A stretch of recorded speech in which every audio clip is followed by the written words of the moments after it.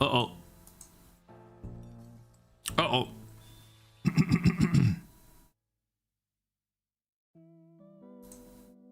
Uh-oh.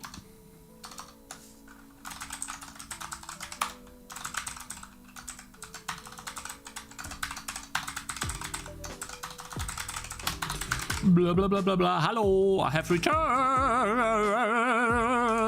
Good morning. Bum, bum, bum, bum, bum, bum.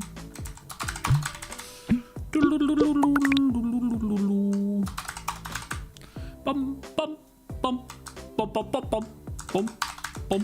Good morning. Long live Cakez. No, my man, you know who needs to live long?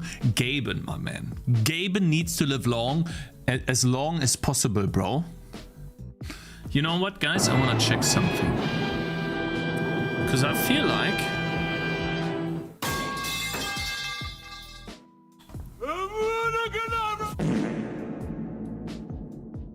Let me check something.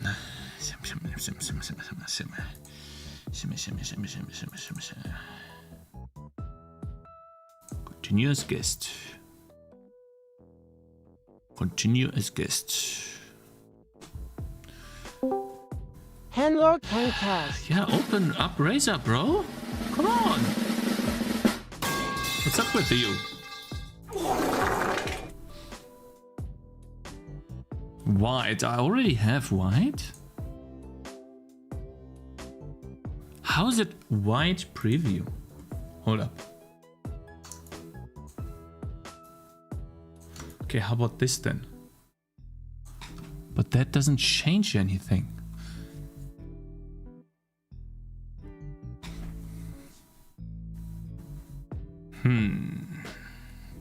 Guys, I think my camera is just too high. Just a sec. GTA 6 leak. Configure video.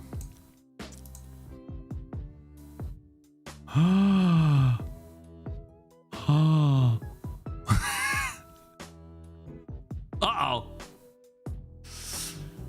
Okay, so I guess there's nothing I can do. Fine.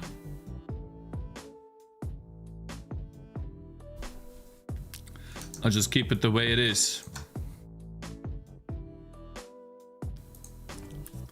I hope we start teach us C++ game dev as a teacher because Devil last night took me to watch Unity tutorial.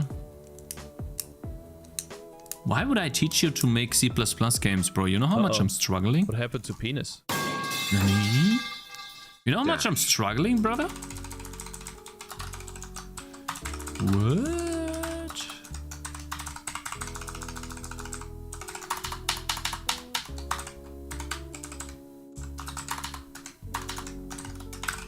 Guys, I have spent the weekend making an abstraction for web GPU, and I'll have you know that it's decent. You can't be serious. I can't. It can't be a const pointer.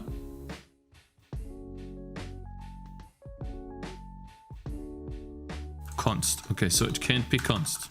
Fine. Then static. Not sure why, but I guess it is. Good stuff. I told you, asshole. Good lad. Yeah, I mean, the factory pattern that you posted kinda... that was kinda a bit much code, you know? I now have a function that's just called reload program, and it does literally just this. And then in create program, I distinguish between a compute pipeline or a render pipeline, and I supply the data that I need. So, and that helps. That helps. There was the abstraction that I needed to have this a little bit less. Though you still have to supply like all of this data just to make the pipeline. Like that doesn't go away. You still have to supply at least this much code just to make a pipeline. That doesn't change.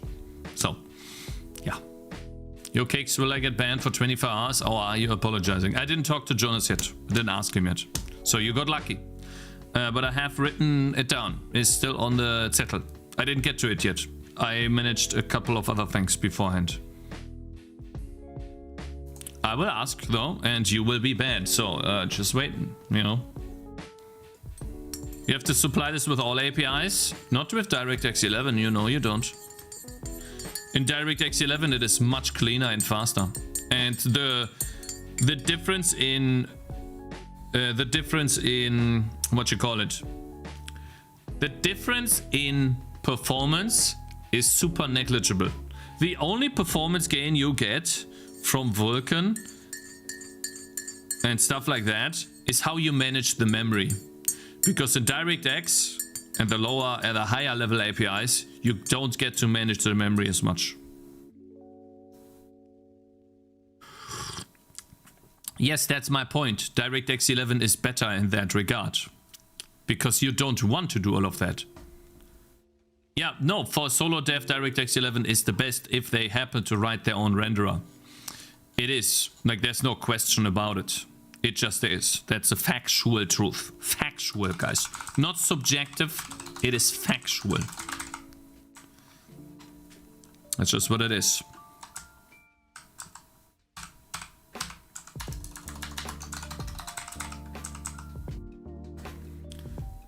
You've been waiting for the stream, man? Yeah, we're gonna start soon. Just thought I'd make a quick... Made some progress quickly. I didn't manage to write all the code off stream. It is not a compute. Draw enemy circuits. Alpha blending. Additive blending, I guess. Dev stencil. At least we are... Don't be afraid of poor marketing and you'll be stronger. Good game will sell nonetheless. Dev write enabled. The money is will false. come to you. We are not writing to the dev buffer here. We are reading from it. Reload program, there we go. And then we do the flip, and then we're good to go. The thing doesn't do that part here inside the function, so I still have to supply that. Or I have to do this outside, but yeah. Cakez opinion? No, it's not my opinion. It is, sorry, it is not an opinion. I see this everywhere. Vulkan has a lot of setup code, has a lot of rigid design. OpenGL has terrible error reporting and terrible support. It is just a giant mess. And DirectX 11 is both insanely good at error reporting and at the same time even easier to set up than OpenGL. You know why? Because you're literally just loading in DirectX. You are linking with DirectX and it's part of Windows. It doesn't get any easier than this. You don't have to download a library, you don't have to go to some repository, you do absolutely nothing.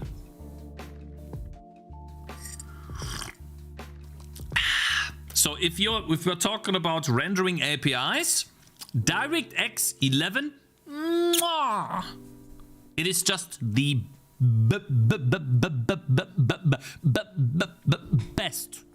best. It is the best. Okay?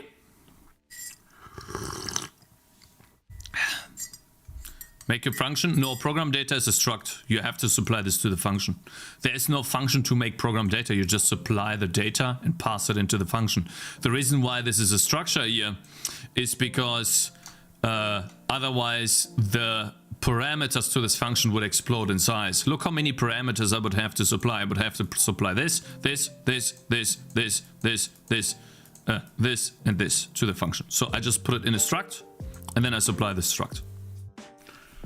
DirectX or Relib, if I said that if you want to write the renderer yourself, if you want to write the rendering API yourself, I get that there are libraries, guys. I understand. But we are talking about people that want to write the rendering backend themselves. I'm not talking about an API like WebGPU or Raylib or STL GPU. I'm not talking about those guys. These are libraries.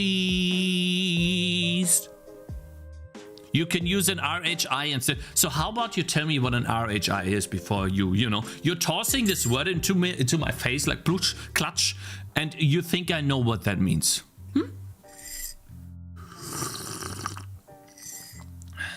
I'm pretty sure I means interface. Rendering hardware interface.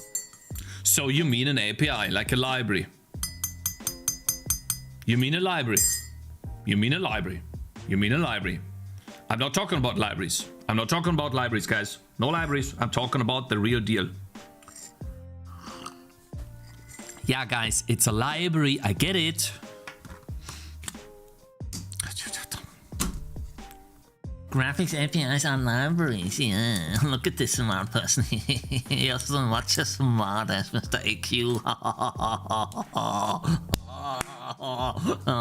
100 points for A2. AQ.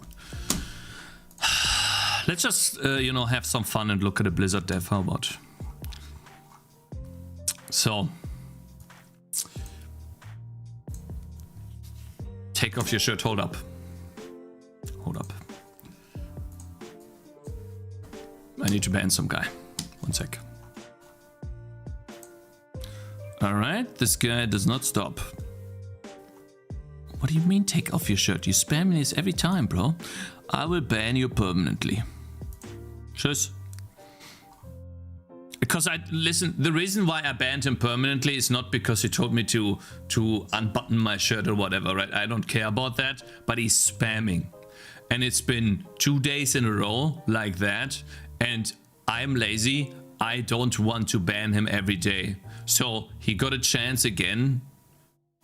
Now I ban him permanently, so I never have to ban him again. Less work for me. And better chat for YouTube. Right. Let's move on.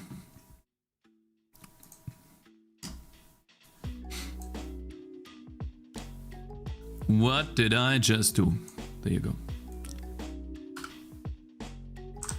This is the opinion of Vampire Survivors from a Blizzard dev. This guy, I think, was also in Diablo 4, but he's more known about Diablo Immortal. Vampire Survivors. Give me one word for why it's so fun without using the word fun. If you tell a teammate a game is fun, it doesn't describe anything. Everybody pictures something different. Game designers can use a taxonomy from the early 2000s called the 8 Kinds of Fun. Riot Games has a great breakdown, link in the description. So let's look at Vampire Survivors. You actually don't control that much, only movement, but there's a ton going on. You I mean, you pick the upgrades. perform small actions and get big, outsized visual effects and spectacle. It's simple, but it's deep. There's constant power growth and progression, always getting numbers going up and to the right. Do you not have phones? God. Every few seconds, you level up. I thought you guys had phones. Get more weapons, more enemies, more damage numbers. After a while, it can feel pretty hypnotic. The inner and outer game loops combo together really well. You do runs, you get coins, and then you spend those coins to improve your stats, which helps you on your next run. The more time you spend playing, the more progress you make. It's cathartic, it's grindy, it's surprisingly deep. In terms of the 8 kinds of fun, there's an element of discovery as you travel to new zones. True. There's also some cool visuals like the rainbow when... Discovery also because you can discover new heroes by doing certain strategies. So for example, as far as I understand, you can get a hero, the Reaper, if you kill the Reaper. But if you level up, the Reaper gets so much HP that you can never kill him because he's gonna one-shot you. But you can kill the Reaper if you never level up. Or, as far as I know, you need to level up after the Reaper spawned. One of the two. So you have to kill the Reaper and then level up, or level up and then kill the Reaper. Like, you have to go through the entire progress of the level without leveling up and only picking up chests, power-ups, aka from monsters that give you the power-ups. But you're not picking up any gems to level up. That was the strategy, as far as I know. That's like this discovery thing that is like hidden. It's really You're cool. opening a chest. That type of fun is sensation. But most of all, Vampire Survivors... Isn't that dopamine? Is dopamine not a part of... Most of all, Vampire Survivors... Is that... Why is dopamine not here? Kinds of fun. Is dopamine not a kind of fun, or is that just a mechanical reaction in the body? Oozes with submission. Relaxing, completing tasks, and filling bars with low mental effort. Low mental effort? Are you guys sure? Do you agree with this last thing? I gotta be honest, I think he got it completely right. I thought he was gonna be wrong, but he's right. The biggest part about Vampire Survivors is this loop right here. The inner loop is what you do inside the game, but this outer loop is what keeps people coming back. Because you can every time, and that's what I learned about Vampire Survivors, that I think should be part of every single game. Every time you play, no matter how little you play, you will always progress forward. So there's no way, like for example, you remember in the old RPG games how you build up your character, and then you get some level ups, and you get your weapon, and then you kill this guy, and you get some awesome armor piece, and then you die and everything's lost because you forgot to save. That part can never happen in Vampire Survivors because you will always gain coins. You play a level, and just a couple of minutes later, you already have a couple of coins that you can put into permanent upgrades. And that's the part that struck me the most with this game. That keeps you coming back. You're always moving forward, yeah. And it makes the game easier, but that's why you have different levels. Because then these different levels can be more powerful, can contain more powerful enemies or restrict your movement, which then makes these power upgrades much more important. And since you're always progressing, you're always getting new levels and new enemies. Roguelite? Well, it's not really roguelite, because when you say roguelite, do people really know what you mean? And so I gotta be honest, I thought this guy would be full of shit, but wow, it can feel pretty. Yeah, it seems like he's done his homework at least. I know that he's been known for Diablo Immoral, which maximizes how much money you could spend. But I guess their inner loop, was player kills enemies, gets stuck on a certain progression part, spends money, progresses, kills a lot of more enemies, gets stuck again, spends more money, can kill more enemies. I think that's the inner loop or something, right? And then the outer loop is player goes to the store, finds 10 different types of currencies, gets confused, spends money on one currency, converts to other currencies. Repeat. That's gonna be what they're yeah, gotcha. Yeah, that's probably how they designed Diablo Immortal. Yeah. Meta progression has been a thing for ages. Yeah, I know. But it's still something that when you become a game developer, you learn. Like, you can't tell me that some dude that just starts out making games innately knows this concept. They probably know that meta progression exists, but the specifics of how do you progress are different. Dark patterns, yeah. Anyways, actually not bad. Cool, Candleson. I thought he would have a lot less takes. So I guess I have to say W Blizzard Dev. Yeah. Maybe make better games next time. Maybe make Diablo 4 better. But okay. I like them explicitly schematize. You know, that's very interesting. You're right. I think that is very insightful. Because essentially what we see here is the gameplay loop. If you want to learn about game development, you should learn how to define or write down a gameplay loop. It's actually not that simple. So for example, try to write down the gameplay loop of Balatro. Okay, it's a similar loop. Then try to write down a gameplay loop of Valheim. See if you can do it. No cussing in front of Zoe. I had to try that out myself, and it wasn't that easy. We actually tried this out with Vampire Survivors, and what we had was we join in the level, we run around, right? Then the enemies drop XP gems, we pick them up, we level up, and we choose upgrades. We had a similar loop, but we didn't define it in these 3 steps, right? Looks like a toilet? Yeah, kinda. There's the top part, here's the seat, right? Yeah. It's interesting that they define this in the inner and outer loop. Very interesting. I wonder if every game can be... What about an RPG game? Do you also have an inner and outer loop in an RPG game? There are 3 loops? Okay, where's the 3rd loop? Where's the 3rd loop?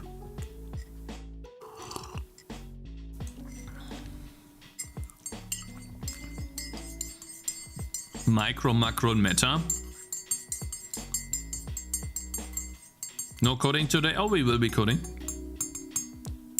The 3rd loop is watching the stream. Yeah. Cake stream, very important because you learn. Yeah, 100%. 100%. Yeah. 3rd loop is buy next game. No, 3rd loop is buy a mount from the store. Leveling up the character is the outer loop.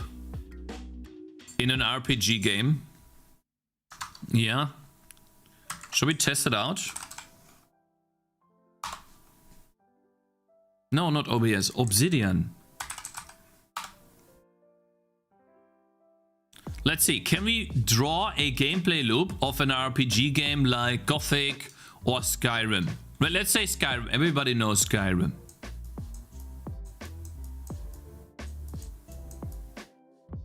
The Skyrim loop. What is the inner loop? Hold up, let's make this a bit bigger.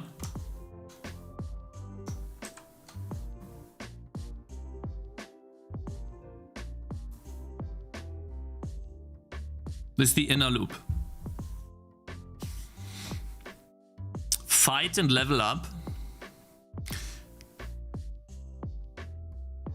No, you don't level up by fighting usually. You level up by investing into your craftsmanship, I guess. So like, for example, you use the forge a lot, then you level up by using the forge. Or you block a lot, then you level up blocking because you block a lot. You fight with one-handed weapons, you level up your one-handed weapons. Search for mods, yeah. True. Please name the starting point. You're finally awake. Yeah, this is true. You're finally awake. Must have crossed the border, right? Damn Imperials.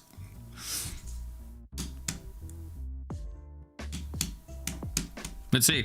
Can we write down the Skyrim loop, guys? See how difficult it is? Because we don't even know where to start. We obviously kill enemies in Skyrim, but we also talk to NPCs. You go into shops, you buy items, you do quests, you explore the world. It's a lot, right? Sandbox games have a hard loop.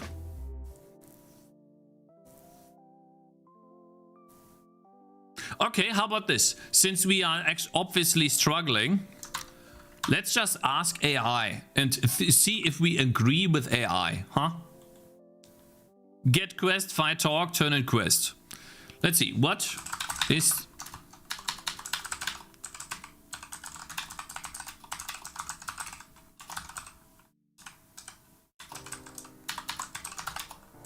in... short, simple words. Let's see. Explore the world, discover places, do quests, fight enemies, get loot like weapons, armor and gold, level up, improve skills, build your character, take on harder challenges and repeat. Those emojis, yeah. You're still on free account? Yeah. You would have multiple loops. Main loop would be progressing quests. Out of that loop, combat, dialogue, exploration, crafting. Crafting is not part of it. At least here. I would say, like, the stuff that you do in the game should be part of a loop. So we obviously, if we go back here, we obviously have explore. Hold up, let me just type that. I think that's a bit easier. Oh my god, that's so small. One sec. Hold up. Wait, that is already L? Wait, that's XL? One sec, guys. That is insane.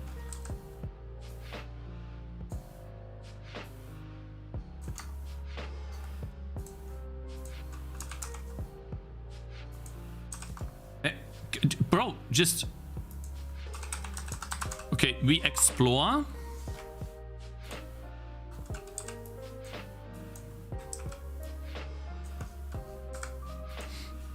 We fight enemies. We, you know, do quests. We craft.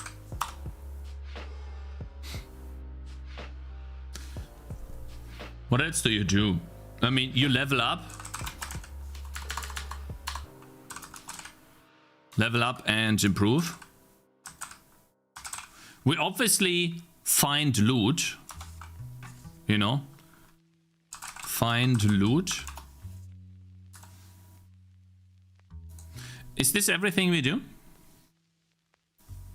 Think list of activities is not a gameplay loop. Yeah, then what is the gameplay loop? See, guys, the reason why I wanted to do this is because I wanted to show you guys, and I've been trying to do this myself.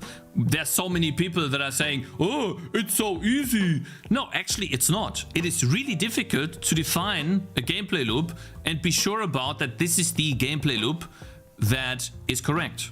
It's actually not that simple, guys. Whoops. So, hold up. Why is this Q? 1. It's more difficult than you think.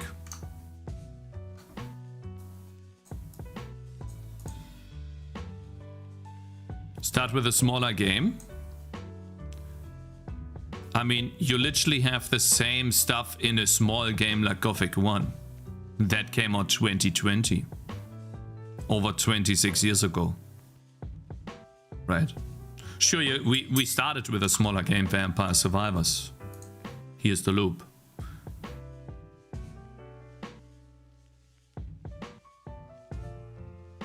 He vibe coded most of his game with ChatGPT so far. Hold up. I need to ban someone on YouTube.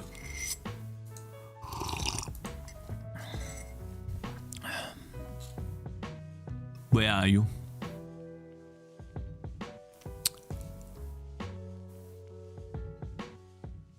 Where are you?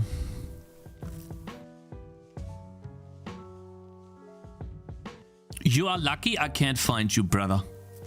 You are so lucky.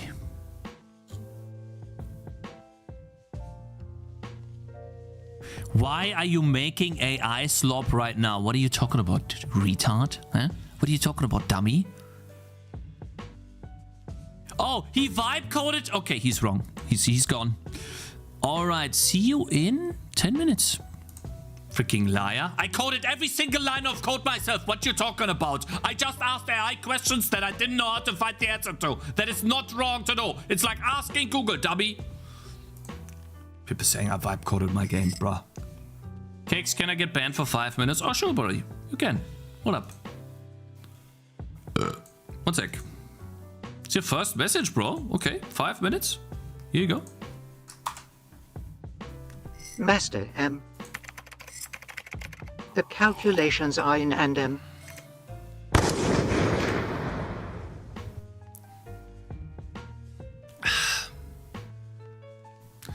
So yeah, anyways, we could go on a bit, but I think we got at least the idea correct. That gameplay loop of Skyrim is very diverse. There's a lot of things going on. And you do obviously do certain things at the same time. Like, for example, you could do quests while exploring. That's like kind of the same thing. But essentially, you kind of do these things, and then sometimes you level up and improve, and you repeat, right? So you could probably put these 3 things together, and then level up and improve could be their own part. So like, for example, let's say this. But I mean, find loot is also part of this, right? I would put these separate.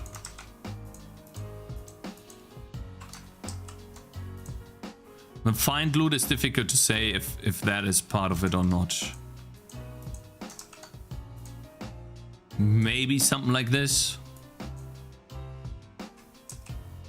Or you do even, you say, well, we could say find / get loot as a reward. You craft to level up and improve, and then you do that. Maybe that. Hold up. Then find loot has to like get away from you, right? That's this stuff right here. Obviously, there's a lot of stuff here. Sell loot, buy get better good. Yeah, but that's part of here. Craft. We could say craft / He spent sell. 300 million on money. Right. Level up and improve.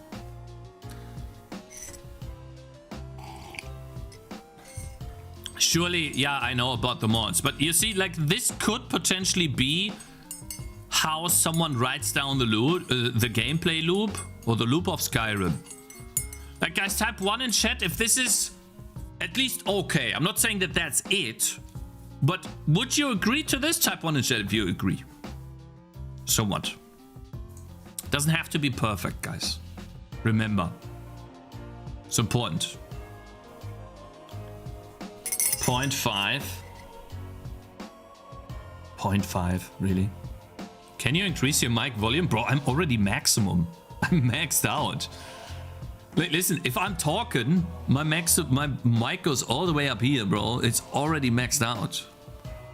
I can't make it any higher. If I make it higher, then I'm killing your ears. So not a single one typed 1. Not a single one of you guys typed 1 in chat. So, okay. If you disagree, then make a picture or something of a better loop. If you disagree with this idea, since it's obviously so wrong. Oh, so we had an ad break. Okay, welcome back, guys. So we just had an ad break. Thank you, null exception. This loop right here, type 1 in chat if you think that this could be a representation of a gameplay loop for Skyrim. If it's, let's say, good enough. And if not, those of you who disagree, make a better loop, show me a picture. I'm willing to, you know, see where I'm wrong, where I go wrong. Missing the storyline, but that's part of quests. You could say do quest / story, but it's part of quests. The story is a quest that you take on. You decide to follow the story. Most people don't play Skyrim for the story, by the way, but they play it for the entire world building and, you know, what you can do in there. And obviously mods. Titty mod. Big booby mod. Wives, yeah. For the mods, yeah. I deliberately did not put mods in here because obviously mods is its own thing. Let's just say to make it easy without mods, right?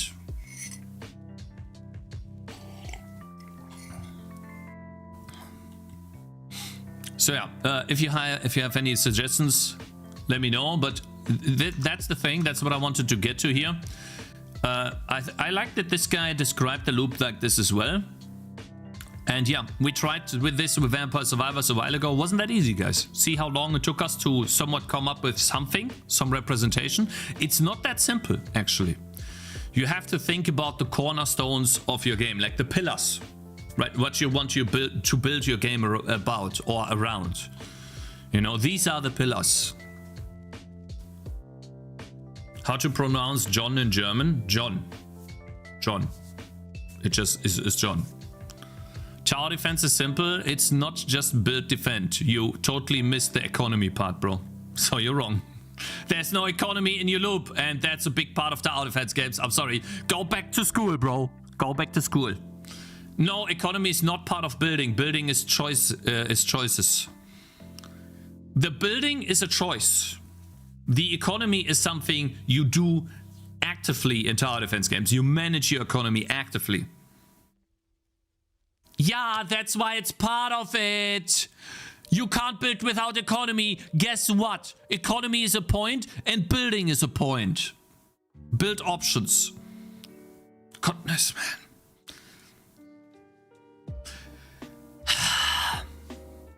Anyways, guys. Anyways, I wanted to watch something for a long time. We're gonna look at Dawnwalker. I want to know what Dawnwalker is. But for now, it's been a long time since we watched a devlog, and this seemed very interesting. How long do you think 5,000 hours is? Let's see. Let's make a calculator. 5,000 hours, bro. That's so long. 5,000. How long do you guys work a day on your indie game? Let's say you work 4 hours a day. Guys, in days, in years. Okay, you're 28 hours. Ban this guy. If you work 4 hours a day, let's say 5,000 divided by 4. That is 1,200 days. Divided by, how much is days a year? 367? Is that how many years days we have? That is that's 4 years. 2 hours Monday to Friday, 4 hours on weekdays, 365. So about 4 years. You think this guy's been working on his game for 4 years? He spent 4 years on making this RPG alone, infinite RPG. What I find interesting is that it's infinite. I'm looking for infinite replayability always. Maybe we could learn something from this. This guy spent 5,000 hours on making an infinite RPG game, guys. Let's see. I gave myself... In January 2021, I gave myself an insane challenge. Build an RPG. Is this Thin Matrix? Sorry. Where the world never ends. Not a this is a bit quiet, isn't it, guys? Let me boost it up a bit. Survival game, not a sandbox, a procedural RPG with quests. Damn, how did you make the art, bro? It looks so good. Dungeons, bosses, progression, and pets that actually fight alongside you. I wanted to build all. Wait, I need to see this frame by frame. I'm sorry. I'm looking to it's not steel. It's I'm looking to learn. A procedural RPG with quests, dungeons. There we go. Let's see. How is that done? Frame by frame. So this is an individual. I see. That's how it's done. For each part of the snake has a side view, a front view, and probably a top view and a left view. The left view is probably just flipped. That is how he's doing the snake. And based on the direction of each part of the snake, he is flipping the sprite to a different version. That was not, yeah. No, this is inspiring for me to see. Oh, and he has a tail that's also shooting. That is cool. That is really nice. Okay, so it's like, how do you call that? That is the same idea as in Stardew Valley, where you have, okay, I'm using Stardew Valley as a reference, but you know, many games do this. You have 4 directional sprites movement. Progression and pets that actually fight alongside you. I wanted to build all of it alone. Goldaria. In 2021, I had a daydream. What if Cube World, this procedural voxel RPG, was 2D, like old GBA Zelda games? Cube World? Most procedural games are really good at one thing. Isn't Cube World where you go into dungeons and you level up infinitely? Giving you more world. But most of those games start feeling like a giant survival crafting grind after a certain point. I wanted to make something not just infinite, but a world with characters. But why are you playing a frog? quests, dungeons, RPG progression, but with always another boss and quest around the corner. An infinite world sounds simple, but you realize you're not actually building the world, you're building a machine that has to build the world for you. So it takes a lot longer than you'd expect. And doing it alone, well, not completely. That is something that I want to learn. How is Minecraft able to infinitely generate a world, and every block that you mine permanently stays mined in the world, and it's somehow stored to the disk? That is crazy.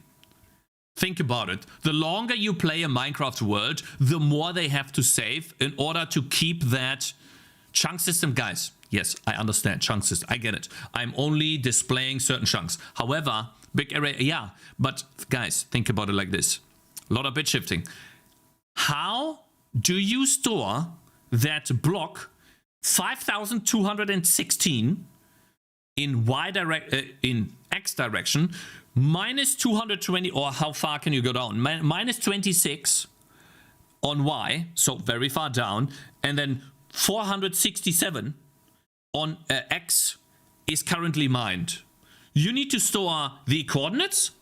You need to store at least 1 bit if it's mined or not, and if it's not mined... Your welcome message is empty. Don't interrupt me! I hate it! And then you need to store, if it's not mined, you need to store what type of block it is. Okay, and the more block types you have, the more bits you need to...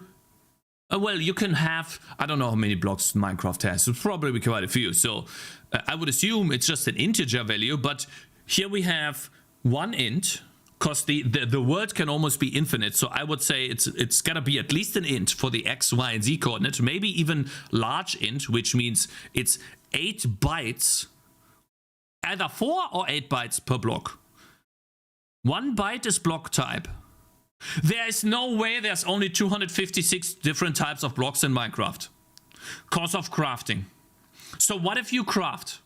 What if I craft a workbench and put it exactly at that position? See, I thought it would be 256, right? But then you cannot display crafted blocks.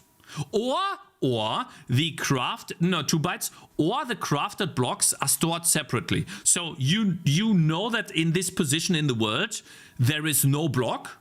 It's been mined, right? Or there was a block type there. You have 256 blocks.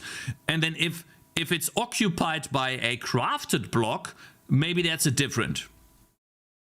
Yeah, you definitely store, you don't store the world, but you store the changes. You store the delta.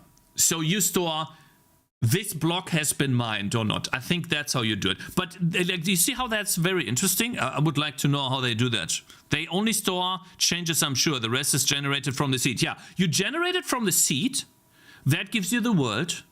And then you can look up the seed and know what block is there. And if it's mined, then you need to at least store the coordinates. So that's 3 coordinates. And you need to store, well, if it's mined, then you know that that's the mined block. And then you could also say a placed block. So you store placed blocks and mined blocks from the seed, I guess. You store deviations from the seed, yeah. But the more you play the world, let's say someone plays for 10 years, shouldn't that just balloon your save file into oblivion? That's what I'm thinking. The larger the save is, yeah, it's just gonna be very large. Because you can make all of these changes. Not necessarily. So how is it not necessarily? It can get big.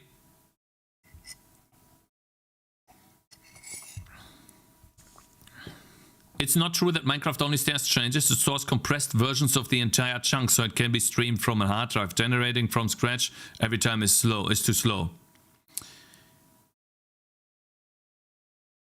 Compressed versions of the... Yeah, no, generating it from a seed would probably be very slow because it has to do a bunch of calculations, right?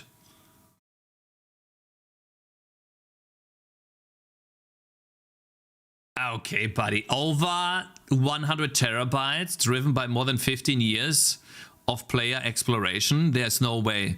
The save file size of the 2B2 Minecraft server estimated to be 80 to 100 terabytes, driven by more than 15 years of player exploration.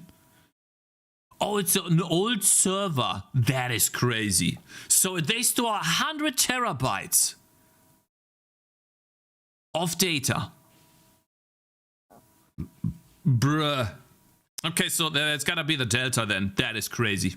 So this guy has the same problem, by the way. That's what I'm talking about this. Interesting. This little guy. The first enemy I added to the game was a piglet. Early on, I realized... An enemy? That's meat. I didn't want animals to just be collectibles. I wanted them to be the reason you explored. You find a creature in the world, you tame it, take it with you, which meant I needed to figure out how taming would actually work. 1 year in, the game had a flat world, but it didn't have... Why a frog, though? I can't get over the fact that we are playing a frog. Okay. Have its identity yet. If pets were going to be the heart of That's some clean Goldaria, I pixel didn't art, want bro. taming to be a ball thrown at the character and an RNG dice roll. I wanted you to actually earn the bond. My first idea was simple: feed the animal, hope you get lucky. It was basically a random chance, no skill involved. Buddy, you didn't do it because Pokemon would sue your ass and you have to pay $1 million, bro. Tell me about it. Listen, you didn't do it because Pokemon. Of course. I cut it. Then I tried a Guitar Nintendo Hero is doing style this to time everyone. bar. I hit the button at the right moment, except pets don't have frets. It felt disconnected to what I actually was trying to do. Then I thought about how animals are tamed in real life, and a lasso came to mind. I built a projectile lasso that could attach to an animal, you pull it in, and it looked cool. There was a tiny problem, though. You could just walk straight up to the animal and throw the lasso and win. Not exactly a challenge. So then I started thinking about my favorite fishing minigame in Stardew Valley. The thing I liked about it wasn't necessarily the fish, it was the tracking. The fish moves and you have to follow it. You have to Bruh, I react. tried that mini game. That was really difficult to do. I don't know. I hated that game. So what if taming worked the same way, but the pet would move No. around a shrinking bubble, and instead of pressing a button, you had to physically track it while moving around the pet. Stay on the pet, the bubble shrinks, lose track of it, and the whole thing pops. That became the bubble lasso, and for the first time, taming felt earned. I finally had the core mechanic. Now I just needed a world big enough to use it in. Early on, my infinite world wasn't actually infinite. I was storing data for everything that spawned. Hold up. Storing data for everything that will. No, I want to see I was that. storing data. So ID LAT ION name CMT. What is LAT, guys? Latitude, longitude. So that is X and Y. These are coordinates. These are just X and Y, right?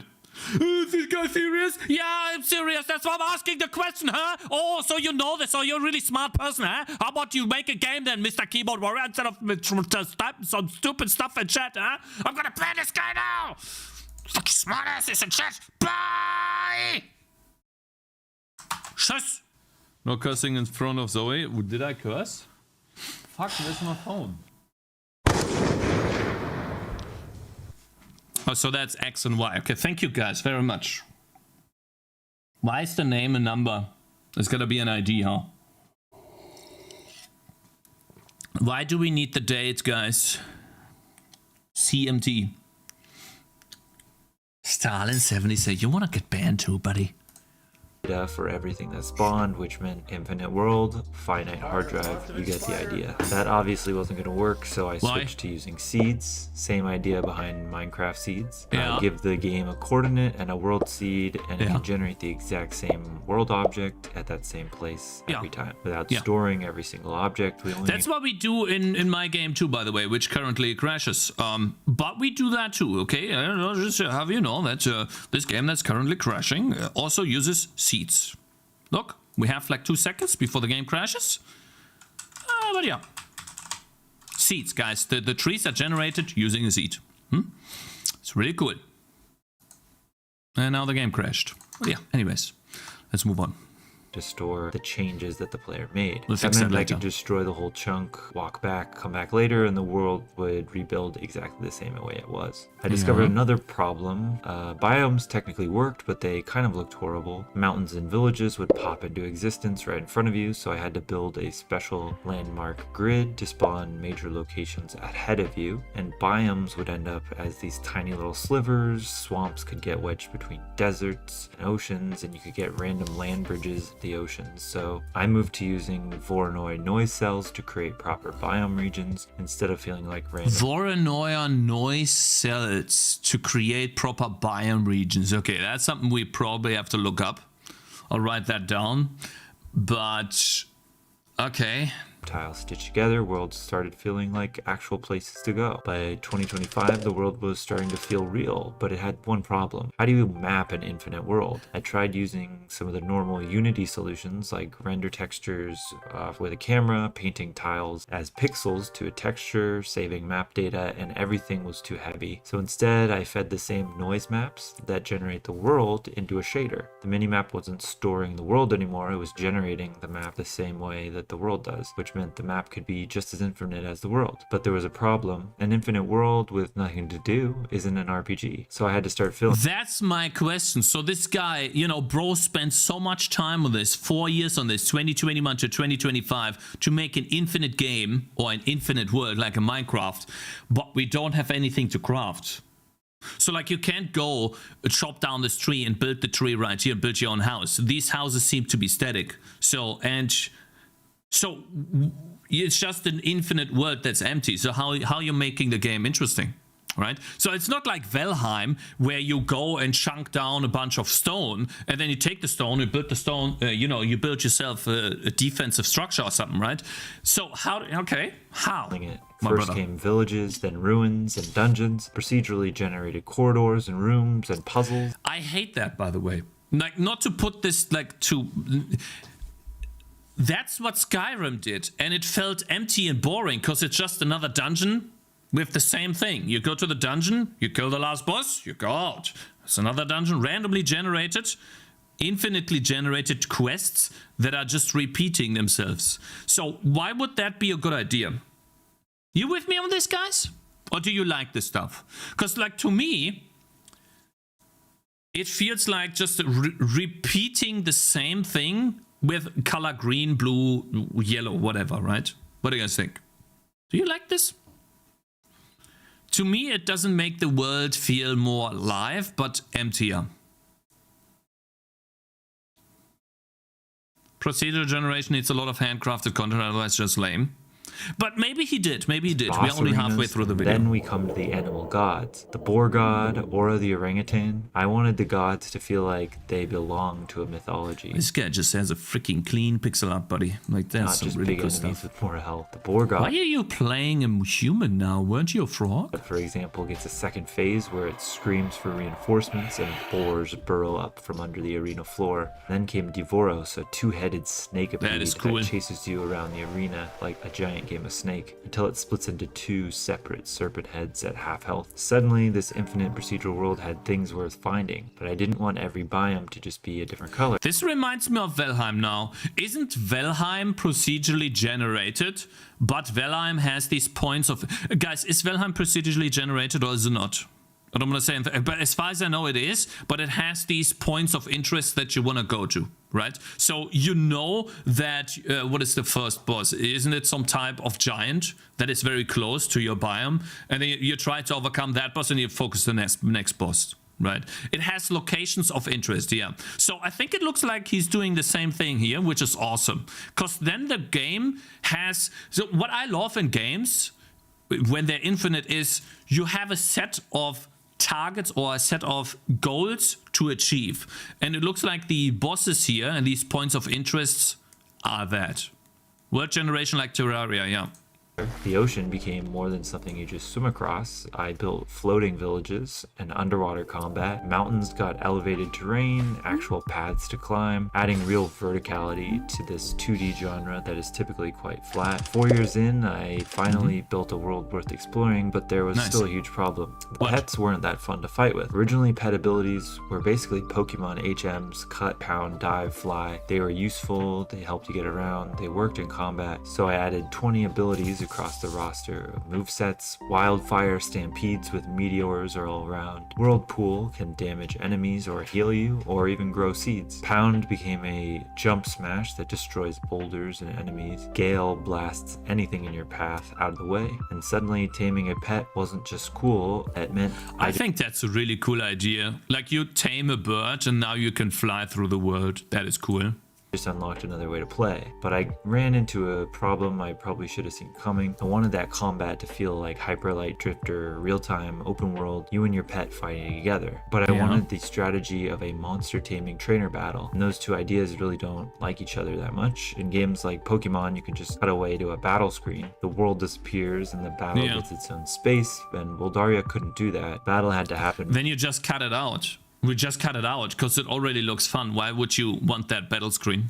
Makes no sense to me. Right there. Then a friend suggested something obvious, an arena. Medieval Colosseum dropped into villages across the world. You could walk in, choose your pet, fight another trainer in real time. You win, you get an elemental token, fire, water, earth, nature. You can forge those onto weapons and armor and build around elemental damage or resistance. Yes, there are type advantages. Man, this guy is cooking, bro. That is cool. Surely the game's already on Steam, Somewhere right? in the middle of all of this, I was laid off. I'd been working on Bulgaria for years, and now I had even more reason to ask myself, when is this thing going to be done? I released another small game on Steam while I was laid off. Why did you make another game on Steam? Okay. Because I decided it was not even close to ready, but I kept working on Moldaria, and I just didn't stop. I rebuilt the water system like 6 or 7 times because Really? You get laid off and you thought that maybe you should rebuild the water system? That looks cool, not gonna lie, but you gotta rebuild the water system, buddy. You don't have money and you're rebuilding the water system? Animated water? Great, great. Surely this game is already on Steam, right? Wishlist Valdaria, it's free. Helps so much. Okay, this is August 15, 2025. Coming soon to early access. Coming soon. Soon. I think this guy needs to rebuild the water system a couple more times before he's ready to join the playtest. Let's see. We're gonna check this out. Hold up. Animated water is worth it. Yeah. Let's see. Close. So this guy had 11 people play the game at top. He gets 7 people a day on the private playtest, and it came out just a couple of days ago, actually. It's like 1 or 2 weeks ago. So this guy, surely he is participating. Guys, he is participating in Steam Next Fest October, right? No, we are not shaming people spending 4 years on a video game. We are saying that this guy is reworking the water system 10 million times when he's gotten laid off. He's probably running out of money. He's spending 4 years on the game already. And he's not... guys, there are probably more important things than the water. Huh? Why are we hating on this guy? Do you not understand what joke is, man? Do you want me to ban you now, or once Jonas Tarola tells me that the inspiration for the game was Kingdom, huh?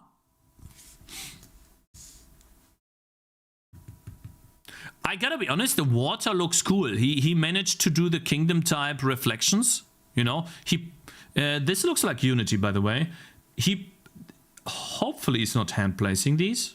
He's probably not.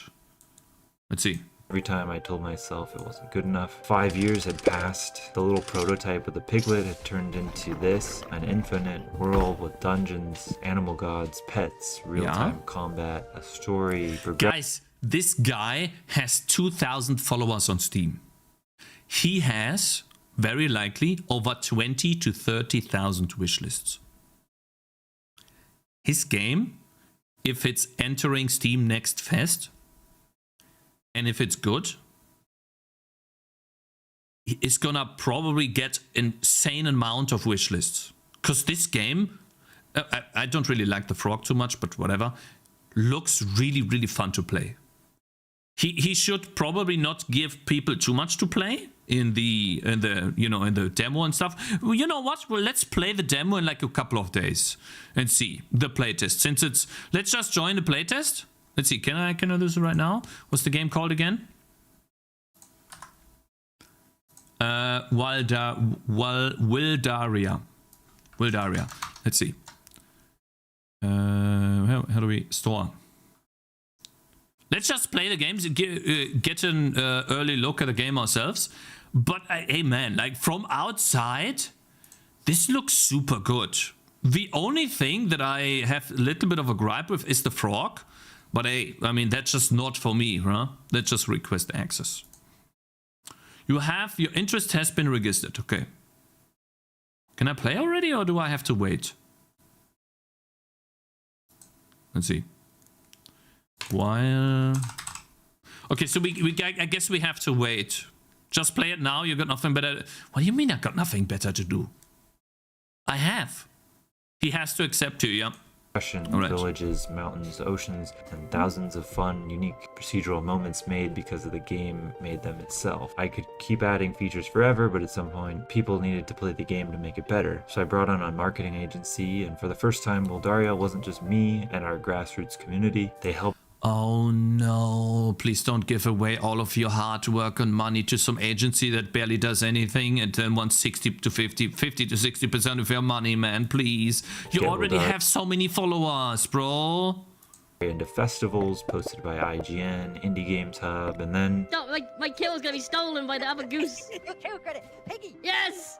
Hold up, did that do something for him? Marketing agency, yeah, let's see. Not the playtest, because the play it doesn't look like it does much, but let's see, close. I hate that. Let me just, guys, 1 sec, please. Okay, I'm sorry, it's just really annoying. Let me just sign in.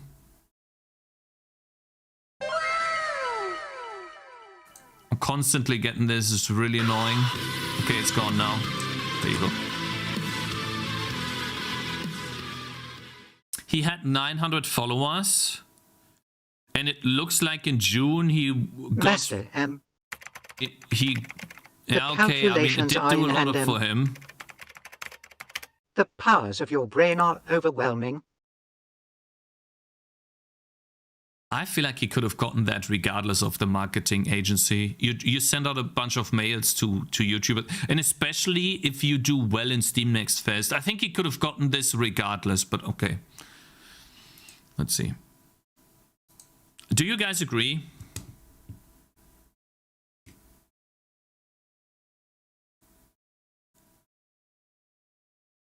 Is this stream AI generated? Can't tell because the AI is so dumb. Alright guys, so you see in 5 minutes. Idiot. What a Dumbo. I slayed a mini boss. Holy XP. The goose, get another one, get a second. That's the... Huh? The Yogscast. They're playing my game and they're actually having fun. I've watched these guys for 15 years, so seeing them play something I made is completely surreal. Hold up, Yorkcast. Let's check. Let's do some research. The Yorkcast. Wow, 7 million. All right. And so we go to videos and then Wildaria. Can we scroll down? It's got to be one of the recent videos. 1 month ago. Hold up, it's gotta be a video, right? Am I blind? What? Eh? Was it just on the live stream? Stream? Yeah, maybe it's just a live.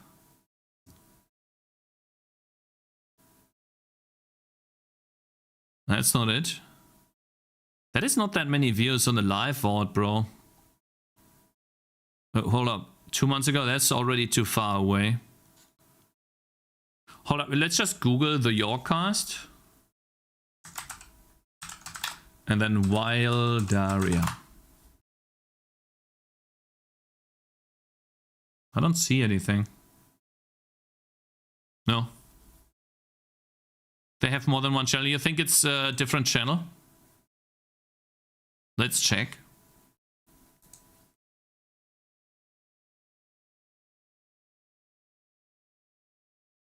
Oh god. Yeah, I mean, that's too many different channels here. I don't know which one we would look at.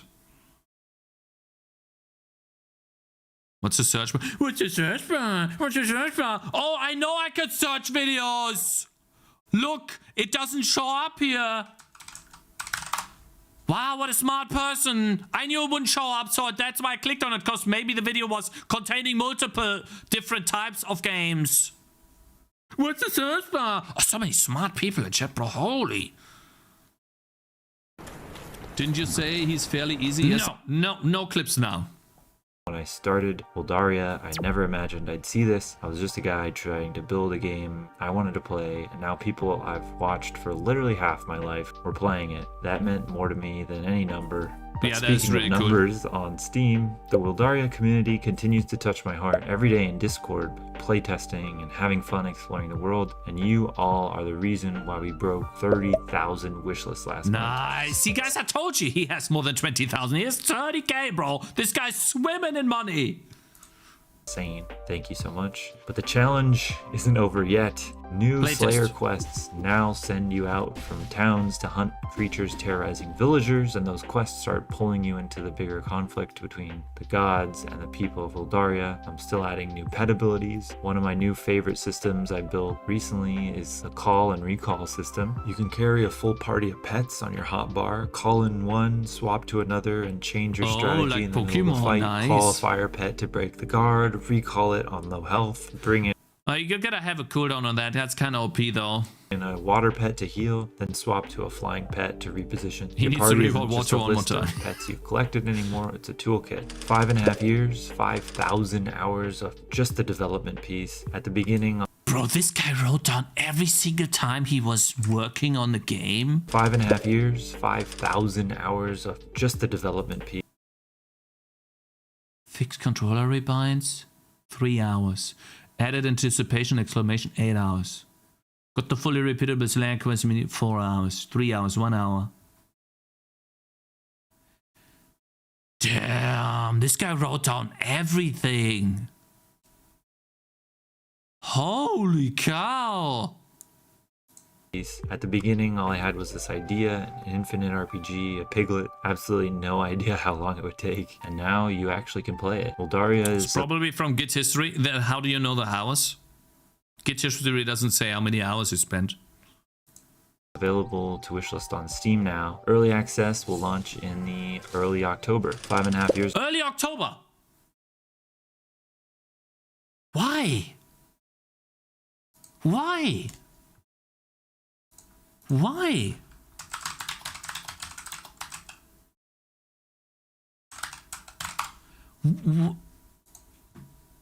Early October makes no sense.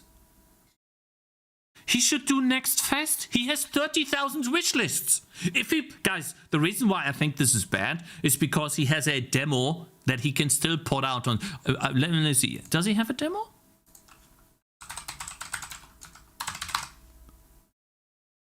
Yeah. Pre-alpha? Wait. What is this? Wildaria demo? Oh no. Looks like he doesn't. No.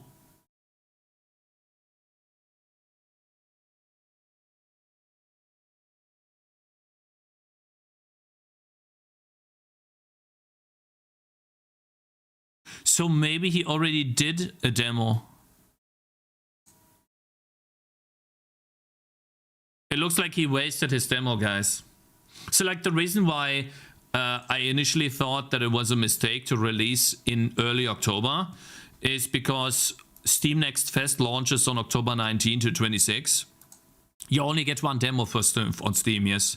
And during that Steam Next Fest, Steam is taking your demo page or demo, whatever you decide to do, and it's advertising it to a lot of users on Steam. It's like basically free marketing.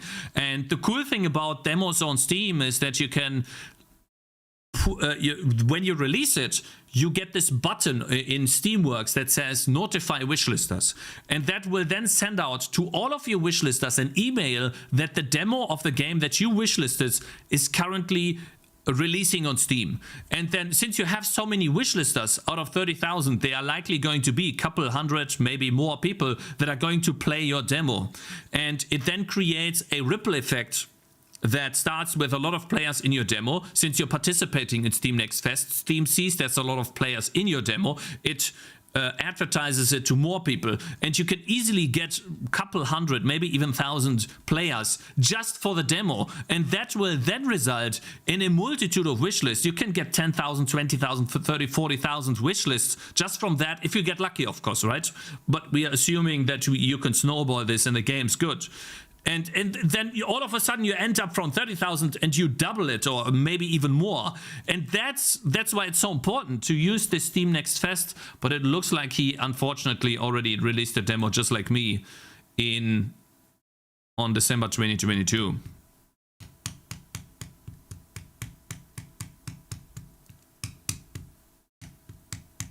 You can rewind the video. I don't have to say it slower. You know, 2 players? Yeah, no, like I had the same problem. Maybe it's just private, but this leads me to believe that this is not a private demo. If this is not a private demo, then he unfortunately already wasted the wishlisters. If not, then he definitely needs to do the demo. Because, like, think about it like this, guys. You're going into release with 30,000 versus 70,000 or 60,000 wishlist. It's just no question. No, Steam support won't do anything because you get it one time. Everyone gets it one time. If they start handing out freebies to everyone, then everyone's gonna ask it. Oh, I'm sorry, Steam. I wasted my demo launch. Can you give me it again? Yeah, thank you very much. Appreciate it. And then everyone does it. They can't do it. Playtest doesn't count for demo. No, that's why it's so important if you make a game on Steam that you release a playtest first. And with this playtest, you make the game as stable as possible so that there are no bugs, no crashes, nothing, and the players have fun playing. And that's when you then release the demo because you need feedback in order to make the game better. And that's why you do the playtest first. And after the playtest is done, that's when you go for the demo version. Maybe this is a different... maybe this is a different... Nah, parent app is Valdaria. It is actually the demo of this game. Damn it, man. So he already wasted it, just like me. Sucks, because he could have gotten... Yeah, he made a mistake. Maybe he's already talking about it as well. Guys, first and foremost, here, this is the video. Really good video. I like it a lot. Yeah, this guy, I think this guy can... He should release it this year. I'm pretty sure it's gonna do well too. Let's wishlist it. Hold up. Where can we wishlist? Ah, here. Oh. Hold up. Let me just wishlist this here. There you go. Good stuff. Let's follow this. I think it's gonna do well. Here's the video, guys. Check it out. Already did. It's an AI game, guys? No, not every game is an AI game, okay? Not every game is made with AI.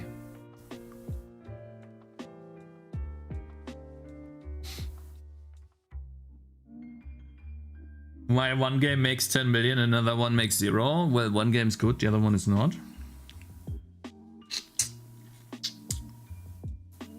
It's a kind of game that has no competition, no trend chasing, no gimmicks, just dev doing it for the love of the game. Wishing you all success in the world. Very nice here. Rushing something because you want to finish in time for a big marketing campaign is just being lazy. I don't think this is a big marketing campaign, bro. I think you're not seeing it from his perspective.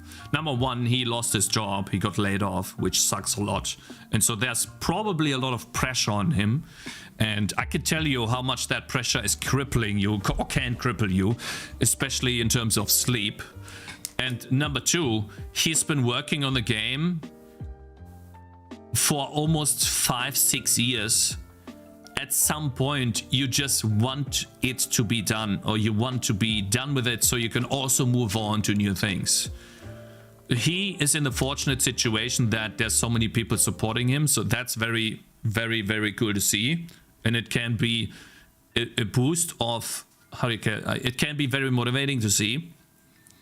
But yeah, at some point you just want to be done, man. I don't think it has anything to do with this marketing campaign.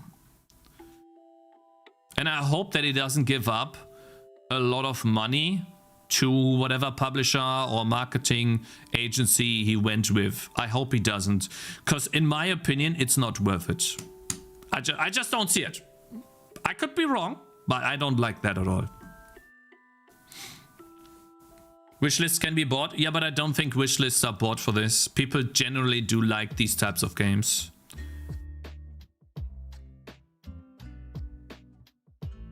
I really don't think that this is bought at all.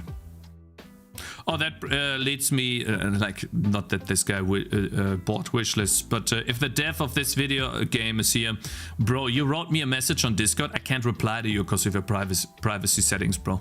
So either you gotta send me a friend request or change your privacy settings. But yeah, if you want me to play a game, I can't respond to you. You know? So yeah, just letting you know that.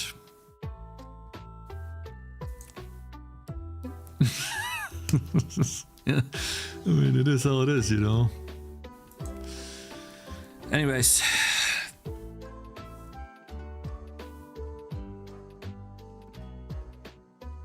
$5 years to make a game. Yeah, no, listen, you can see that this guy, if he did the pixel art alone, he's really talented, bro. He's really good.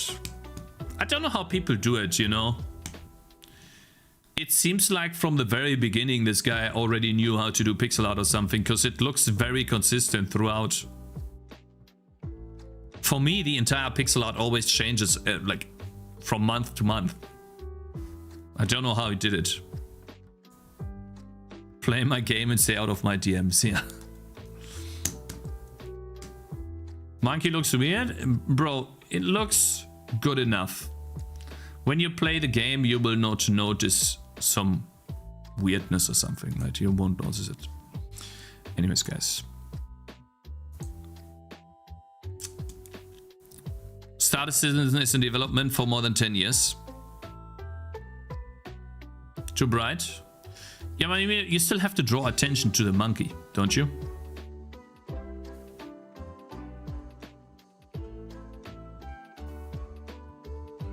Could they lure off wishlisters into another Steam account for a second demo? Nah, that wouldn't work too much, I think. Also, I don't know if there's a rule on Steam against that. Everyone has the same. I thought about that too. Like, oh, I wasted my demo. Why don't I just make a new Steam page? I generally thought about it, but I think it's better not to do. You can try, but there might be a rule against it as well.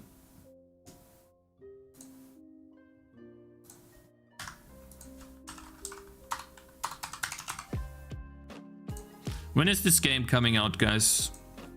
When is your game coming out? Oh, it's out. No, hold up, that's a demo.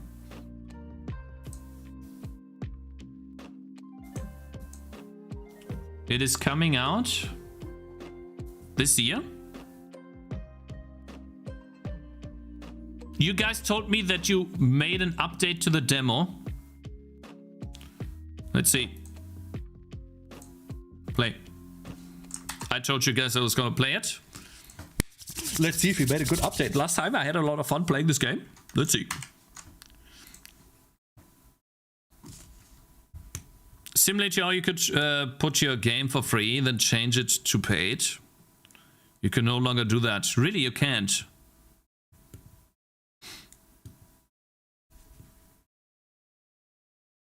Star Citizen has been selling ships to pay upper access for 10 years.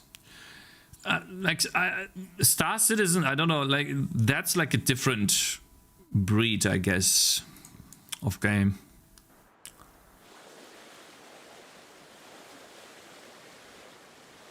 Shit myself right now. Yeah, bro, I can't send you a message on Discord. This island now belongs to Cakez. Alright guys, so the dev told me they made an update to the game. Last time we had a lot of fun to play, and we didn't have much time to play it. Let's see. Pocket Pair Publishing? Hold up. Yeah, we know how this works, right? Yeah, we need to hold down the mouse and get some amber. New resource discovered, gold, yes. Bro, we need to collect 50? Okay. Pocket Pair Publishing is the Pal World people, yeah. This game looks fun. No, this game is very chill. It's an incremental game about building a huge town. And last time I had a lot of fun playing. They told me they updated the game. So far I see nothing different, but I mean, the gameplay loop will stay the same, right? Let's see, 50 monies. Alright, so we are supposed to send ship. Alright, Ember is shiny and valuable. A prized treasure that can be traded, sold for gold. Right now you've gathered some gold. We get the 150 gold. And then what? We build? Let's get some wood while we wait. The ship looks different.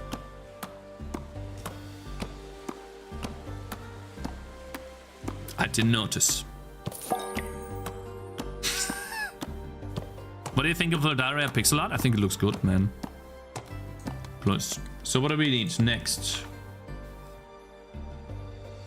Oh, we're supposed to get click strength. Alright. Then what? Oh, we got some wood already. How much wood do we need? 50. Good stuff. See, guys, I already knew what to do. Build two roads. How do I build two roads? Hold up. How do I build two roads? Oh, this tiny button right here. Okay. Two bush huts. Can I put one? Where do I put them? I guess here? Nice. Oh, I need more wood. Hold up. Good. Now we can build one. Nice. Time to gather some food, sure.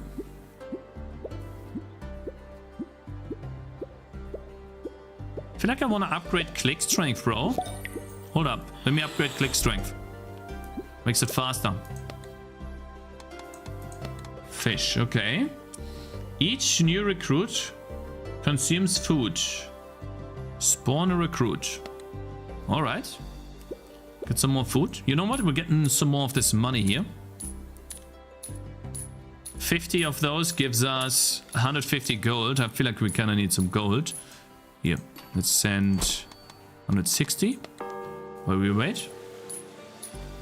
What do we need? We need to spawn 2 units. Okay, while we spawn 2 units, can I also send anything else? Like, can I send wood in a ship? I feel like the UI needs a visual pass. It is a bit much on the UI, yes. Like, raise a kingdom for his majesty. Current stage camp. It is 10k settlement, receive 100. Like, that's a lot of stuff here that currently is not, how do you say that, important for what we need to do, right? It's a lot of text here. I would say we need to spawn another unit, which we can't because we need more food. Okay. Spawn another one. And then we can assign... Hold up. Okay, so this guy is now chopping wood. Alright, let's get some more click strength. Get some more money. Guys, I can send another... Wait, I can only send amber. Amber Heart. Okay, cool. We tried a few times. It's hard to fit everything that is needed. But do we need this right now, Ra? Do we need to know about receive 100 reputation? Do we need to know the 1k gold? Couldn't it be like that you click on stuff in the world and then that information shows up or something? Set sail for new island at the top.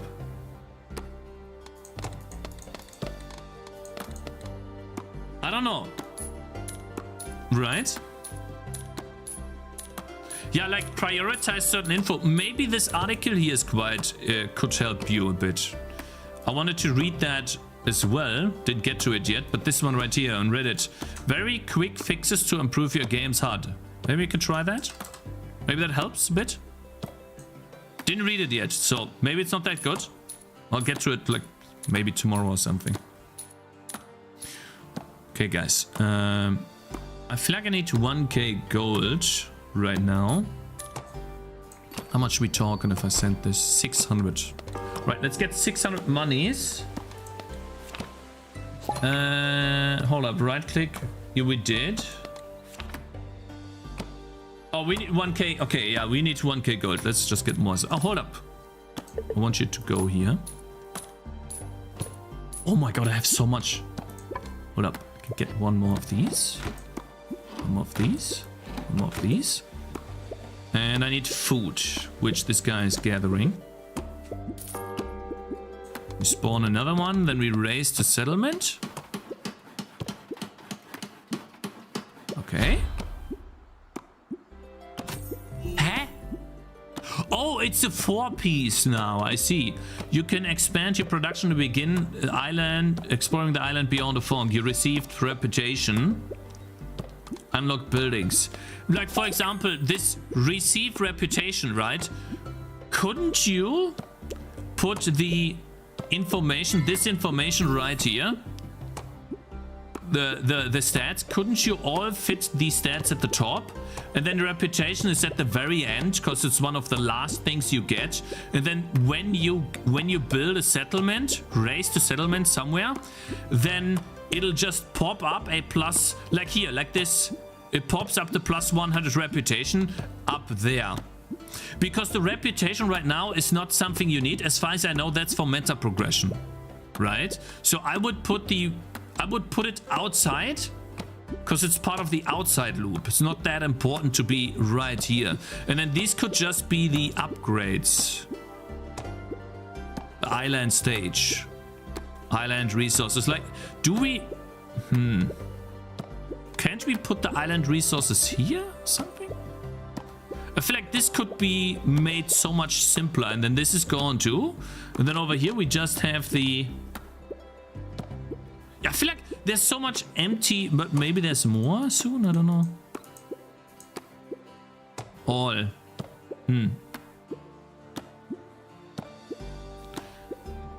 Anyways, let's continue. So we got... Well, we need 14k. What is this? Small wood, but we already have wood. Want you to go here. Spawn. Oh, we need more food. Wait, I need a... What do I need? A house? No road. Oh, I need a road. I see. How do I get there then? One sec. Oh no, I can't go here. No. Wait. Damn it. Can I get rid of the road? Shh, damn it. Okay, yeah. But that sucks. How do I explore? Collect 150 planks. How do I get planks? 150 planks. Sawmill. Needs to be placed near trees. Okay.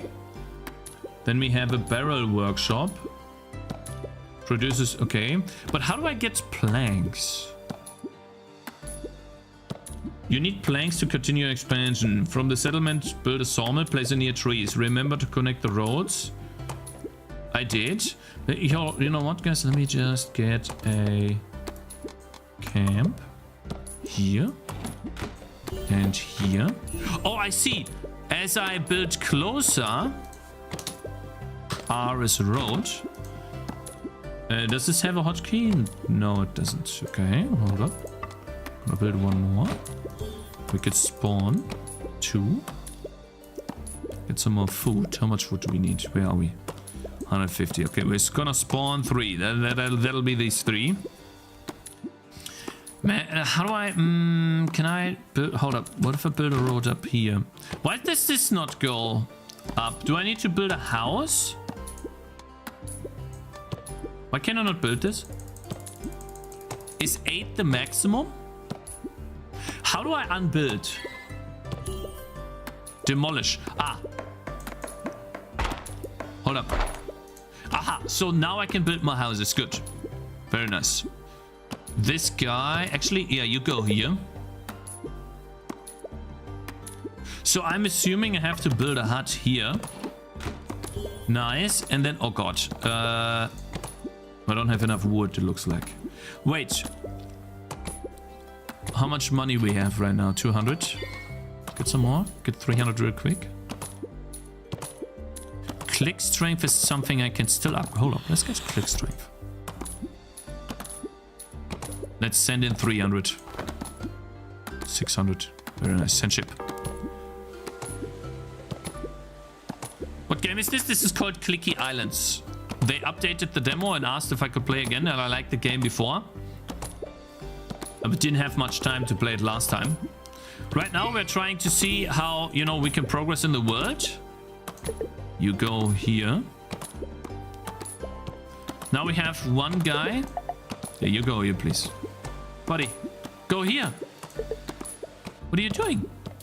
Go there. Alright, the ship's back. Now we have money. Ship cargo. Unit strength. That's, I think, the best. Click strength. Alright, you... I need a lot more money. We need a lot more money, guys. That's not enough. Okay, we got the first upgrade maximum. Can only send 200 at a time. So next time we're gonna probably increase the ship cargo, the capacity. Right, as far as I know, I need to build the road up one more. Right? Ah, damn it. Like, I can't... How do I get this done? Like, do I build another house? Hold up. What if I build a lagerfeuer here? Campfire. This only opens up this part right here. You can't be serious. How do I build this here? You generated me a map that I can't explore. Blocked. Yeah, because it... Why is it not revealing this tile? How do I reveal this tile, guys? Damn it. Right, let's demolish this then. Fine. You know what? Demolishing all of this. This is the only part. We just go here. Okay? Put a house here. How do I expand now? Wait, I can put another sawmill? Yeah. Sorry, but why is this not revealing this top tile if it's literally, if that is no road?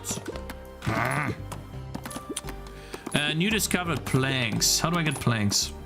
How do I get planks, guys? Oh, I see. I need to spawn another unit. Oh. Yeah, let's do ship cargo. Click strength 2.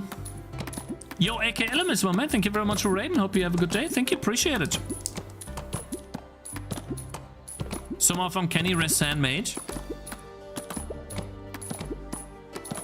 Hey, follow the tutorial, please, Cakez. Yeah, okay. I mean, you'll need planks. Yeah, so planks are generated here. So I'm assuming I click on this guy and then he's now generating planks. Yes, he is. Okay. 350, 1k gold. Cool. All right, how much gold do we have? 150. That's not too much. Let's see. From the settlement builder, convert your wood. Okay, so we need one more unit, I guess. How much wood we have? Food. Good stuff.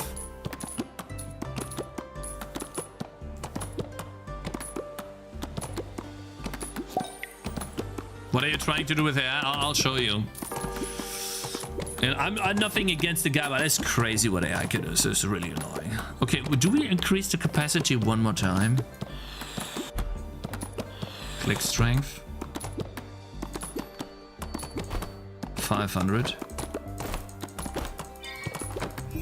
Come on. Send. Right. Man, I'm getting 8 monies, guys, every time. It's crazy. All right, let's see. Next. Watchtowers reveal for... Oh, I see. That's why he told me to do a watchtower. I see. Okay. Watchtower. So I'm assuming I put one... Isn't this cheating? I can put the watchtower wherever I want. So for example, here wouldn't make much sense, right? Because this is like a dead end. Here is a little better, I guess. Yeah, here makes no sense either. I feel like I can... This preview is a little cheating, isn't it? This seems to be like the best choice. What is this? Oh, I see. We have one guy. I don't know. Can we send planks too? No? Ship cargo. Let's get some more unit strength. Click strength. Hold up. Cancel. 10, bro. I'm getting 10 each time. Scanning the whole map. Yeah, it's kind of cheating. I'm not gonna lie, you know. Yeah, a lot of players don't follow the tutorial. That's true. Reveal forked errors, earning reputation. I select one, sell it, move the fork, edge, place it. No road needed. Legends speak of ancient ruins.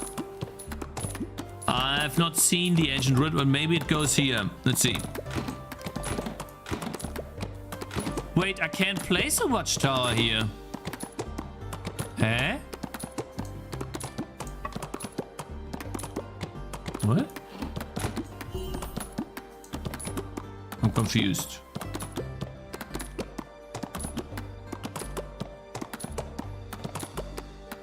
Hey? You can't be serious! What is this? -10? Hold up, guys. I'm sending more ships. Hello, Story Pose. How you doing? Wait, guys. I'm exploring the entire map because I want the reputation. See, I get more reputation the more I explore, meaning we get more money. Oh, we need a lot more planks. Hold up. We need a couple more planks. Whose game is this? This is from Mr. Ra on Twitch here. Yeah, let's get this too. No. Oh, I should have placed him outside, shouldn't I? Hold up. I think the moment I click on this and it's done, the game's over, guys. So, can I build one more house? I can build one more house. Didn't know that. Hold up, I can build more houses.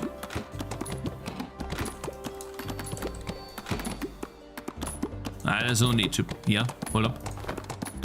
Wait. Oh my god. Wait, raise 14,000?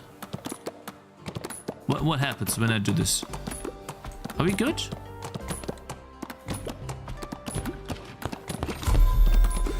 While exploring ruins, you cover the fossil, break it open, research table, voyage. That's the same thing. I don't know how to break it open. It told me to just break it open right now.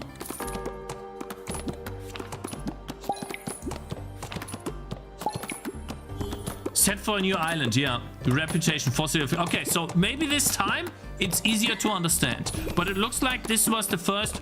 I'm getting, you know, I'm getting a bit more reputation here. Bling. Thank you very much. Hold up, guys. Hold up. 500. You go here. Hold up.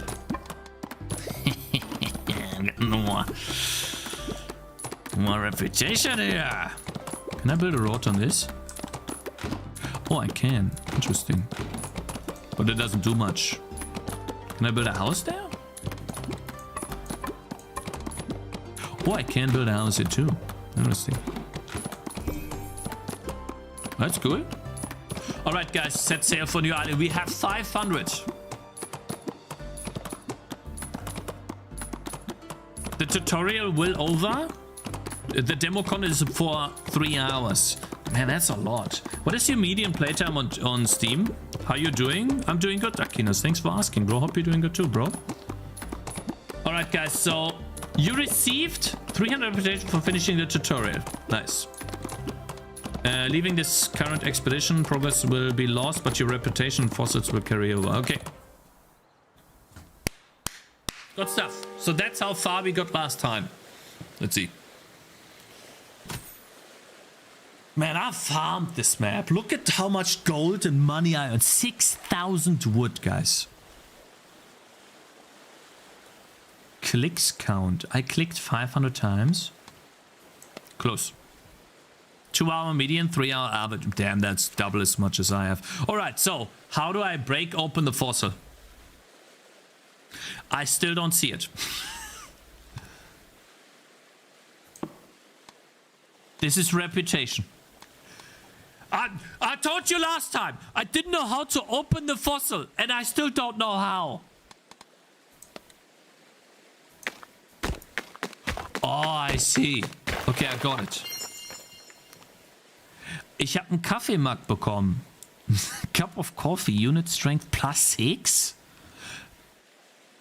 Black is your conscience, solid cell, makes your units forget about fatigue and common sense, only result matters. Claim. You can find more fossils by searching the ruins. Artifacts.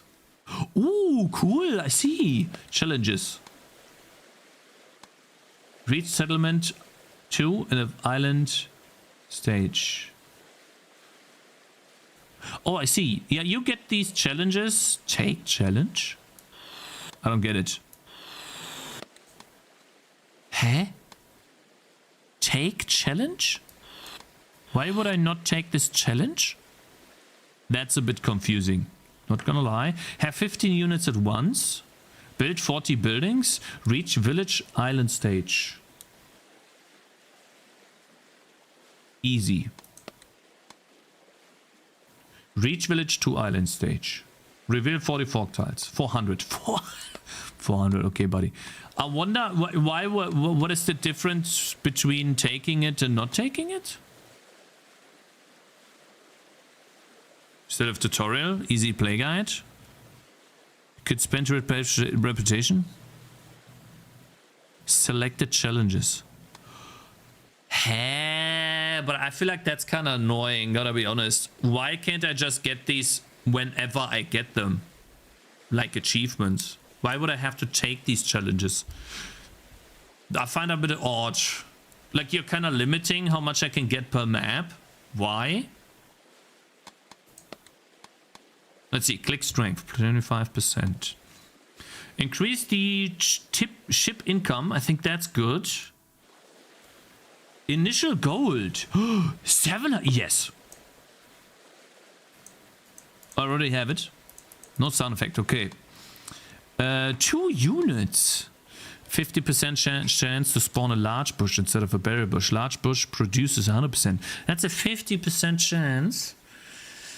These are not that great, only 25%, because I get +1 in the beginning, but if I get +10, that is 2 plus.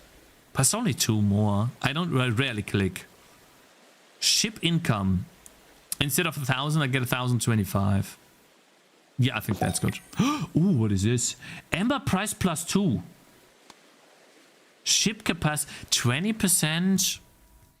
We have 150. 20% is 20 more. I think that's much better. That's like doubling the price, I think.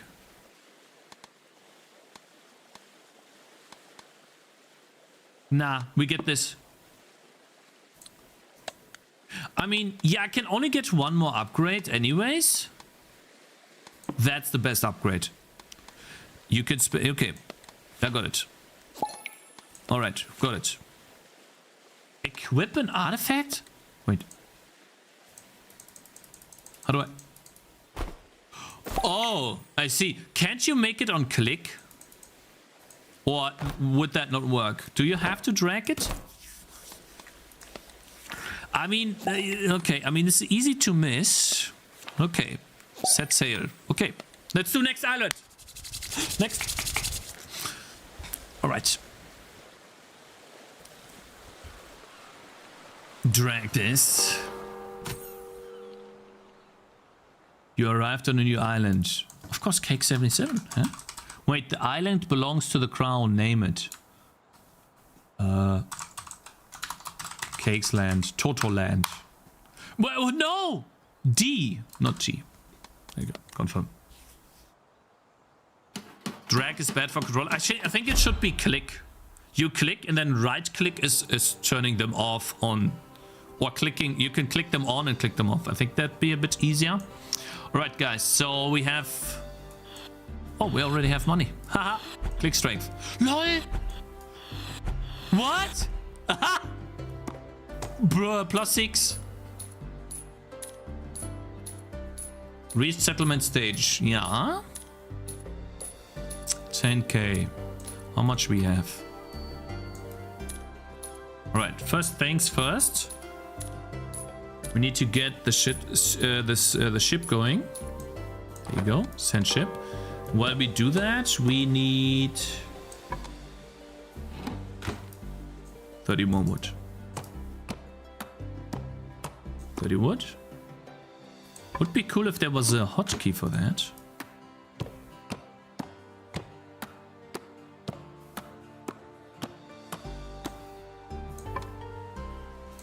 Hold up. Need to spawn the first unit.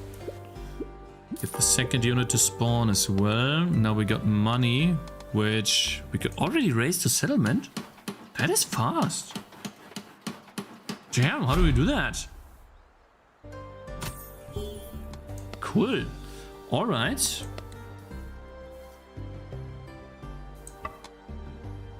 Perfect. And then once we have our first unit, let's get some money. I'm gonna send him here. Hold up. The second unit will go farm money. Man, unit strength costs a lot of money, bro. I think we go for click ship cargo. We can send 350. Nice.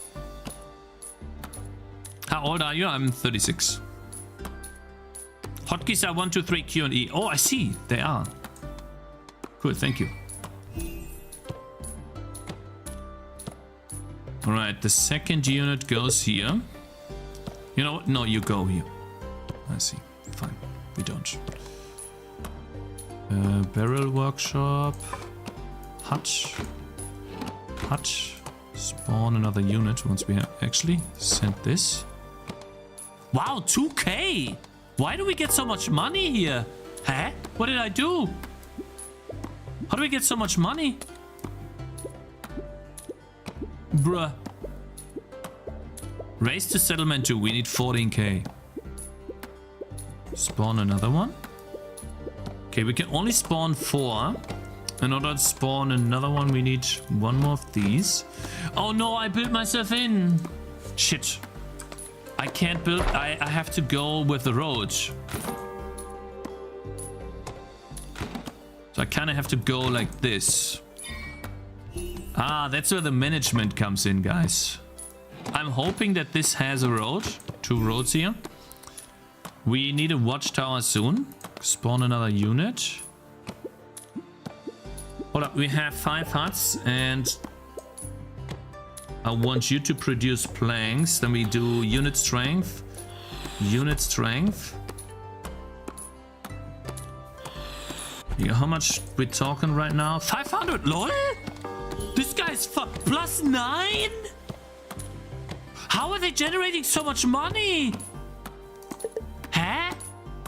That's crazy. Plus 9. Lol? Hold up, let's build a watchtower. Bro, I'm telling you, this is cheating. I can build the watchtower everywhere and it reveals the entire map to me. Ugh, that is OP.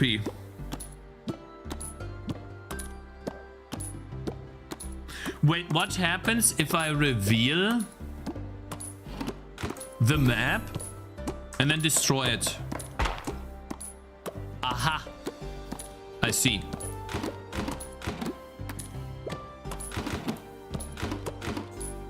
Oh, I'm so dumb. I'm so stupid. God damn, wait. Oh, I'm so dumb. Hold up. Hold up, let's send a new ship. Man, this guy's farming. Bruh. Can't even keep up. Hold up, let's test. I click 3. Oh, I see. So 2 is settlement. How do I... Hold up.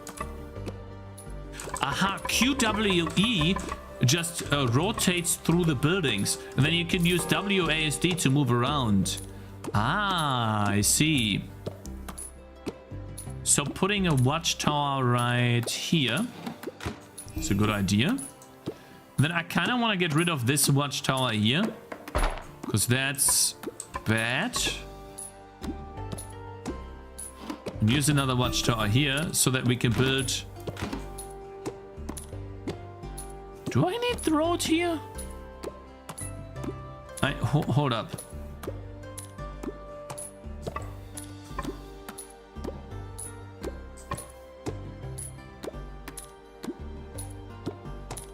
Eh? I don't have enough wood. Well, let's get some wood. Why am I losing so much? Oh my god, this guy's farming planks. What? He's doing plus minus wood each time. Hold up. This one is only able to get... No, wait. It can get 2 trees here. Wait. I need another watchtower.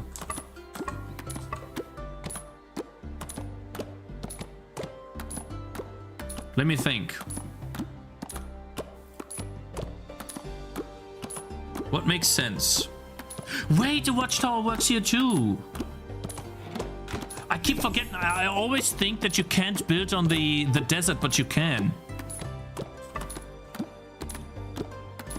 And then I place a building here and a building here. Hold up, and then we build some more houses. We spawn a couple more. Oh my god, how much money do I have? I need to send a shipment. A 2k. Wait, is that max? Send ship. Go click. I'm not really using click strength very much. Okay, so we get from but the no road. Oh, I see. I still gotta build the road to this guy. Yeah, we'll get there. We'll get there. Okay, we just got another one. Go here, please. What am I missing the most? Not really anything. Nice. Send it again immediately. Close. Then we do 2 and we build another watchtower. Do I reveal these tiles here? Actually, yeah. So reveal the tiles and then reveal this part right here. And then we build road to this. Guys, I'm learning the hotkeys.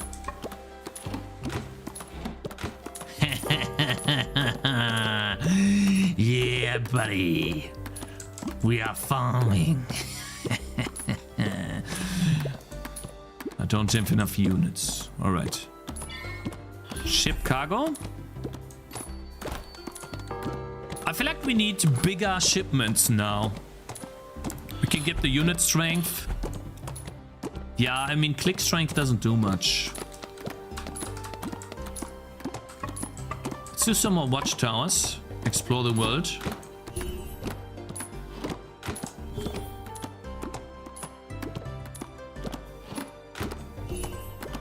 Oh, I need more wood. More planks. Oh my god, 700 planks. Hold up. I'll help you.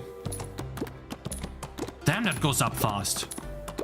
That is cool. I like this game a lot, man. It's very relaxing. Yeah, I think you guys made a really cool incremental game. So what is missing for you guys? What is missing for you guys to, you know, release the game? What are you working on? Yeah, I think the UI can use an improvement a little bit.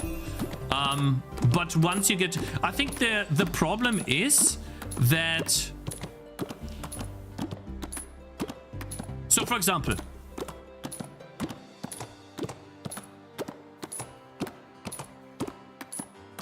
I feel like you can merge a lot of the information into the same place. Like, for example, up here is so much space that usually in these types of games, management games, you have all of that information at the top left. Like, think about Warcraft 3, StarCraft. These types of games, they put that up there. You go here, you go here. Hello. Hey. Wait, this guy is lonely. You go here then. We're missing one. Can I put it here?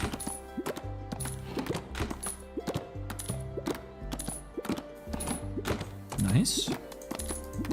Oh, I need more food. I can get click strength. Okay, so now we just need the money. 5k. How much money we have? Yeah, see, like, I never see the money because I'm used to just looking up here.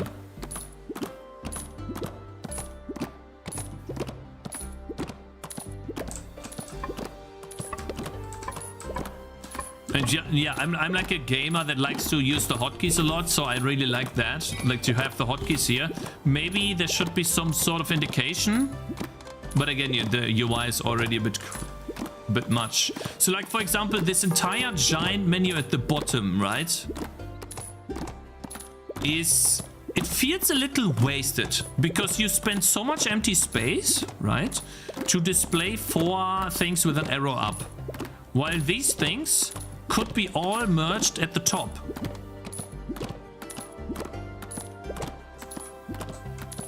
I think, at least, right?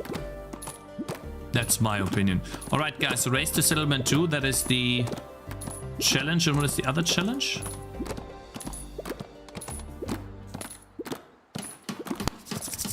Let's go!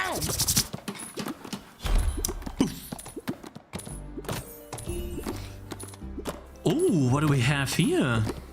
We have a church. Unit strength +4, but we need 9,000. Then we have an apiary.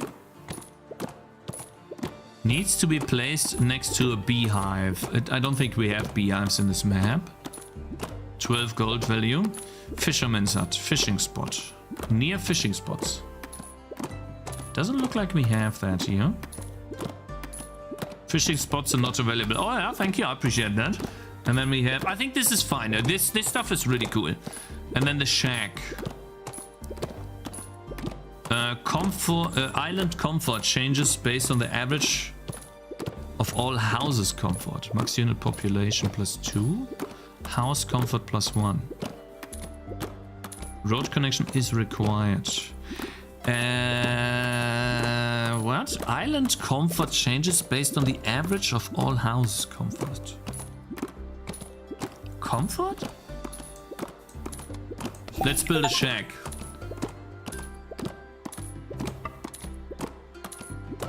It reveals tiles. That's the only place we can build, guys. What did it do?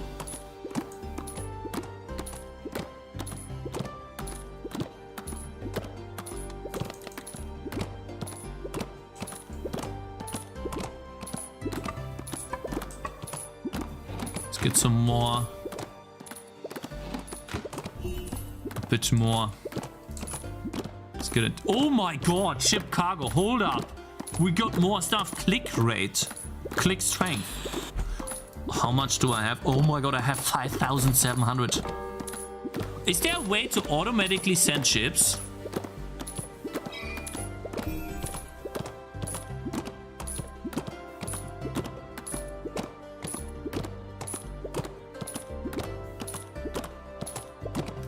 Hopefully you get a little bit of feedback on the UI.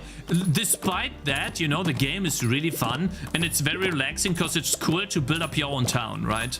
That is something I like a lot. You're doing that very well. Good day, Cakez, and a good day to you, my friend. How you doing? How you doing, my man? Guys, we're gonna put a watchtower here to get some more reputation. You see that? Sent another ship. I wonder if there's a automatic sender. Oh yeah, baby, look at that ship cargo. Alright guys, I think we have farmed this island to the maximum. There's nothing more that we can farm here. We could race to a village, but we don't have any challenges for that. Yeah, the sound effects are very relaxing. Very good job on those. Really nice. Let's get some more cargo here. Oh my god, how much money we getting? 10k. Very nice. Yeah, maybe you could also not display the upgrades already, but I think, yeah.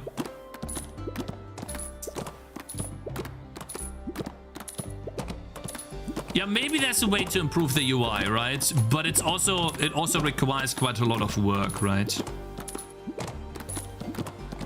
Maybe they tried and couldn't find a better way.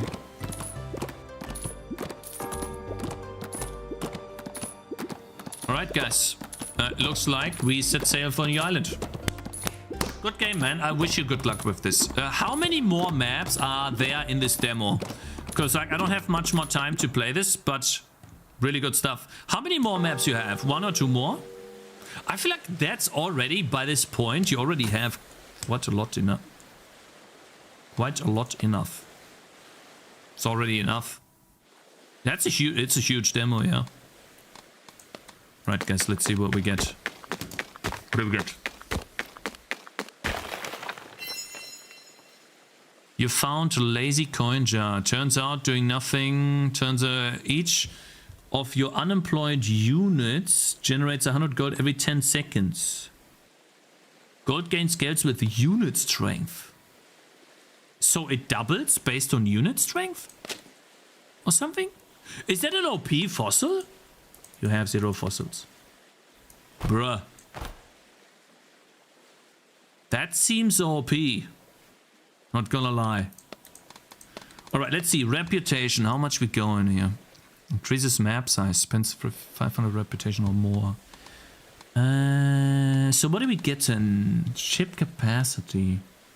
2 initial units would give me a lot of money with the fossil. Island comfort, higher comfort increases the unit spawn speed, and so I don't think we need that. That's OP.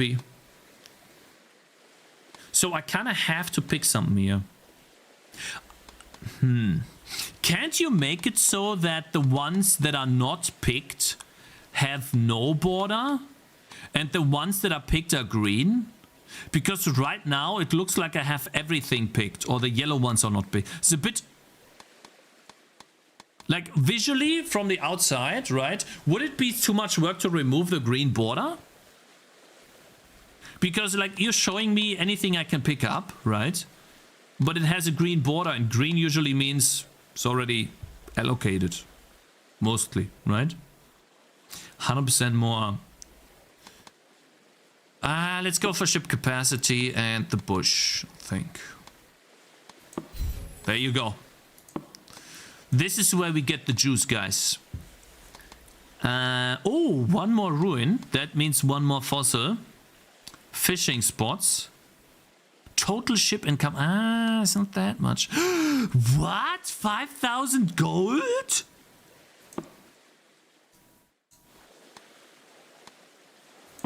Okay, I'm getting plank production. That's crazy. Will you give me 5k money? Bruh. Okay, so I was gonna set sail, but I actually want to set sail, but I have to work on the game, guys. Without green looks like it's unavailable. Are you sure? But because right now, so like, look, right now this is grayed out and dark. That looks unavailable. If you make it bright, I don't think people will, and without the green, I don't think people will recognize it as unavailable. But that's just my opinion. Grayed out looks unavailable. Proper color, to me, would look available. Anyways, good game. Guys, put some W's in chat for Mr. Ra in the game. I'm gonna link it to you. Really good game. I wish you good luck, man. The game is already almost done. That was the demo. Let me guys link you the full game. There you go, right here. Check out the game here. Big W's. Yeah, big W's. Very good job for you guys. Wish you good luck. How's it going for you? How many followers you have? Let's see. Clicky. Key Islands. Boy, you're doing fine. Boy, you have how many wish lists you have? That's a lot. Wishlisted and followed. Yeah, really good game. One sec, my wife's calling. Perfect timing, huh?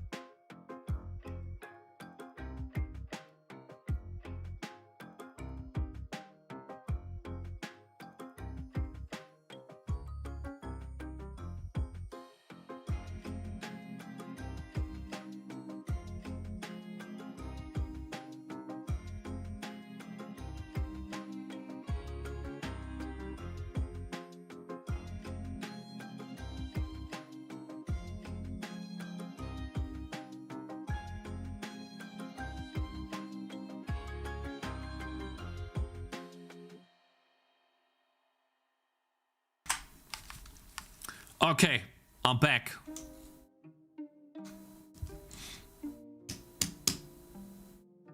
Hopefully this helps, bro. Mr. Ra, you know, don't have a big audience, but hopefully this helps. And hopefully the feedback is also helpful a little bit to you. If you guys like the game, you know, obviously the best thing you can do is wishlist. But what I really like from you guys, you know, and that's the biggest reason why I'm doing this, is if you have any ideas on how, like for example with the UI, if they, you know, could change something very fast to make it a bit better. I really like that you guys spent the time to, you know, help them out and give them some ideas. Obviously, not every idea needs to be done, right? But at least, you know, some stuff to think about, right? Because that's the reason why I'm doing this. Not from me, right? There's many guys in chat who are very helpful, and you know, maybe tomorrow we can also check out this UI thing here. It's always helpful to, you know, have some other insight. Maybe there are some rules that you can follow that are easy to do. I don't know. All right, guys, it's time. It is time. We need to fix up the game. Currently, the game seems to crash sometimes or get some error. I can't build it right now. I think it has to do with the Vulcan being mapped, some buffer being mapped or unmapped or something. I don't know. I'll have to see. Feedback help for sure. That's good. That's good.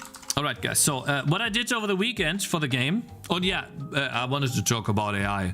So the reason why I wanted to talk about this is like that has nothing to do with the guy, right? That is doing it, but it is really, yeah. We get like this buffer label still mapped, which is like we didn't get that before. It's really annoying.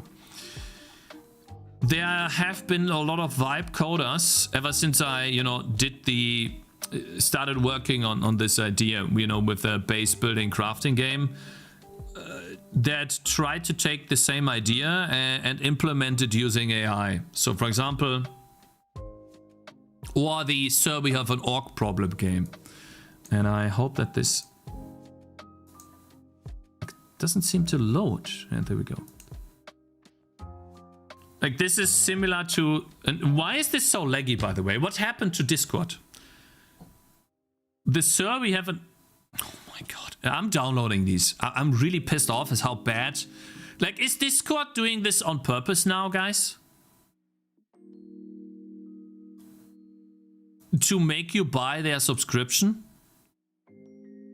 It makes it lag on purpose so that you have to buy the subscription so it doesn't lag anymore. You need boosts? Yeah, apparently I need boosts, yeah. So this is vibe coded. And it looks almost exactly, not exactly, but it looks from the gameplay perspective exactly like Sir We Have an Orc Problem. A top-down map where the enemies follow some sort of flow field. What is it called? Flow field, fluid simulation. And then the turrets shoot at the enemies as they walk past. And it's gotten to a point where, there we go, that's the one that I saw.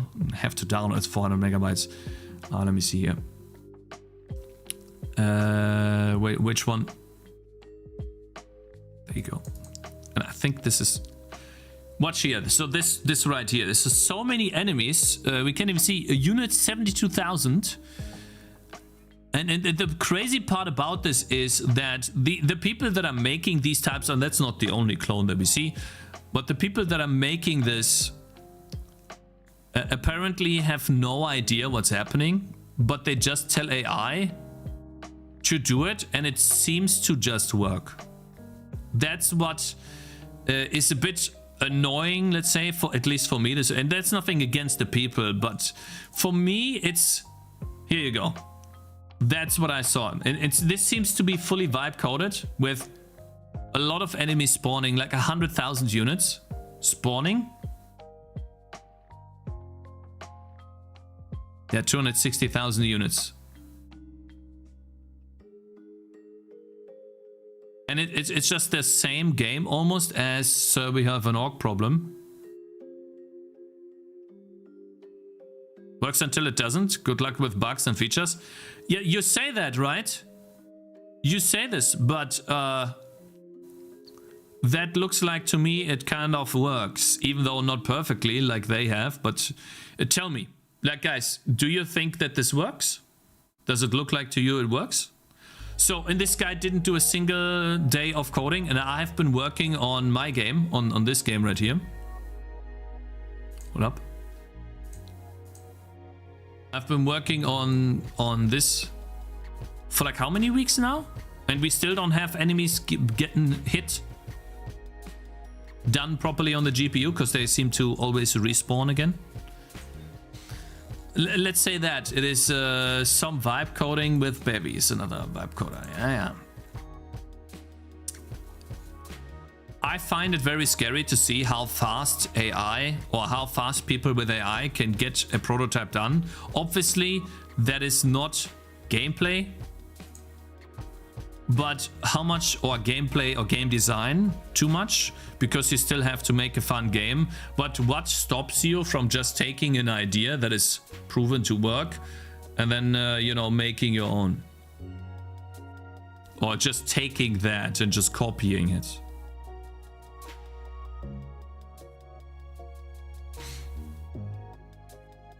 That's really annoying to see, I gotta be honest.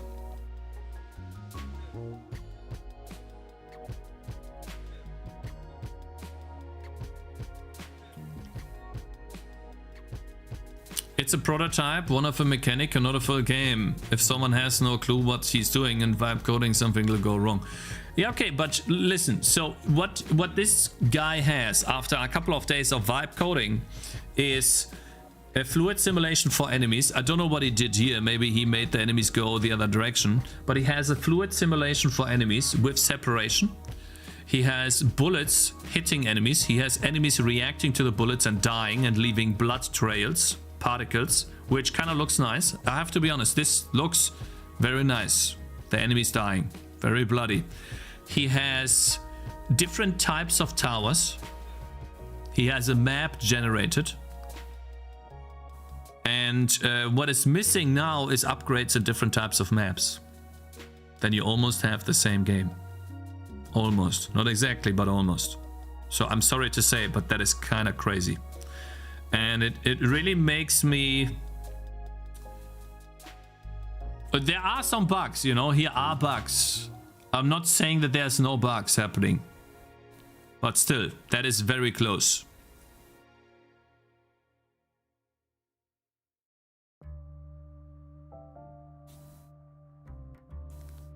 Mexican border simulator.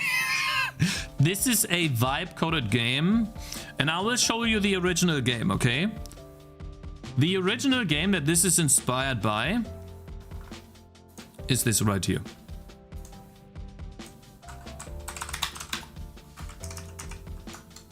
Not demo.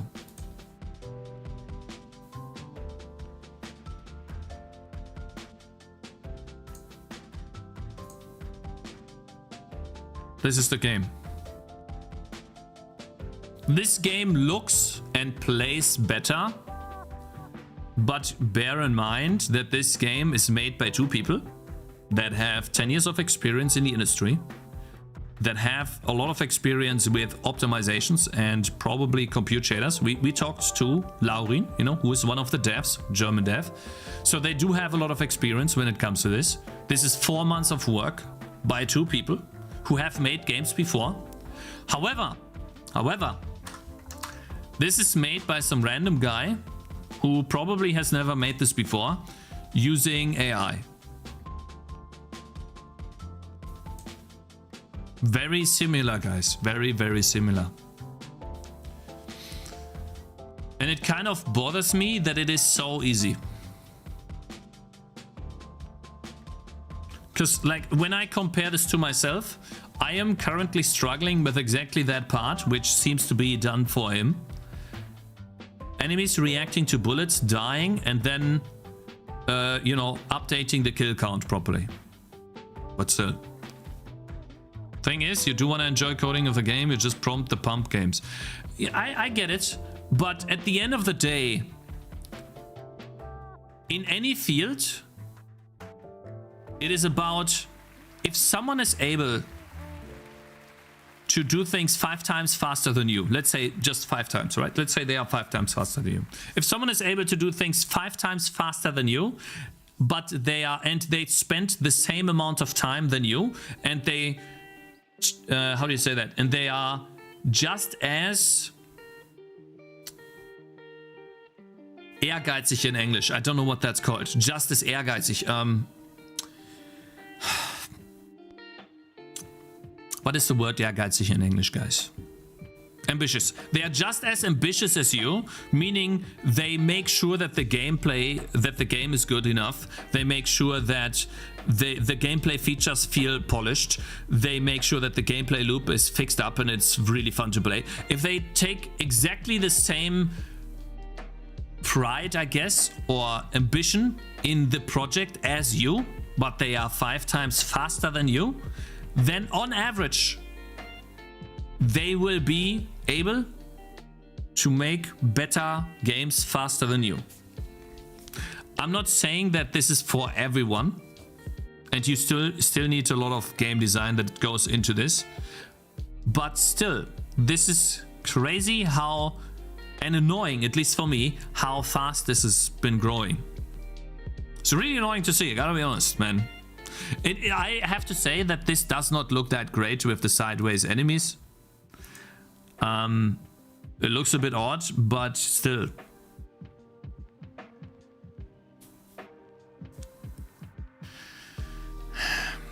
And then what? They make a new game. Lordy. They make a new game. They make a game. They can sustain themselves. They make a new game.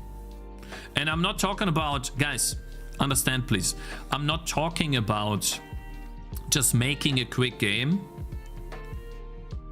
for the sake of earning money. I'm talking about a person that is using and doing everything they can to make game development a likelihood for themselves. They make the games just with the same passion as you, but they are utilizing everything they can to get it done as efficiently and fast as possible.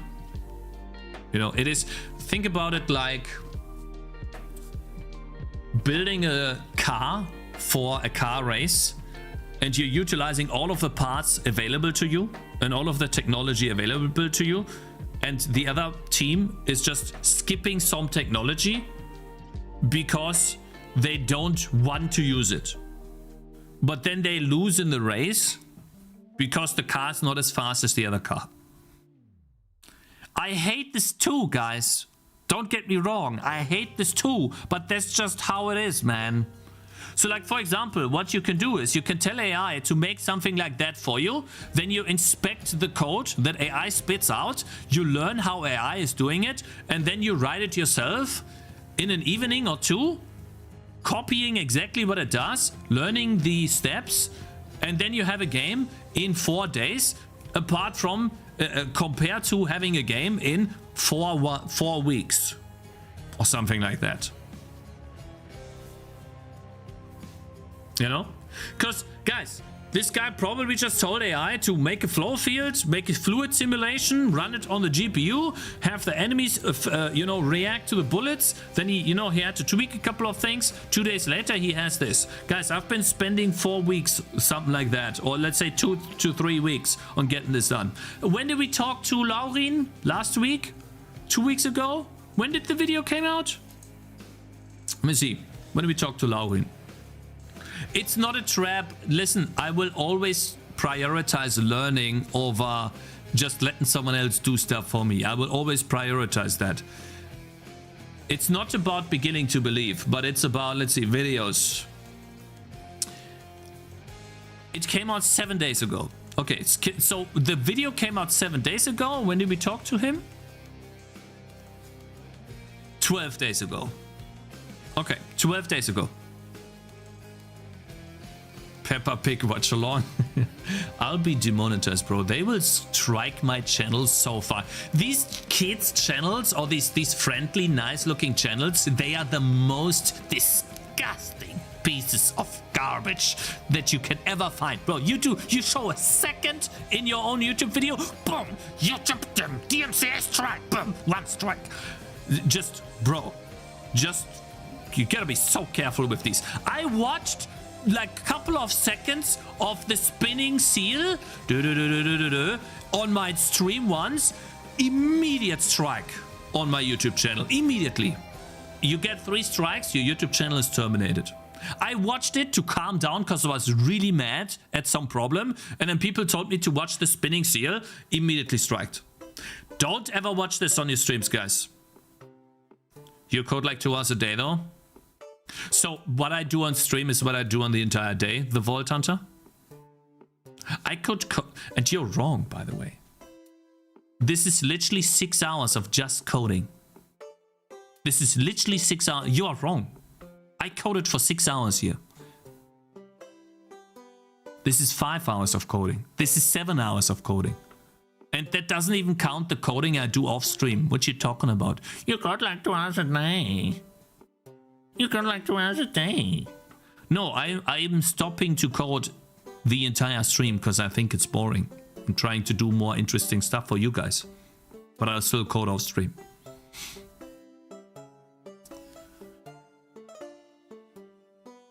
Are you saying you're gonna spam a game every 2 days and then make money after supposedly commodification of changes happens?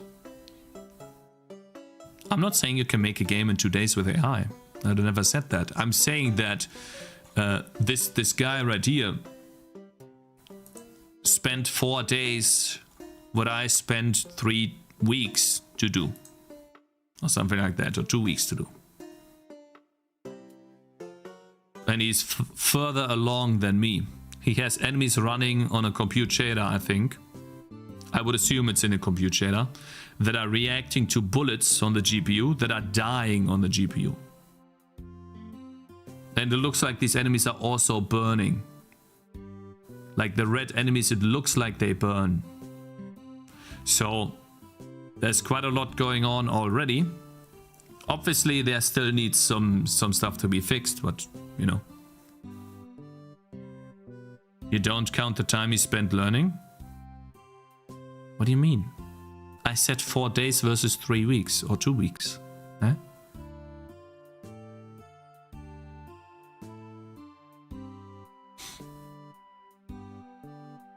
Hey? When did I talk about learning?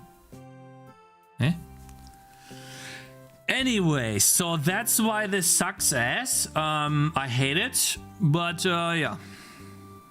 What's your point? Stop making games? No, I'm just expressing that I hate it. There's no point here. I'm just saying that I hate it. I will still continue. Like, I never said stop making games.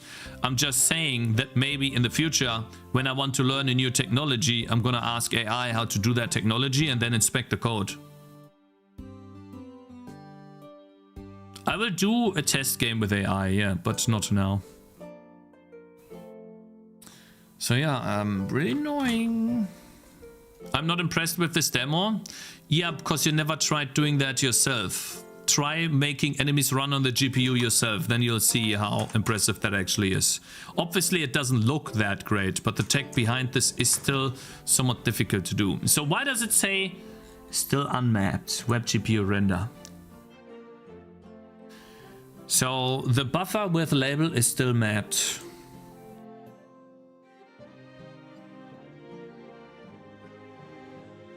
I don't get it. Why would it still be mapped? I always unmap the buffer.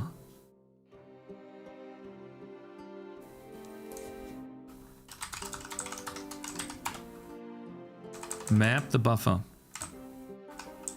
Map. And then the callback is here. And then we do unmap. And this was never an issue. Never. Well, maybe that's just Vulkan being a retard and we just gotta have to... I wrote a better interface for creating pipelines off stream. And I guess I'll quickly fix up those pipeline creations here. then maybe that fixes the issue.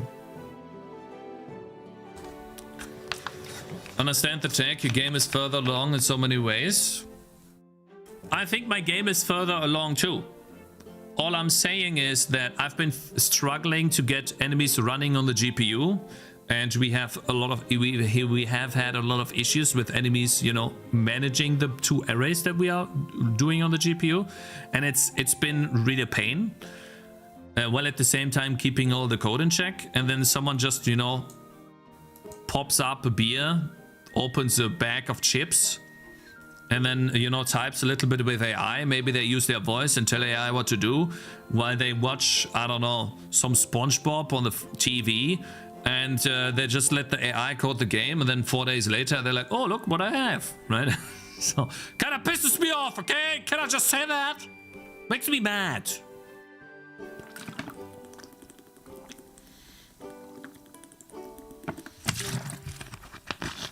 It makes me mad. Let's make games now. Let's make games. And if someone says vibe coded, I'm gonna bang your ass. I dare you. Say it one more time. Say it just one more time. One more time. Still up, coder? Okay, get this guy. 5 minutes later. Tschüss. Ah, that felt good. Hold up. Let me unpause notifications just to get this guy's sound. Tschüss. Bye-bye. Idiot. What an idiot.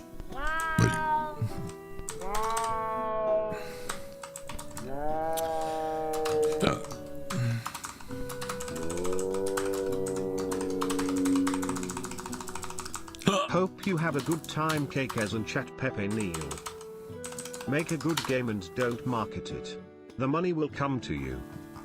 How do I do the other ones? If you squint your eyes, your eyes. Sorry, your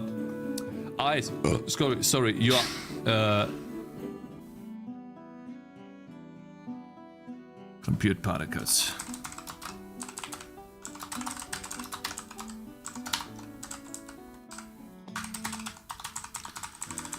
Compute particles, no blending, reload program. This compute is true.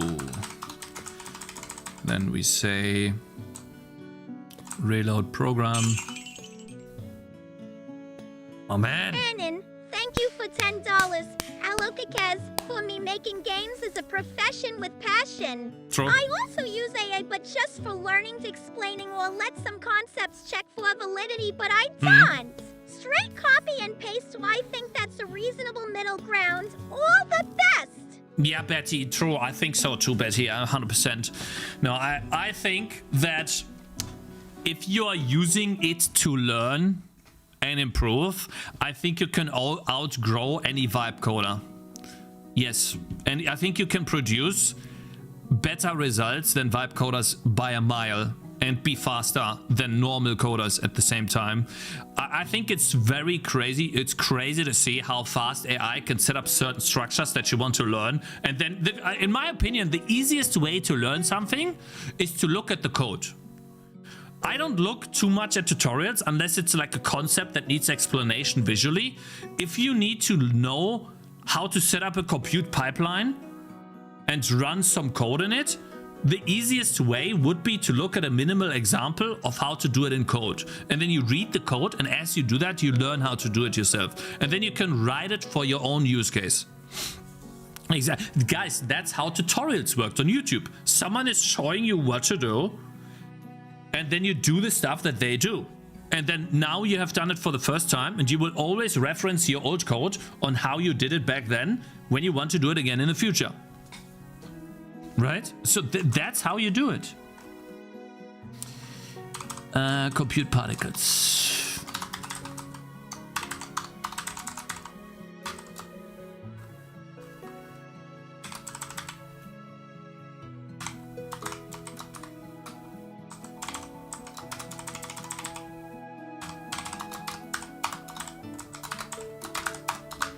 Okay, the compute particles. I want to put that to the compute. There you go.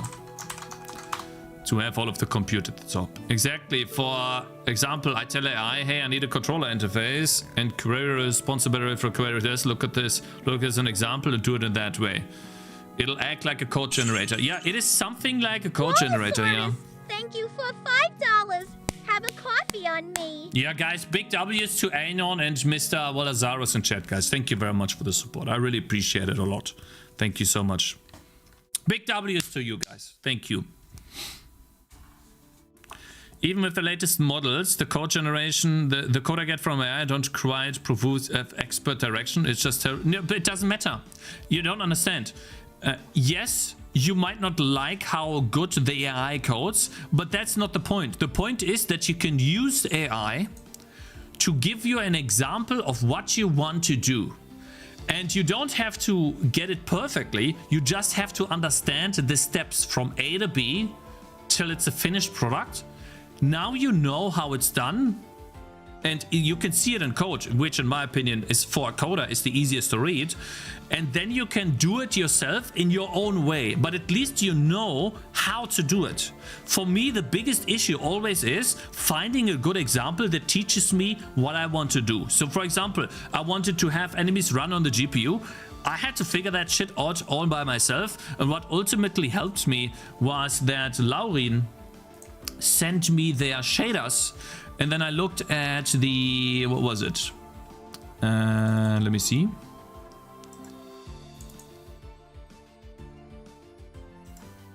Maybe rigid body, and then I think it was... I don't even remember what it was.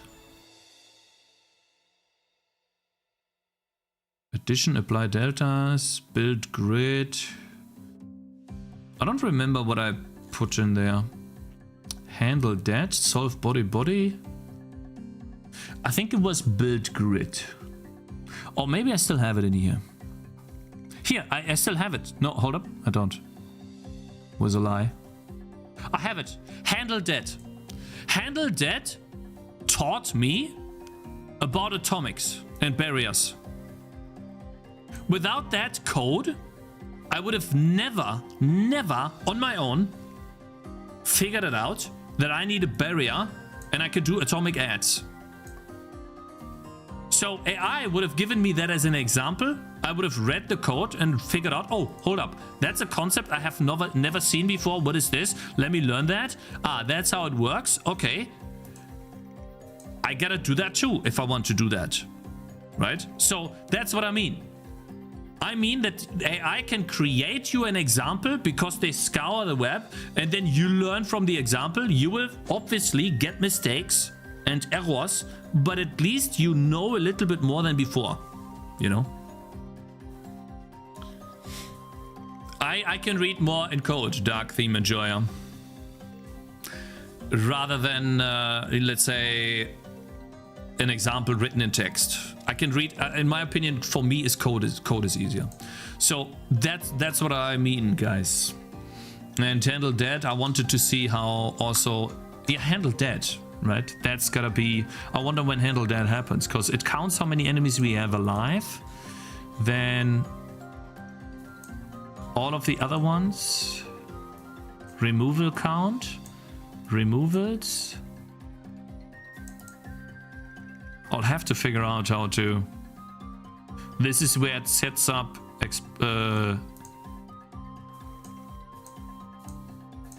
what is this? Radius.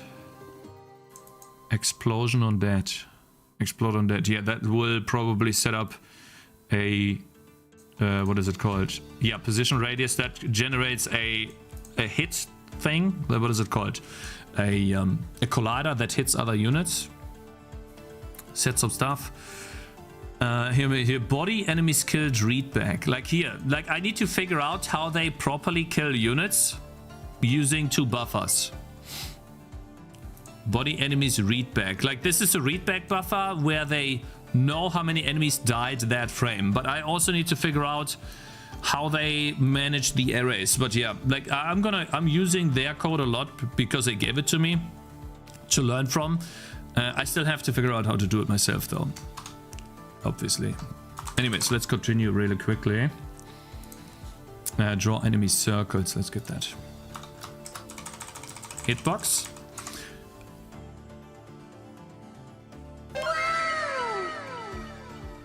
Hey Zere, hope you're doing good, by the way. Thanks for joining. And if Jonathan Smith is here, my man, I wanted to thank you for the big support. I must have missed your messages, or maybe you're not here, but I appreciate the big support regardless, man. I sorted my mails this morning, and this guy has been supporting me on Ko-fi for a very long time. So thank you, my man. I appreciate it. Yeah, I feel like I missed quite a few messages every day.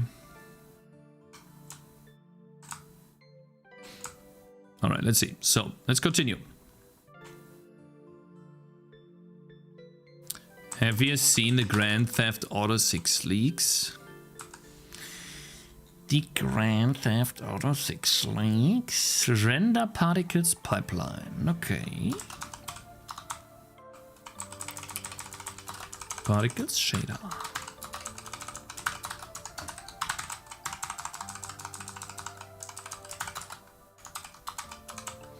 Render particles.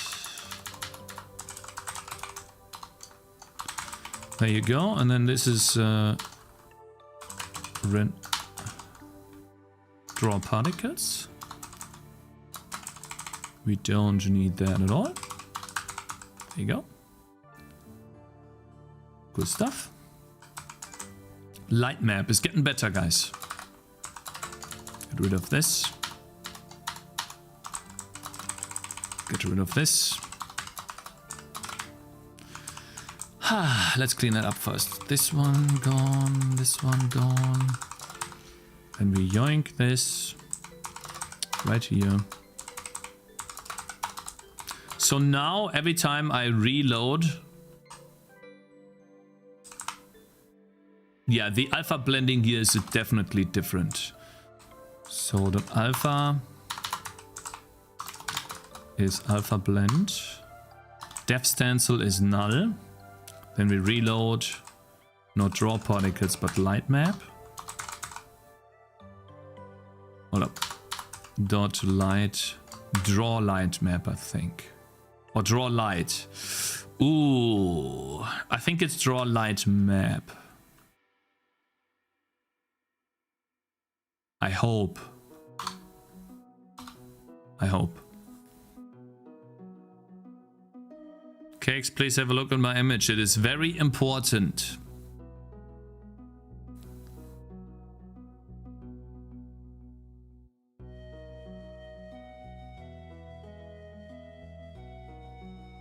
ChatGPT image. So if this is an image of a clown or something else, you will be banned. I will just let you know. Okay. Yeah, you just wasted my time. Thank you. I appreciate that. Verse Warrior. It's in 5 minutes. And I think... Actually 10, you know? 10. And you, Cakes, I agree with most of what you say about AI, but it's crazy good at creating these types of things. Lazy dev. Another image. Clown image. See you in 10 minutes too. Tschüss. What a dummy, man. Holy cow. So actual goobers a jet. Holy moly. Quad shader.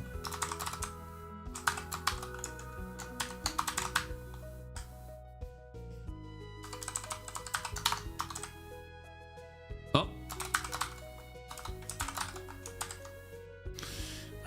So, and then that is render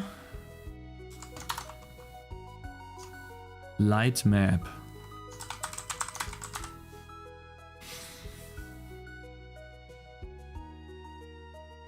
Seeing all these people test your patience makes me wanna do it too. Aha. Aha. Yeah, I did try it, buddy. Try. See what happens.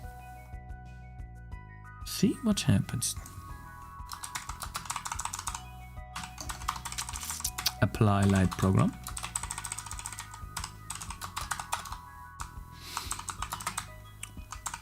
All right.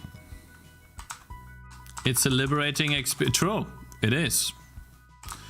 Okay, so here we have another light alpha blending, and this is the light map shader. What is that? Light map. Uh-oh. And then render, apply light map. Maybe apply light map this time. What did we have? We had draw light map and then we had apply.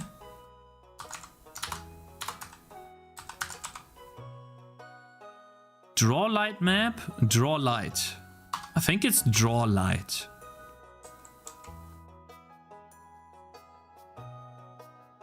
Man.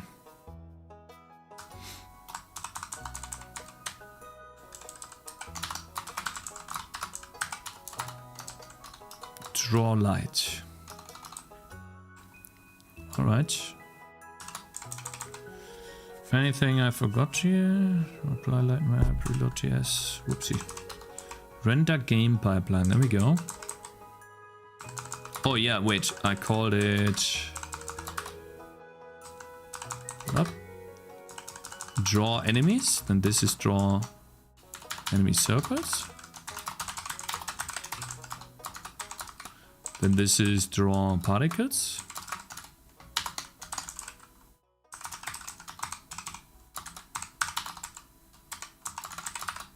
This is draw light map.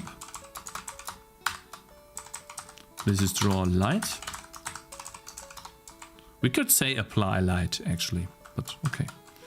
This is draw game. There you go. Get rid of all of that. Draw game is one of the bigger ones. Bigger pipelines. Oh, it's only 3 bindings. Interesting.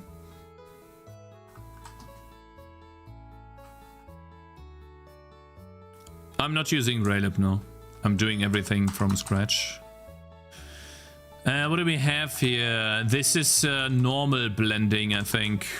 The game, drawing the game is normal blending. But actually it should be null.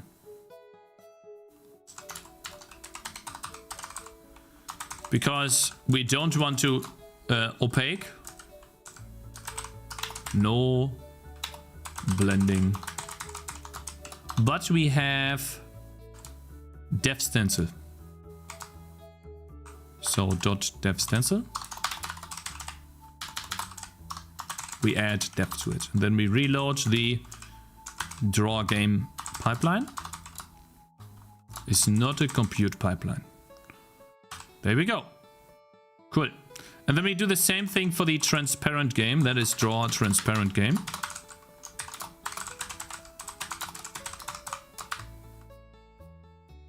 Nice. Let's get rid of that. Essentially what we are winning with this or gaining with this is a lot easier control over how the stuff is created, and I need to change a lot less code whenever I'm generating these pipelines now. I just need to change this data right here, and I just noticed something that is bad. I did not change the correct, I did not add the correct shader. This is pretty sure this is quad. Damn it. This was just the quad for drawing the game. There has to be quad. And then draw game. And then here is the same. This has to be quad. And then this is draw transparent game. And here, instead of opaque, we do edit, let's see, normal blend. Stop it. And here we have the dev stencil, which should actually be write enabled. False. It shouldn't write. Huh? That makes no sense. It shouldn't write to the dev buffer when it's blending. That makes absolutely no sense. And that is the draw transparent game. Okay, guys, we're almost done. This is draw font, or draw, I think it's called text or font.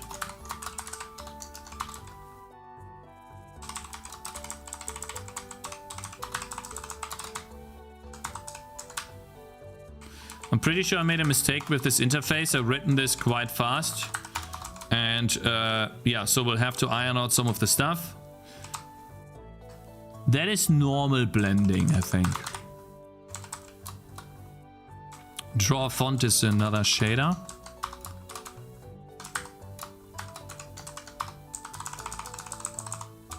Which is right here. Draw font. Normal blending makes sense. Dev stencil. I feel like dev stencil should be nothing. Do we write to the dev buffer with font? I mean, let's just keep dev stencil for now. I think that's wrong though.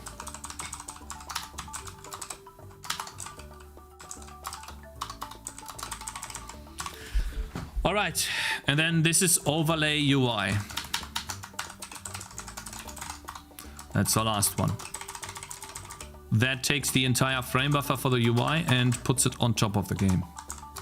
It's just a full screen quad, essentially.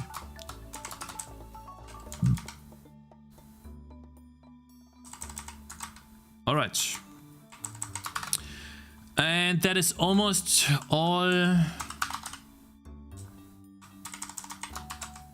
What do we have? What do we have here? Alpha blend. This looks like...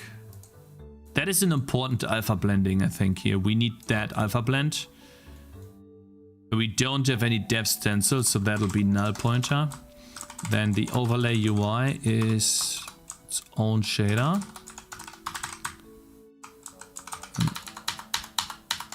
And this is overlay UI. Here we do overlay UI. That's it. Oh man, that was a long one.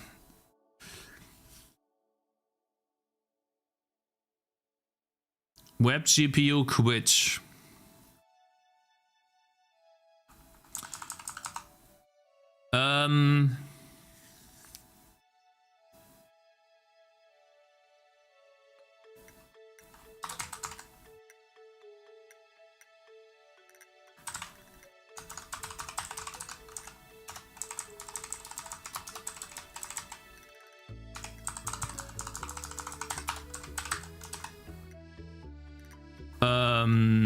Three resources. Program.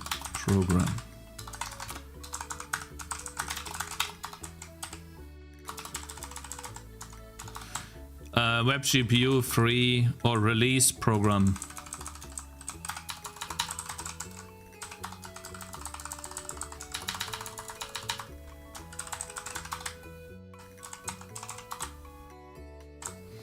And then now we could literally call it here.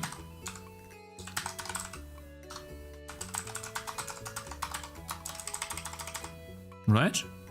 Cool. Look at this. Reload program just got a lot easier. And then we can call this release program in here and say for each program we just call WebGL.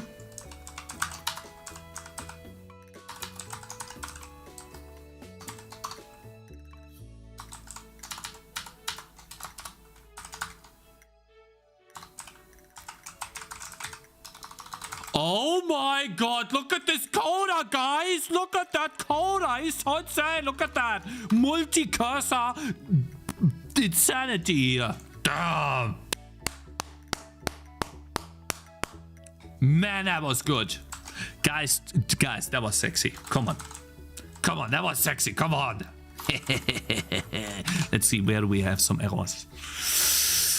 Ooh, we have quite a few errors. Ooh, pretty sexy.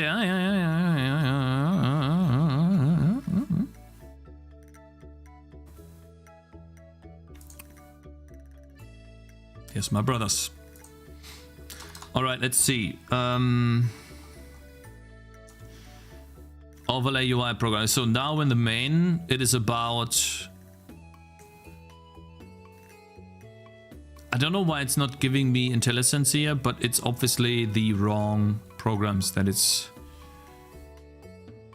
Alright, so overlay UI. That is, I think it's just overlay UI. Ah, here they are. The errors. Overlay UI, next. Then here, descriptor.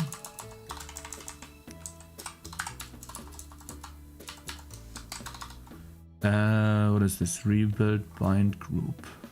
Okay, so this is on resize. Okay, next. False. That is pipeline. That is compute particles dot render pipeline. Ah, compute pipeline.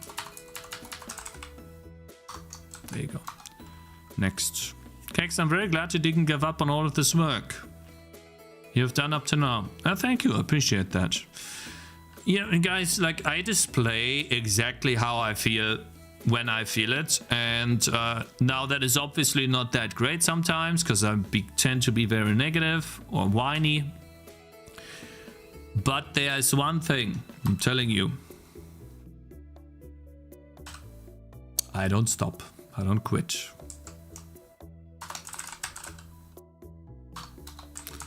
I don't quit.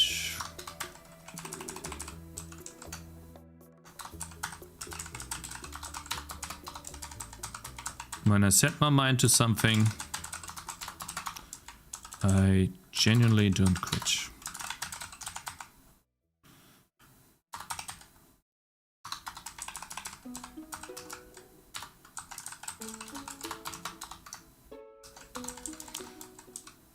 Update enemies, compute pipeline.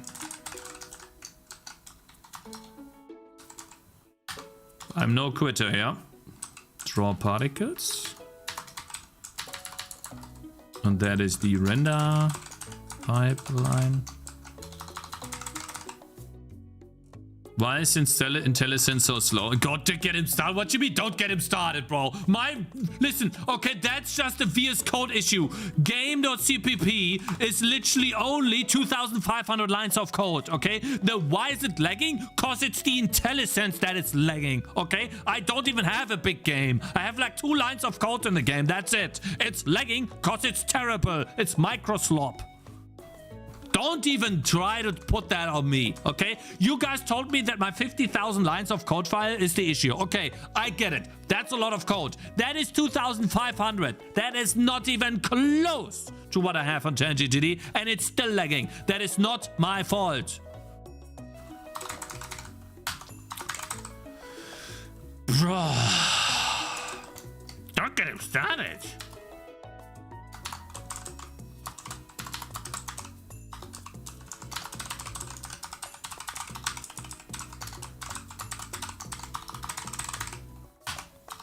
We're getting started.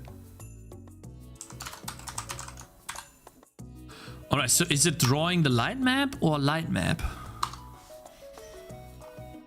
So wait. So we have light, we draw to the light map. That is after the ground. Yeah, so we draw to, that's a render pipeline. Right?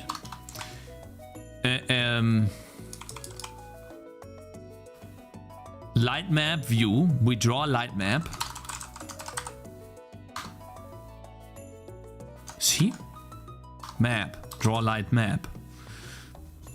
And after that, we draw the light.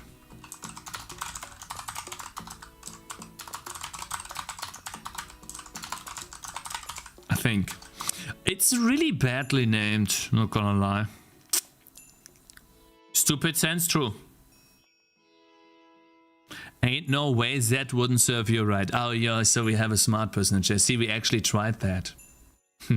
And you know what that editor does? It runs the IntelliSense on the main thread. And so you know what happens when you tap really fast? It starts lagging.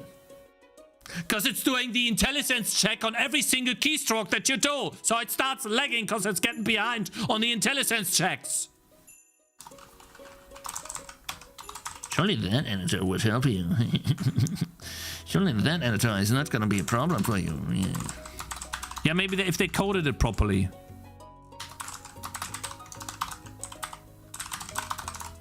Maybe then. Try Fred. No, I'm sticking with DirectX 11. I'm sticking with Visual Studio Code because I managed to ship a game with Visual Studio Code, even though it's annoying. Okay, guys, I will stick with Visual Studio Code because everything else that I tried sucks monkey balls. It's all bad. And even though Microsoft sucks really badly, it doesn't suck as bad as the other options. Okay? Okay. Render pipeline, draw enemy circuits.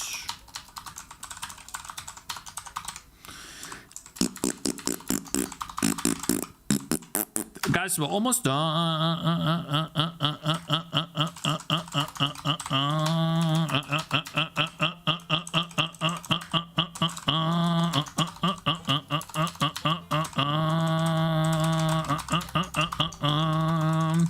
Just a couple more errors. 8.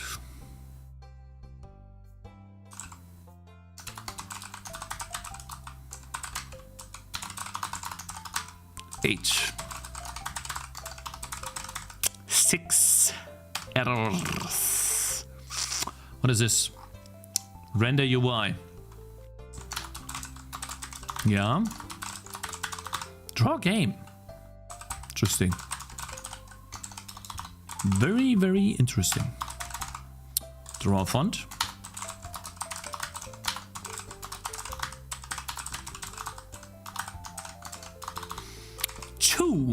Errors.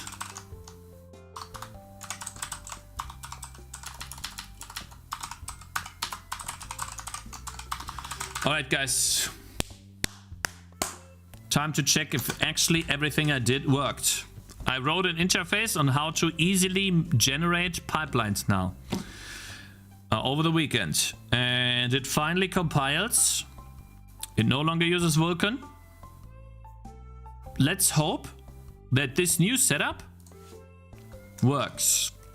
That was a lot of changes to the code, let me tell you. So, yeah, what do you guys think? Do you think it works? MS Paint is my favorite IDE.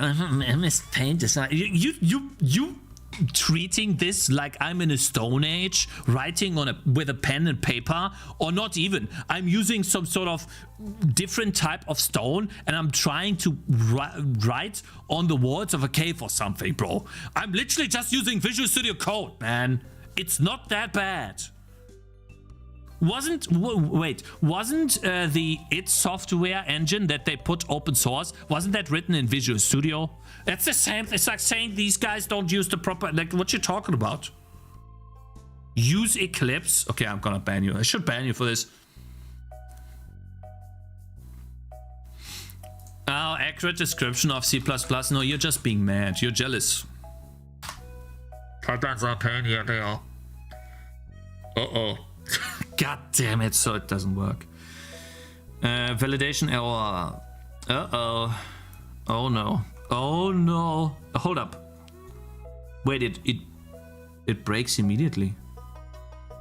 Invalid bind group layout, bind group descriptor.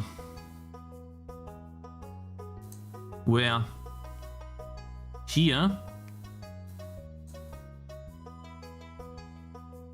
Oh, hold up. Compute? Huh. Wait, that's literally the first pipeline. So I guess I must be doing something wrong here. Okay, let's see what happens in there. So they're all null. Uh-oh. Why not Visual Studio? Better for debugging, because I hate Visual Studio, buddy. I like Visual Studio Code a lot more.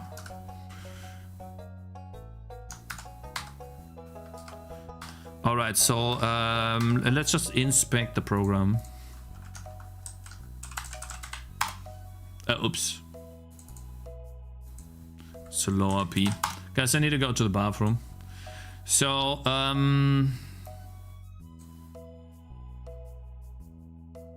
that is already wrong. That needs to be data.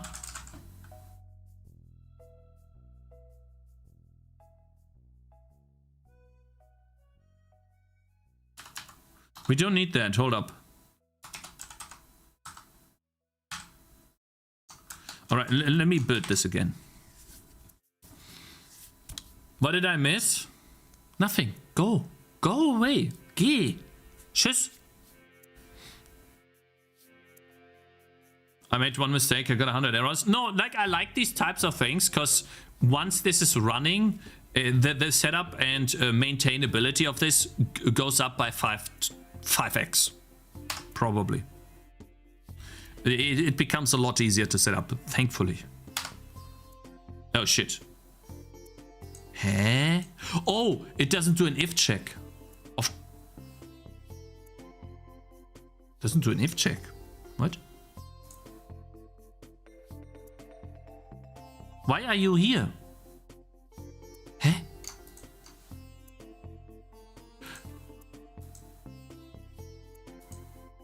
Hold up. Oh, it's using the program shader path, of course. It needs to do data. Data.shader path, because the program could be uninitialized. And since the program is not initialized, it's 0, and 0 is always less than the timestamp of the file. Of course. It's not a perfect interface, but you know, aha, so here we go. So it goes in here, does all of these if checks, nothing. Boom.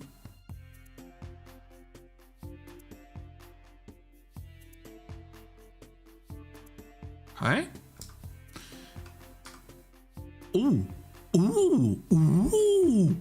Render pipeline is 0 because we're making a compute pipeline. It has to spawn enemies shader in there. Oh. Oh, I see the shader already has the source. I don't need to put the shader path onto the pipeline.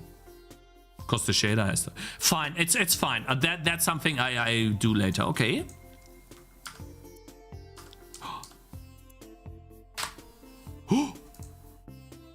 There's no way I one-shot this.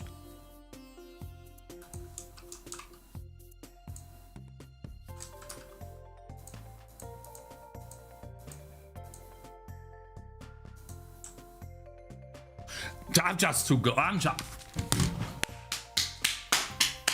Oh my god.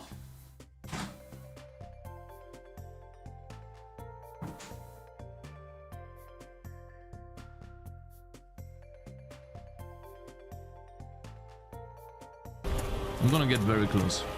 What are you gonna do?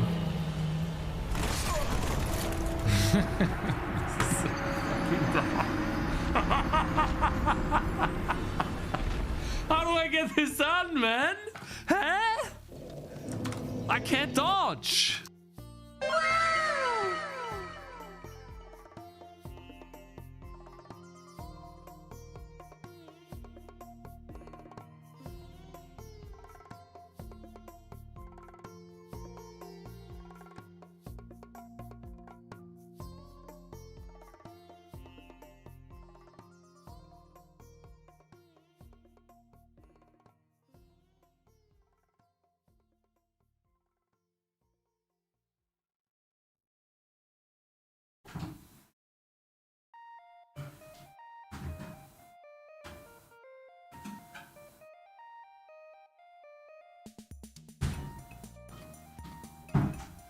Oh, yo, that's crazy.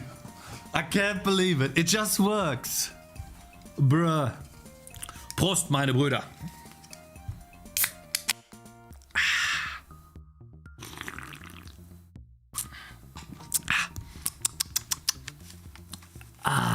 One-shotted. Yeah, that was one-shotted. Insane. Okay, let's see. So what happens? The enemies don't properly despawn, do they? Do we have flickering, guys? Why is this guy not dying? Okay, so this guy, yeah, he flickers. You see how he flickers? This guy's flickering too. So that's what we need to fix now. I have no idea why that happens. But we got it. Prost, du Sack. Yeah, hey man, that is cool. I can't believe it. That's actually really nice. Detach the debugger. Yeah, there's two more here. It's a bit odd. The circles drawn on the enemies, right? They should do alpha blending, but I guess they're not. Yeah, no, guys, don't drink, okay? This is alcohol free. There's 0.0 alcohol in here, okay? 0. El drinker, okay? Don't drink. Not good. Z fighting? No, it's not Z fighting. It is actually a buffer that keeps spawning the enemies.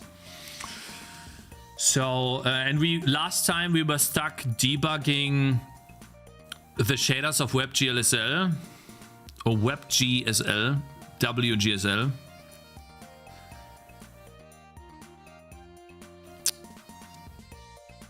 And it didn't work out too well. It didn't work out too much. Once we have that going, though, I feel like we are in good and proper waters.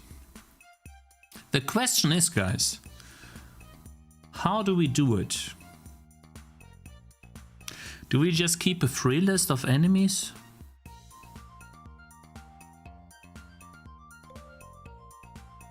Do we just say that enemies will always...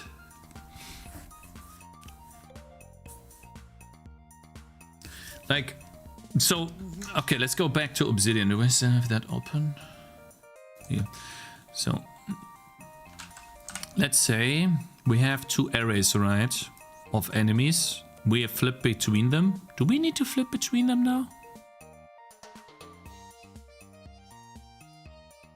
Now we can't. In order to not draw certain enemies, we just have to have one enemy that is low, one array that is less than the other one.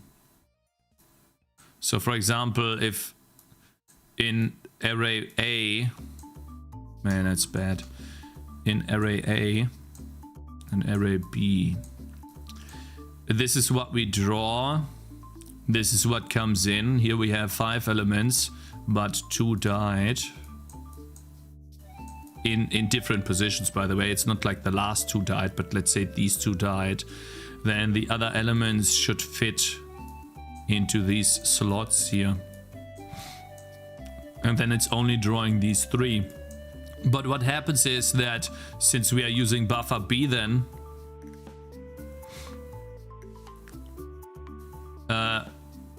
as the input buffer for the next, there are 2 elements left here that somehow, like, this element corresponds to this one here. That's the previous copy, and this element represents this one here before this one died. So this one could have HP 10. Here is minus, actually, hold up one sec, sorry guys, that's a bit. So this guy could have HP 10, and this could have minus 20. Then this guy is still alive from the previous array, you know? And once the shader invokes this array, this guy is alive again. It's like a ping pong between the 2. It really sucks.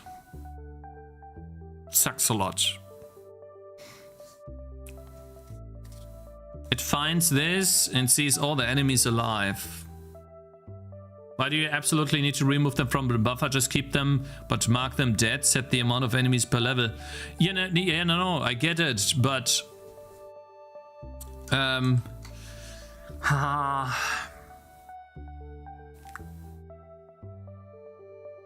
When an enemy is dead, I don't want to draw or operate on them, right?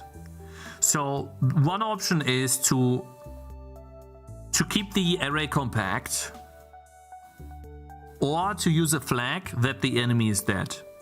If I use a flag that the enemy is dead, I need 1 buffer, right?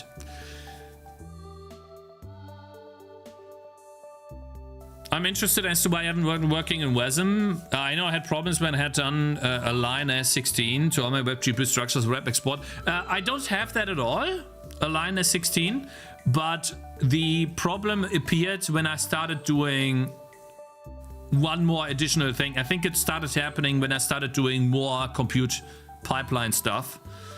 And I think it started happening when I did the barriers. or when I made the enemy, when I added the second enemy buffer. I think with the second enemy buffer of 1 million enemies, so now we have 2 buffers that can hold 1 million each. These have the capacity of 1 million enemies each. So 1 million array slots. I think that's when it happened. So what I will do is, once I have it working on the CPU, is slowly remove some of the compute calls and compute pipeline initializations to see if the game comes back to life. And if that's not happening, then the problem must be somewhere else, but I think that's it. I'm setting the stack size and the initial memory of the game, and that's all working. Bull, dead or not, laziest solution. Yeah, the problem is, guys, that let's say I spawn 100,000 enemies, okay? And I draw 100,000 enemies. 50,000 of those enemies die. Then 50,000 of those enemies should not be drawn. And the way we did that was by, let's see, draw enemy. In the draw enemy shader, what we would do is, and I still have that here, if the enemy is dead, we discard every single pixel that comes in. So it would still try to draw the enemy, but it would just be discarded. So for 50,000 enemies, that would just be wasted. And I really don't like that setup. It works, but it's not that great, you know. Did you try to sort your buffer and put all the dead enemies at the end and just copy the alive portion? That's what I'm trying to do, but I think what I need to do, guys, is I need to hold up. When I write this portion of the array, I think what I need to do is I need another setup stage that comes after this, that takes the B array of enemies, and for every enemy, for every index that is not alive, that is great. Let's say we have 3 that is alive, right? Alive. Hold up.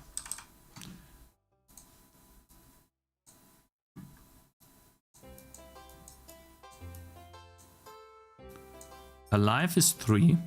Let's just write that a bit better. Whoops.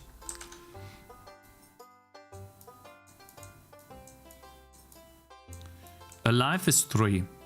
And then every index that is greater or equals alive, I will set this entire thing to 0.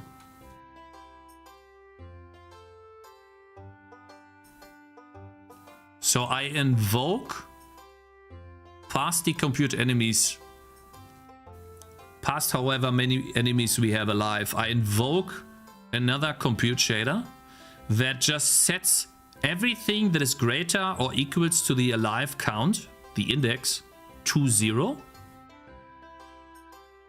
So that whenever this buffer is used in the computation of alive enemies again, it can never happen that there's an enemy with 10 HP left in this part right here, because it got removed in this step.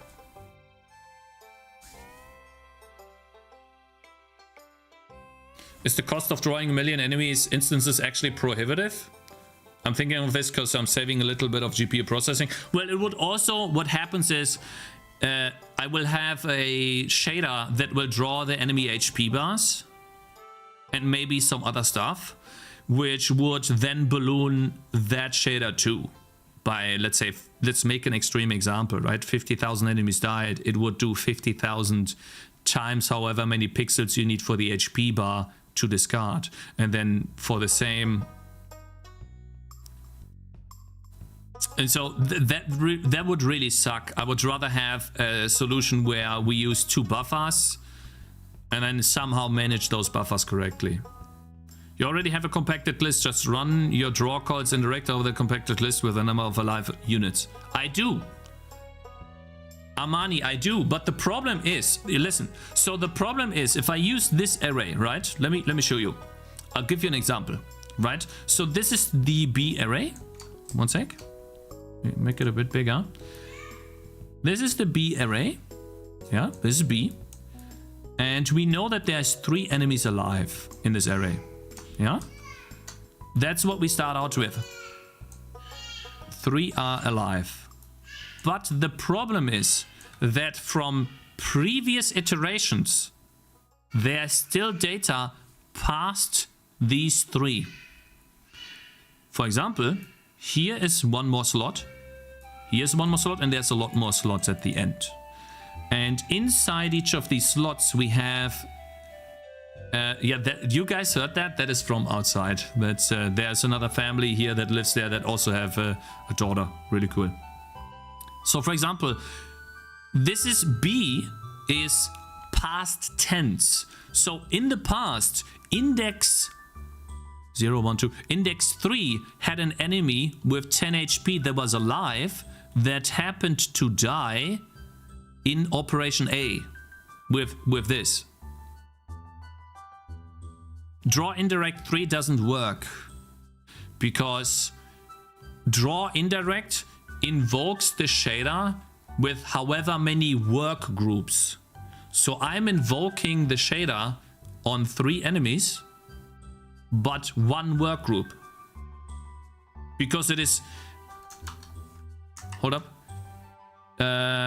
Let's see, compute enemies. I'll show you. And that's where the issue comes from. The work group size is 256 instances. So 1 work group means 256 invocations of this shader. So that the number that I put into draw indirect is not 3, but it's 1.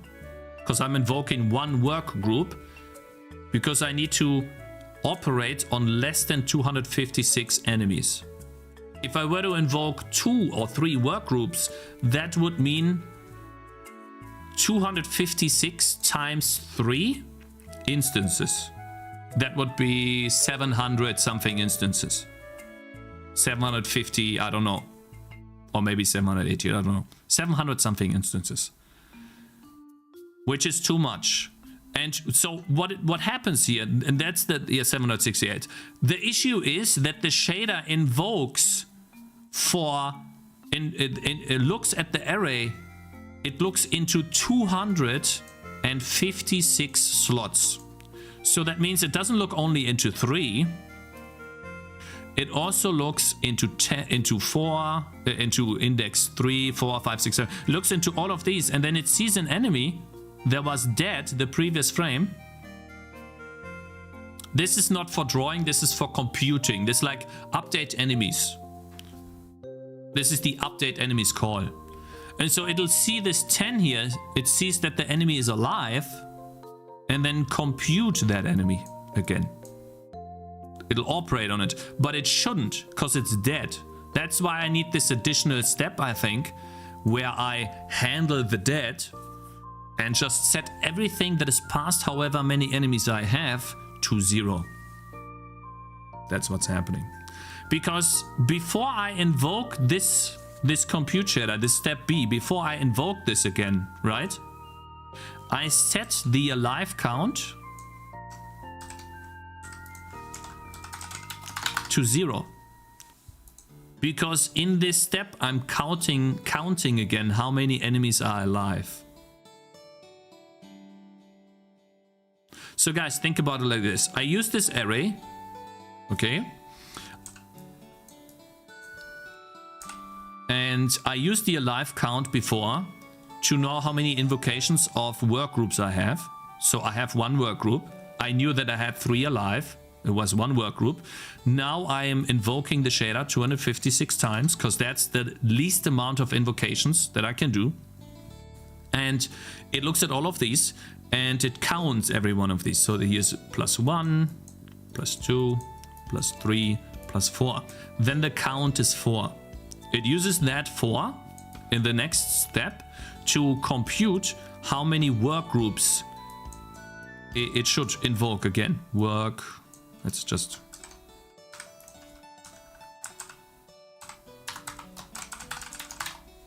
Work groups is 1, because we have 4 enemies that are alive.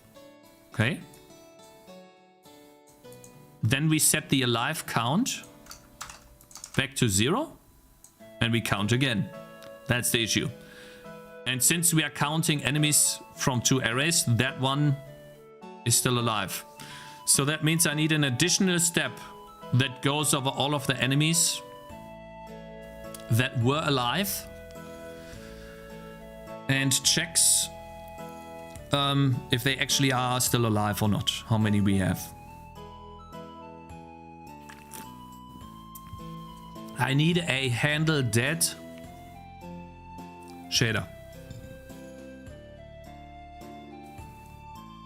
I'm still not entirely sure, but it looks fine. It's common to have greater than live return. The problem is, again, the problem is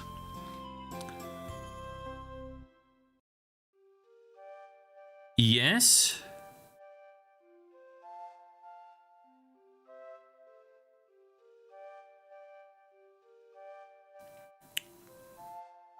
We can check if we can write the alive enemy. I think I did that, but it didn't work.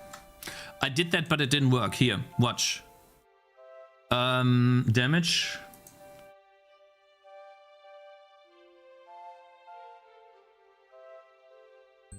We are counting the enemy alive and right back. Yeah, no, it doesn't work.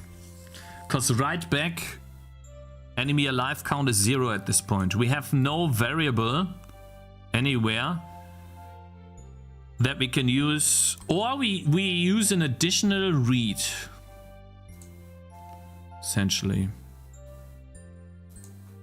Maybe we can.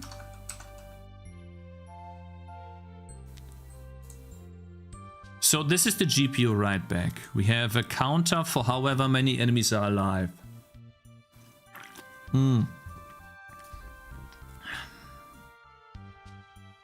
It's an atomic. And then maybe we could do enemy alive.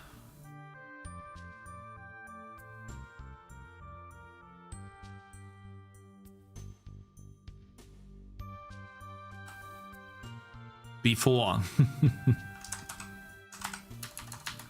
Now, hold up. Enemy alive now. So basically we are computing how many enemies alive are now and how many enemies alive before, I guess. Which is a U32, and I'm pretty sure that we need some padding here. Let's see. Then we need these 2 on the CPU as well.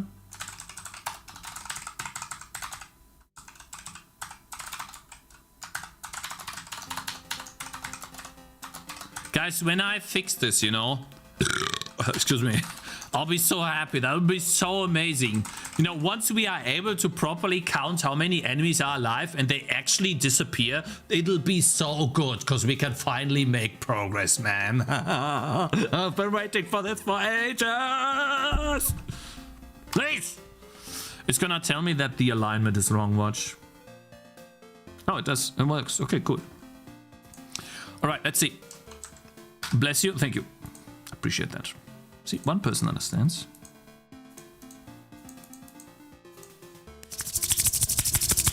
Come on! Please! If we see no flickering, we win. Shit, they still flicker! Oh, man! Why are they flickering? Oh, of course. Oh, hold up. I'm not even done.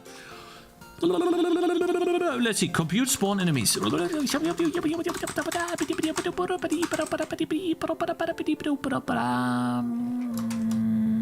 Instance count. Enemy draw buffer instance count. I see. Write back dot enemy alive count before is enemy alive count. Oh, yes. And then in the compute enemies, if index is greater or equals, then write back dot enemy alive count before. Return, please.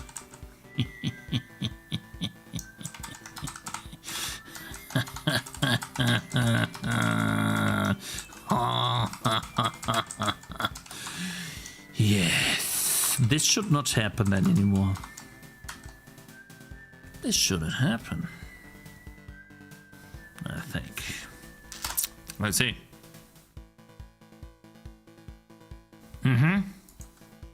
You guys ready? You think this is gonna work? Uh-oh. There's no enemy spawning. Shit.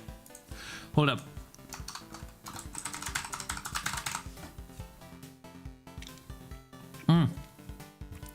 I see.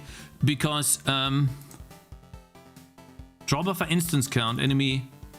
Shouldn't it draw the instance count plus the enemy spawn count? Yeah, that's the, hold up, instance count? Yeah. No, wait. Yes. Yeah.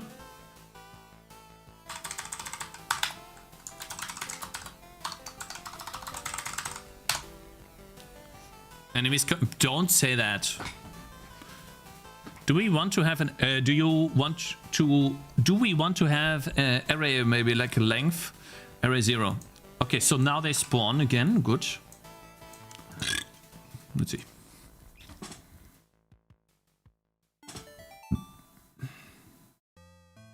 Where's this guy coming from? Oh, he disappeared. Let's spawn a lot more.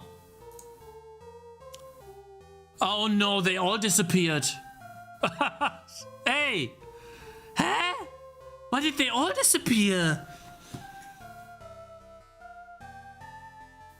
Oh man.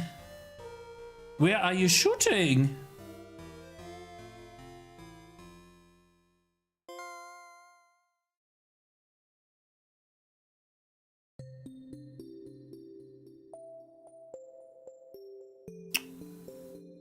Chain lighting, yeah. It's like the towers are still shooting somewhere.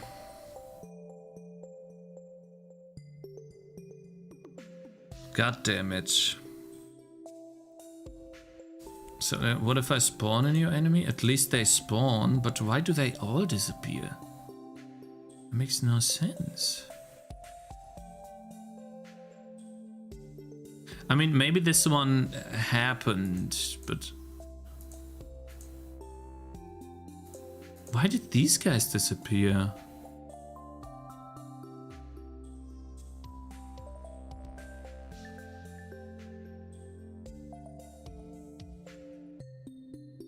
That looks somewhat correct. Now all of these should shoot here.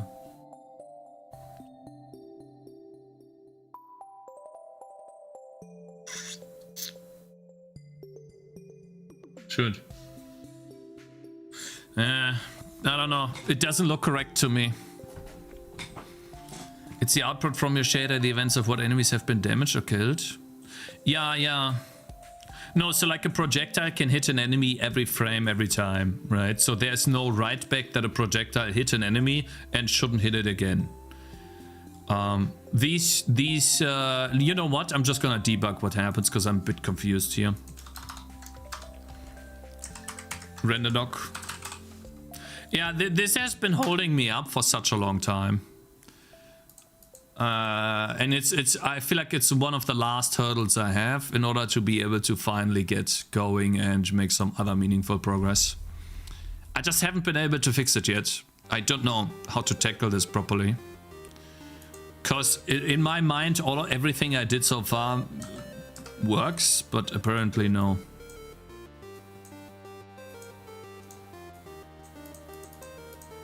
Alright, let's see. Let's gather one screenshot so far. Yeah. Why did they just disappear? That shouldn't happen. Because I'm counting how many enemies are alive. Why would they disappear? I really don't understand like this ping pong between the two buffers, and that's making it difficult for me to follow, I think.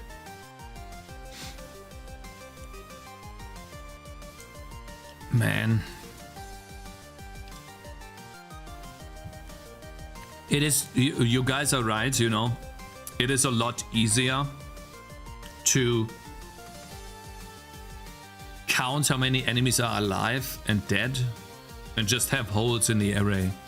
But I would like to have it be a little bit more efficient if possible. If I can't get it to work, then I'll just deal with holes for now. And we'll see, you know. I made two, yeah, let's see. So what's happening here? It seemed to have killed all enemies here. We can look at the pipeline state in the compute shader. Let's just look at the enemies. Yeah, so this guy has 100 HP. This guy has 100 HP. This one's 55, 55, 100, and 55. This one's the only one that's dead.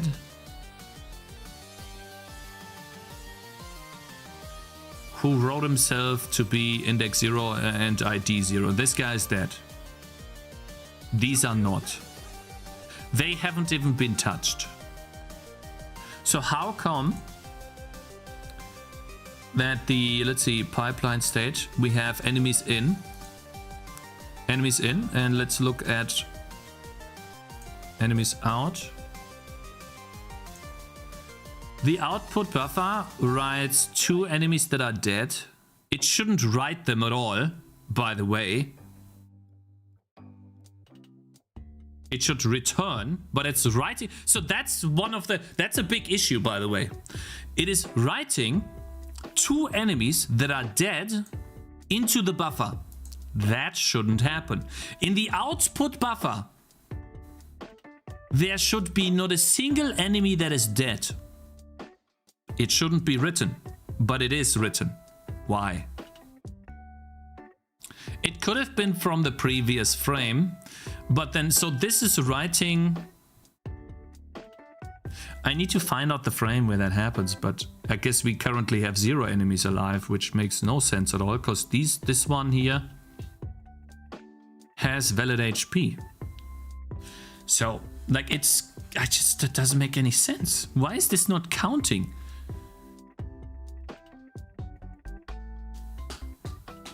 I don't get it.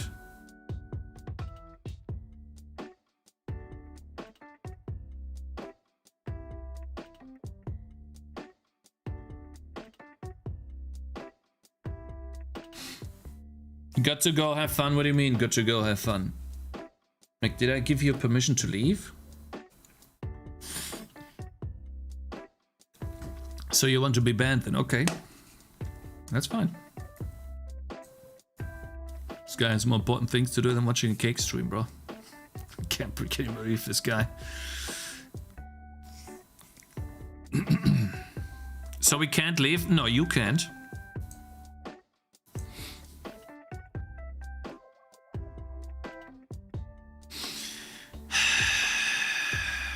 The problem is that it's counting enemies wrong here. Oh, actually, after this dispatch, wait, enemies alive is 0. We spawn 5, then it's 5.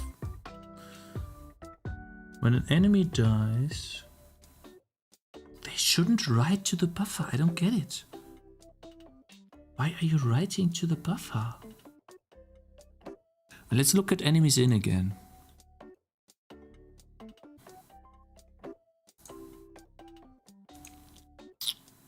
Why is minus 35 at the beginning? It makes no sense. Hey?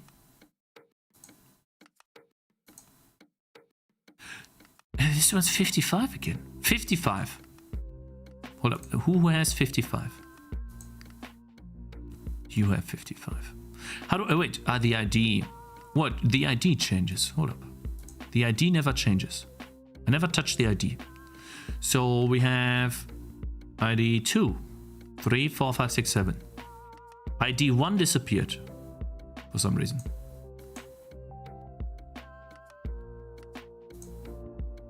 Two, 3, 0, 0. 0. Why are you writing yourself? Wait, they write themselves into the previous one. Should they do that? I feel like they shouldn't do it. Maybe that's the issue. Hold up.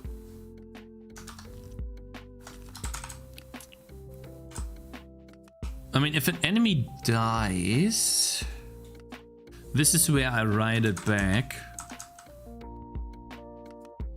What if I don't write back? How does that behave then? Does it have something to do with the equals ID and WebGSL that discards? Is the... Oh shit, hold up. Is the ID an ID inside the array? What if the last enemy dies? All of the other enemies get yeeted? No, might be a misunderstanding heavily.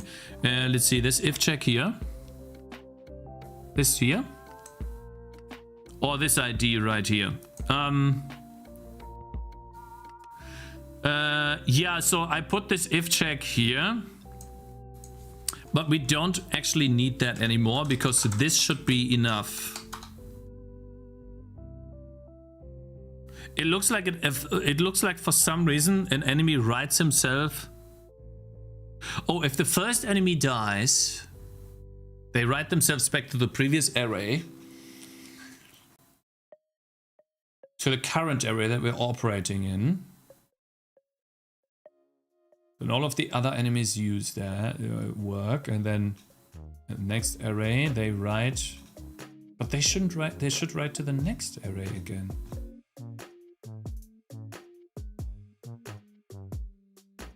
It makes no sense. I really don't understand. No, but okay, let's do this now.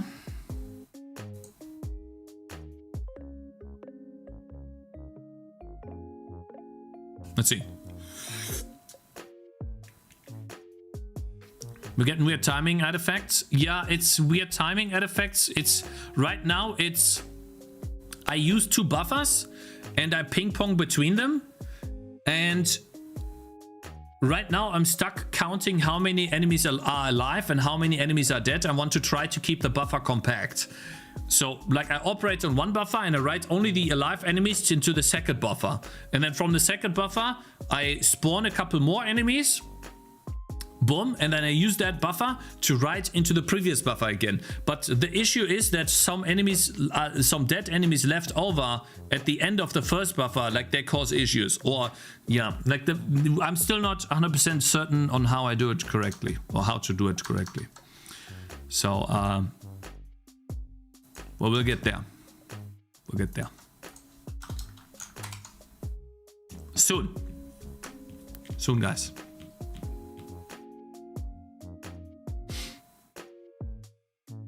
Once we have it running, we can make insanely fast progress.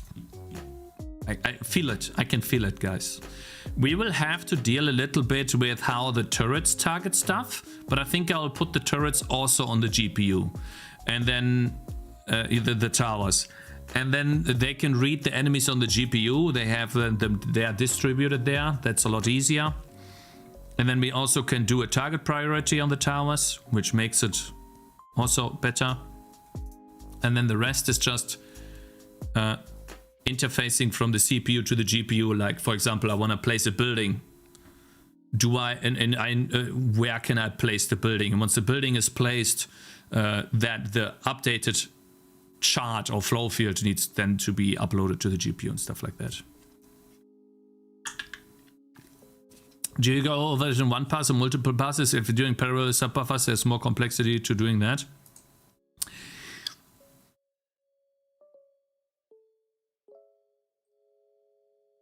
I don't know. No clue. We'll see.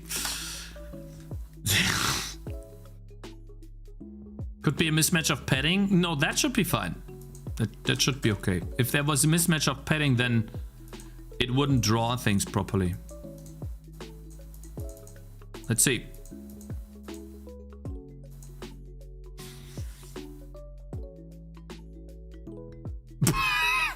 Why do they all instantly disappear, man? That makes no sense. Guys, you don't all die.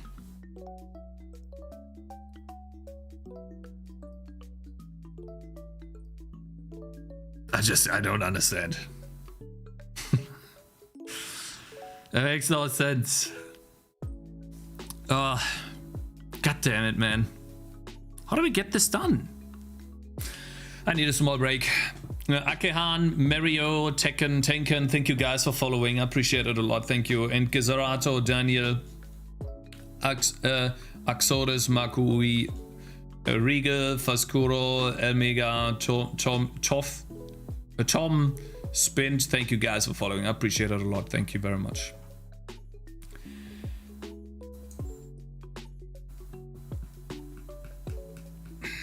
Why are they all disappearing? One? At least you know what the good thing is, guys. The towers don't shoot anymore when there's no more enemies around. That's good.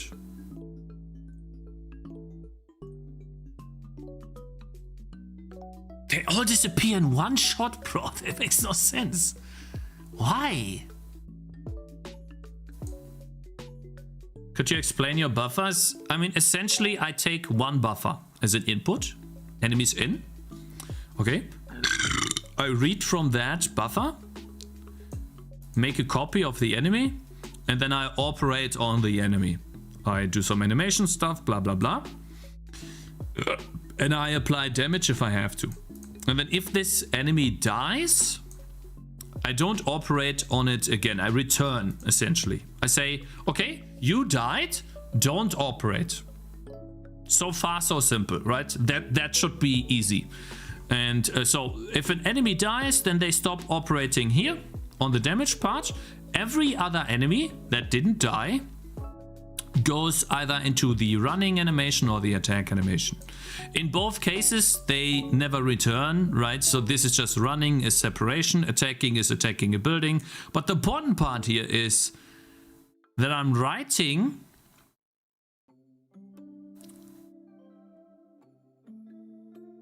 oh, I think that's the issue.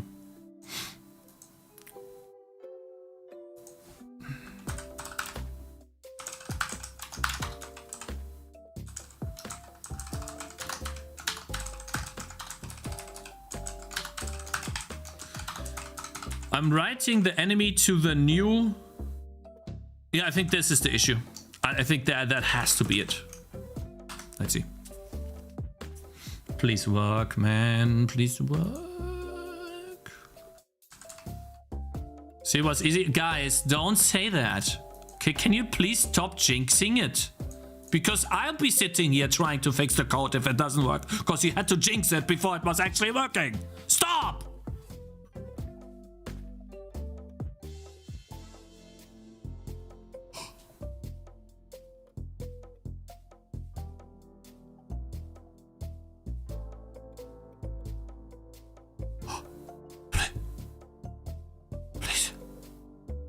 Hold up.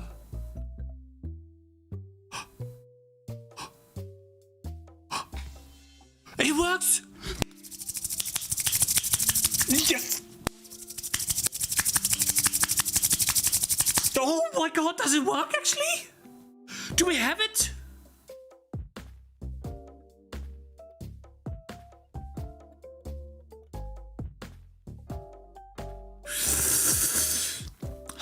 Master, the calculations Guys, I think we got are it. The tower's not shooting because there's no the enemy powers alive. of your brain are overwhelming. Oh man. And you know, we can now put the towers on the GPU. Well, not today, but tomorrow. We can put the towers on the GPU so they can perfectly predict the movement of the enemy even. and target the correct enemy. And it's gonna be efficient because it's on the GPU. What is this game gonna be? It's gonna be a massive defense game, bro. It's gonna be a lot of enemies. I need to zoom out a bit more. Yeah, right now I'm moving really slowly because I slowed down the game to test out the collision. Oh, I will take partial credit. Thank you very much. Thank you so much. Oh, we got a keyboard warrior, man. Why are people so stupid, bro? Just because it's on the GPU doesn't mean it's efficient. Kick W.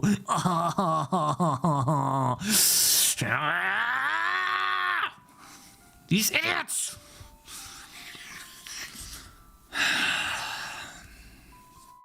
Somebody ban this guy, please.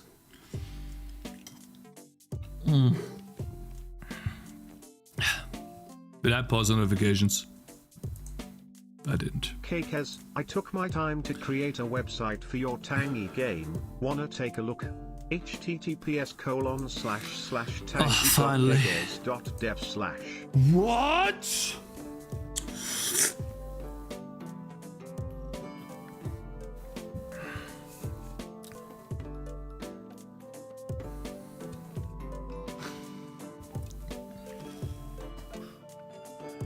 You are wrong. Yes. You are wrong. You're so lucky that you're paid to win, bro. That's true. You don't get paid if you won't get banned if you pay to win, true. Yeah. Nice. We finally got it. Okay, so now we need to store. So we can either store it on the enemy or the damaging area. What is more efficient? I think it's more efficient to store it on the damaging area, because we're going to have a lot less damaging areas than enemies. The problem is we can't do this infinitely. So I'll show you. What happens right now is that if an arrow overlaps. By the way, why are my towers not shooting? They should shoot immediately. If a damaging area overlaps, they hit the enemy every single frame. So that shouldn't be the case. They should be hit one time, and then the projectile should just ignore the enemy.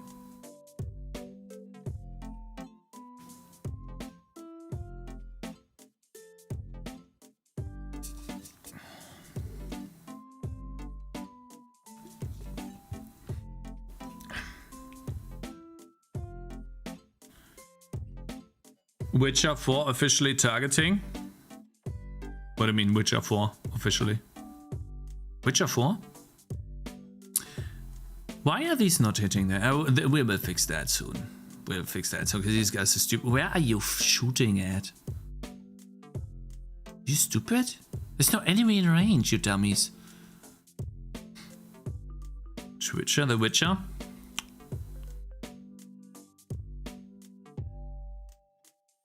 To watch opening night. What is this?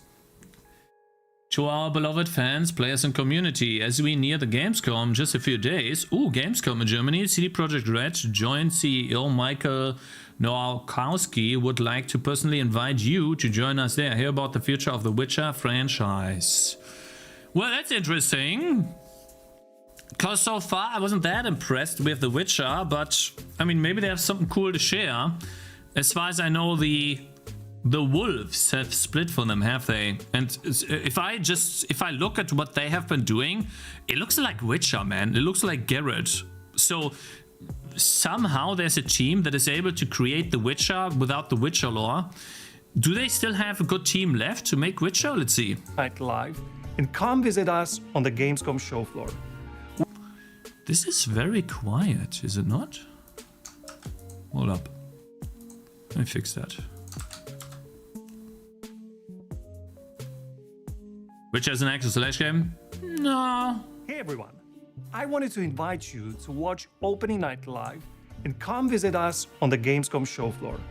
We're going big this year with something very special.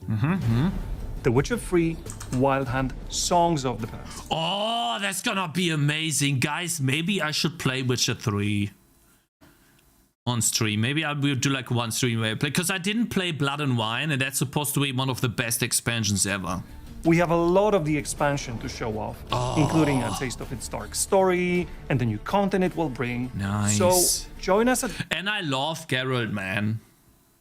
I love Geralt. Gamescom if you can, where we have a huge booth in Hall 8 and a team ready to show off the first full look at Songs of the Past. Nice. And make sure to tune into special red streams when they go live each and every day. Okay, now you blue ball us with some good content, right? Come on, show us some gameplay footage. We might even have a surprise or two to share. Come on. Of course, there is much more happening in the world of The Witcher. Our team here at CD Projekt Red HQ is hard at work on a brand new saga. Wait, they blurred the screens, guys. That is Visual Studio Code. That is Visual, guys. See, they use Visual Studio Code too. At work on a. You see the colors? That's exactly the same colors as Visual Studio Code. Tell me I'm wrong. Tell me I'm wrong. Look, it's the same colors. You see that? You see that blue tint and green? That is Visual Studio Code. One with Siri at the helm. We have more than 500 incredibly talented developers working to create something truly special for you. Bro, it's a theme. Yeah, but these guys focus on making the game, not choosing the theme of the editor they're using for 10 years without actually coding something. I know you guys out there. You choosing your theme is like a second job to you. The Witcher 4 features a huge and immersive open world, intense and action-packed game. Yeah, but it's made in Unreal Engine, so you better remove the stupid Lumen stuff and make your own. So it looks good. Please. And a deep, impactful story that we hope will stay with you for a long time. Hopefully. Simply put, this is our biggest, boldest, and most ambitious game to date.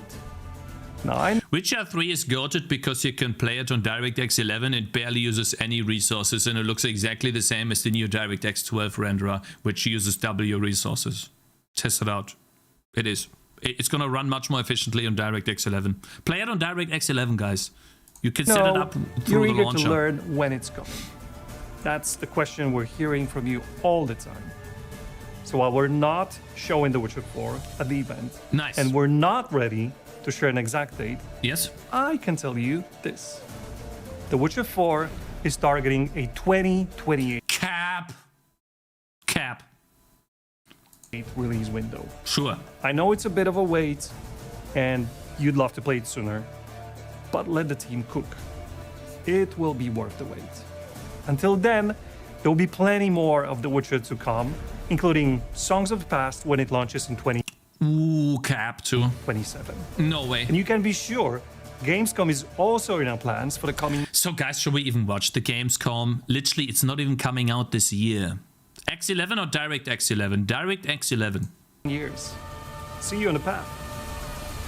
DirectX 11. Don't believe me? Watch. I'll show you. I don't want to leak any DMs with AQ, but I'll show you. Watch. Need to scroll up a bit. I tested this the other day because I was so blown away by how efficient Witcher 3 ran on my machine at home, which is by this point 11 years old. I was able to play Witcher 3 at 60 FPS comfortably, and I even stream it on that machine. And then I couldn't run the latest Gothic remake release, and I was testing why that is. And yeah, it's just Unreal Engine, which is unfortunately, yeah, okay. People get so triggered because I say Unreal Engine. It's the devs behind the game, Cakez. It's not Unreal Engine. Sure, okay, so it's the dev behind the games, but it's made in Unreal Engine, which makes it easy to make these graphics effects, okay, buddy? Calm down. So anyways, I was playing Witcher 3, and there's a DirectX 12 version, and a, let's see, DirectX 11 version.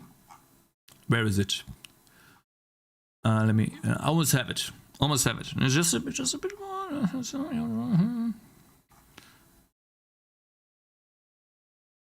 There we go. What is it? Is it this? Yeah. 39. Here we go. Copy image. I'll give you a proper comparison here. So compare. Image compare tool. So that's the first image.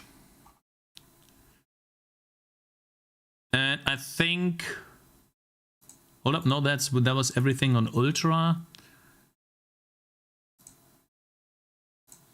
Well, hold up. Almost have it.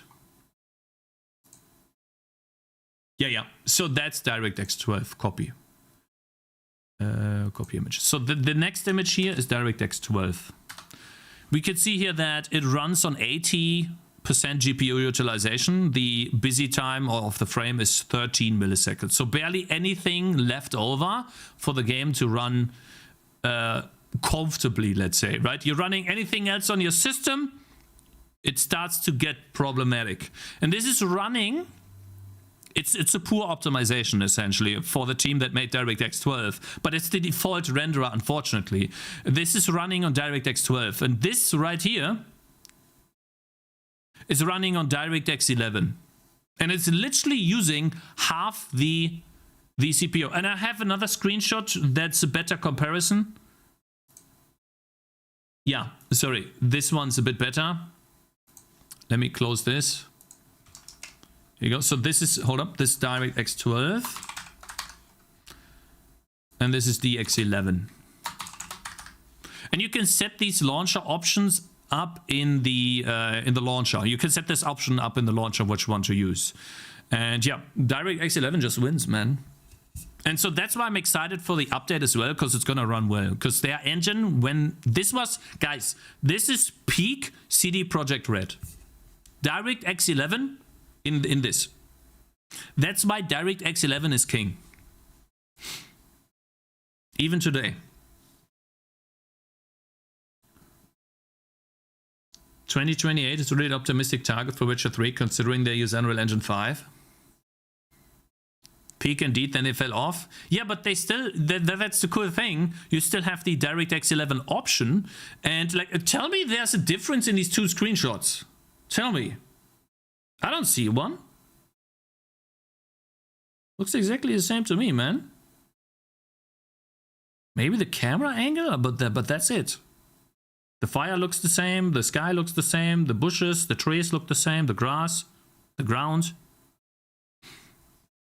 They won't do it in DirectX 11. Bro, it's an engine option. They are adding content. It's a DLC. It's an engine option. When you launch Witcher 3, you can set it to DirectX 11, including the DLC. The DLC has nothing to do with the renderer. You don't have ray tracing? Yeah, but do you see a difference? You don't have ray tracing? Yeah, ray tracing might be enabled here. Do you see a difference? But it's not enabled? How do you know if it's not enabled?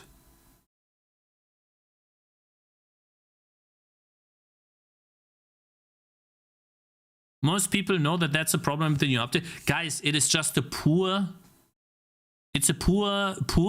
shipped update. Exactly. Read what AQ does and do that, okay? It is just a poorly done update. That's it. That's it. Open your eyes, Cakez. They are open. Wide awake. Listen, guys.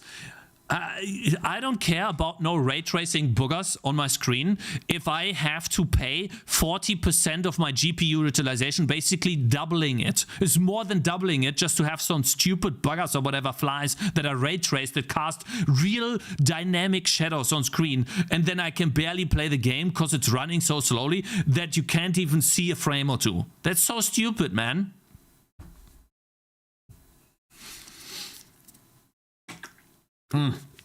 Anyways, let's move on, guys. DirectX 11 is king. DirectX 11 is the best. Let's move on.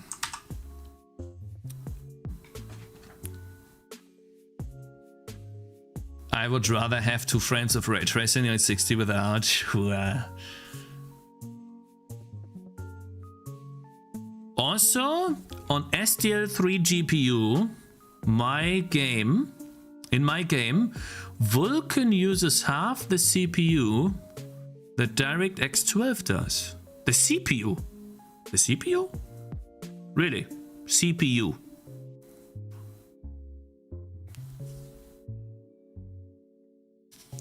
CryEngine uses software ray tracing with compute. It still produces nice results. Anyways, guys, all I'm saying is that for an average person, DirectX 11, guys, we're talking an average gamer that is not showered in money, okay? Think about your time, back to your times when you were like a teenager, or you just came off school, you went into university, you barely had enough money. Shut up. You barely had enough money to buy yourself a PC, let alone a very powerful PC. And you're telling me that you can run all of these crazy good games on that machine? No, you can't. So that's why for you, but DirectX 11 is the best option. I'm still broke, brother, man. Yeah, I like it is.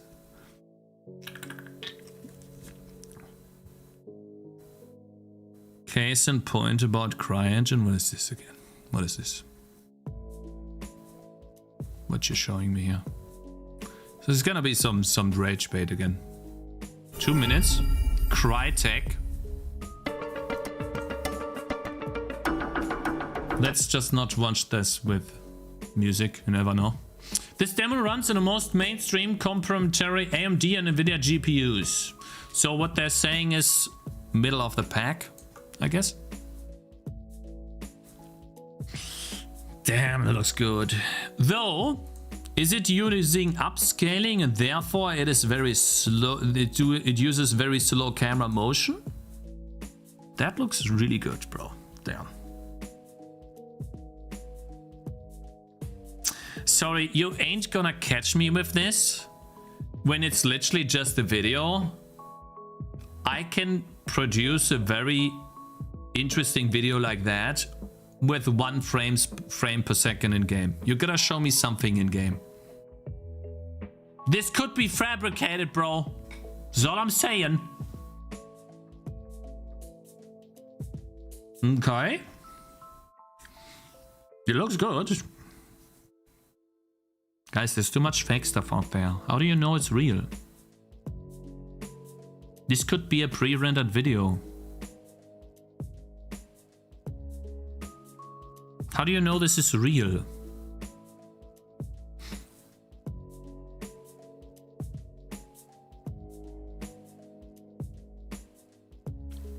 Yeah, it looks amazing. Is there anything more to it? Or is it just flying everywhere? Let's see. Okay, buddy. Yeah, okay. Like, that's like every single sand grain. Okay, okay. Guys, it looks amazing. Not gonna lie. But how's it performing? Right, that's the point. And this is where it ends. The CryEngine ray tracing feature is both API and hardware agnostic and runs on most mainstream contemporary AMD and NVIDIA GPUs. The demo was rendered on an AMD VGA 56 GPU. Aha.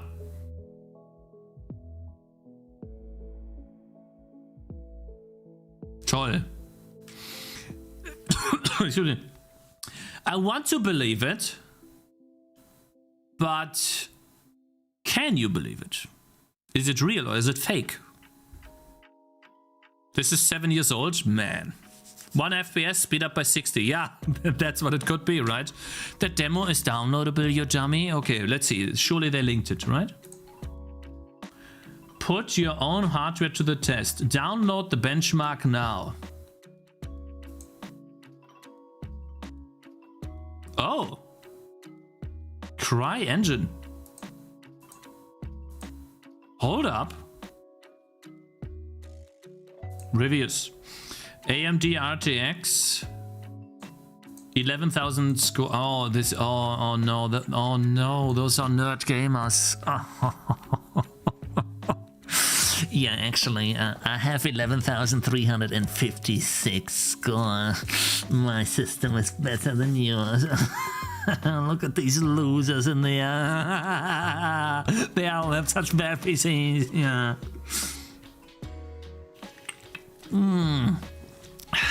God damn. All of those nuts. Damn. I would like to see more benchmarks. This one doesn't fully load on my RTX. Uh-oh. What do you mean it doesn't fully load? Oh, it doesn't put full load. Oh my god, this guy's flexing. I was like, huh? This doesn't put full load on my RTX 4060. I need more. What is this? Just some 10% usage? Did you know that I have an RTX 4090? Yeah, that's me. Posted 2023. So this is probably when the graphics card came out, didn't it? Typical Nvidia chill, yeah. True. Damn. Okay. Yeah. And how do I get this download or something?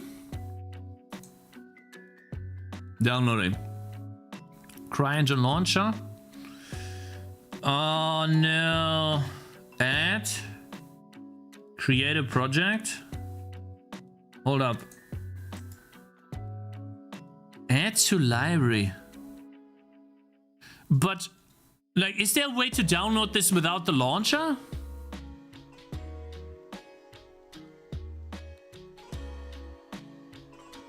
Yeah.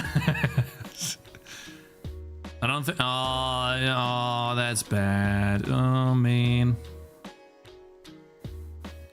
What if I click this? Oh, of course. Okay, guys, I'll set this up off stream. Okay, keep it open, okay? CryEngine. I'll do the benchmark. And then I write a nasty comment on how much score I have. Should I cheat on the numbers, guys? Let's just write that down. Here we go. CryEngine benchmark.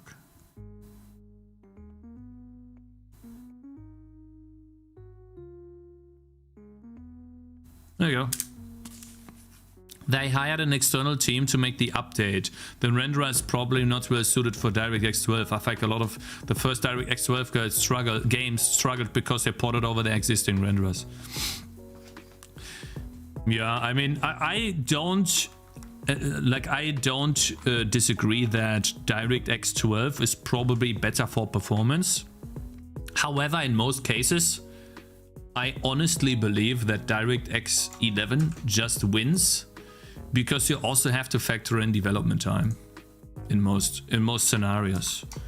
And in order to change something, it is just so much faster if you can move around a couple of lines of code, see the change immediately, than have to spend like 20-30 minutes setting up something. That alone makes DirectX, in my opinion, just far superior than everything else. I don't know why these guys are shooting up here. There is an enemy here, so they probably try to target it. But that'll be fixed once the towers are on the GPU. The next thing we have to learn or figure out is where do we store which enemies have been hit by a projectile, so we don't hit the same enemy twice with the same projectile. And I think that's a question, right? If I want a projectile to have infinite pierce, how do I store that, man?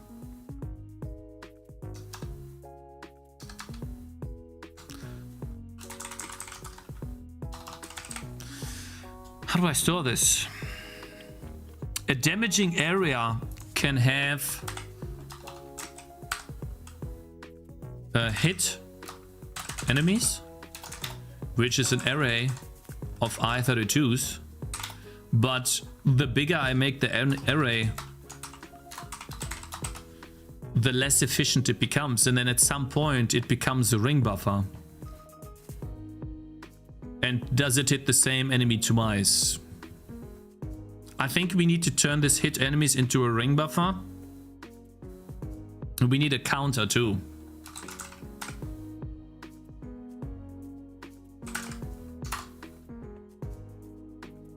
Well, a counter, I mean, we could always iterate over 100.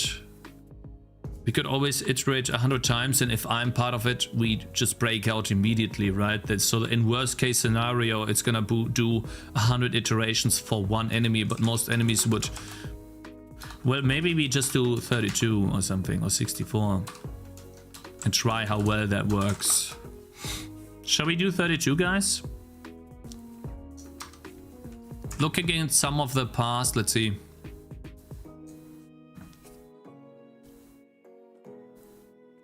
Why did you say AI is dumb? You need to go back. You need to go back in the vault a bit to understand, but it's basically that some people that don't really know what they're doing can code the same way as others, at least to a prototype stage. Did you see the juice in my game? I've posted in Showcase in your Discord. I'll look at Showcase tomorrow again. Okay, I'll look at... yeah, tomorrow would be... Let me see. Yeah, tomorrow I have time for Showcase. We'll do Showcase tomorrow.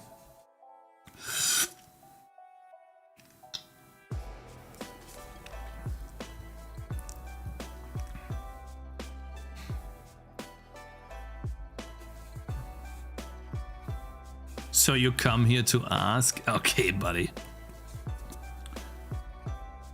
Oh, Dawnwalker. Yeah, we could look at the Dawnwalker in a sec. I just wanna quickly look at how the enemies... Yeah, I wanted to look here.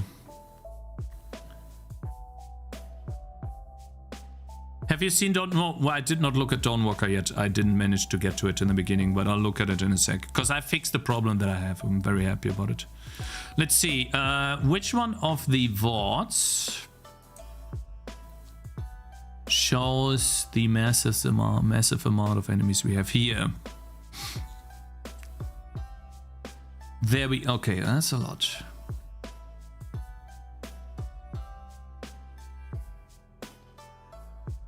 This one. I think I did this one. What about storing the hits? What up?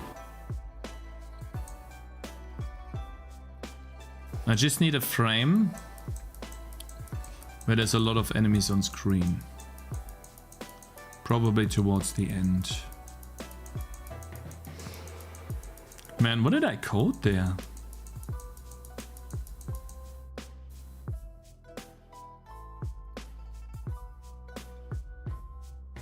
Oh, this is where I see that I was trying to make enemies take damage. Alright, so apparently nothing here. Great. That sucks. That's not enough, so let's go one back.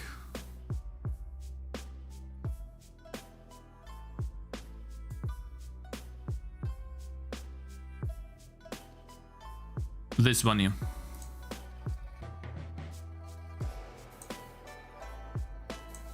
Guys, I love YouTube, you know. Streaming to YouTube is so awesome. I love this. There's like videos and you can always go, what did I do? Like, it's so awesome, man. And it stays there forever, bro. I have literally saved live streams from 3 years ago or something. It's so cool. There we go. Let's see. Make it big. So how...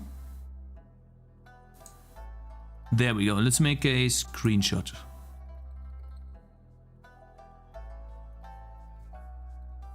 I'm trying to figure out realistically. There you go. That's what I wanted. Why did you have a blue eye? That was from football. I see. So downloads, screenshots. Here we go. This one. I'm trying to measure realistically, guys. How many enemies are overlapping in a circle like this?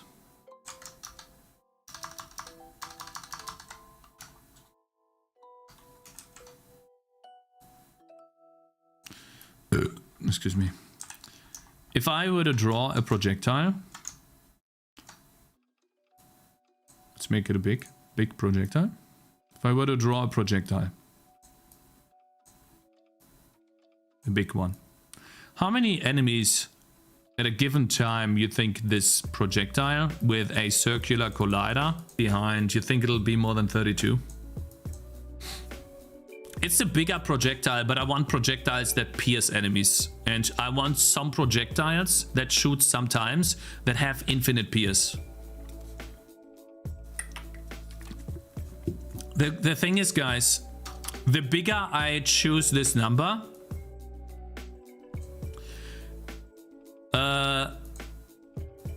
the bigger I choose this number, the what is it called?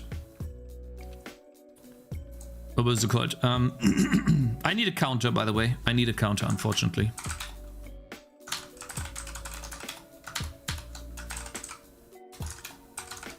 I need that. This would be the index where I write the next ID to. So that would be the ring buffer index. Okay. If I do more than 32, then it can become quite expensive to loop over each damaging area, because each enemy needs to check, have I already been hit by this damaging area, right?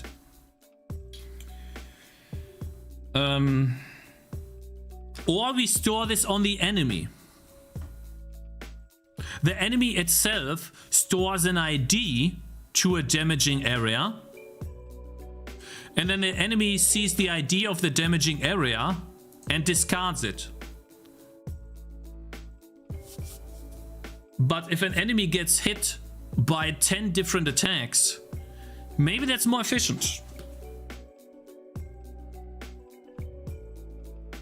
Because then for each enemy, I only have to do 10 checks, but I need to store more data on the enemy, meaning it takes a lot more time to load an enemy into the cache. And unfortunately, on the GPU, the difference between a lot of data and little data is very, very fast. You notice that very fast when you're talking about, you know, operating on a lot of enemies.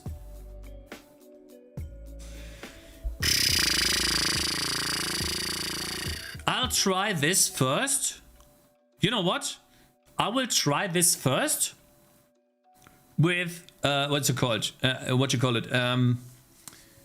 Damn, oh man. The damaging area can't really have a ring buffer index because I spawn at every frame. Oh, I need to think about that. One sec, guys. I need to go to the bathroom. Give me a sec.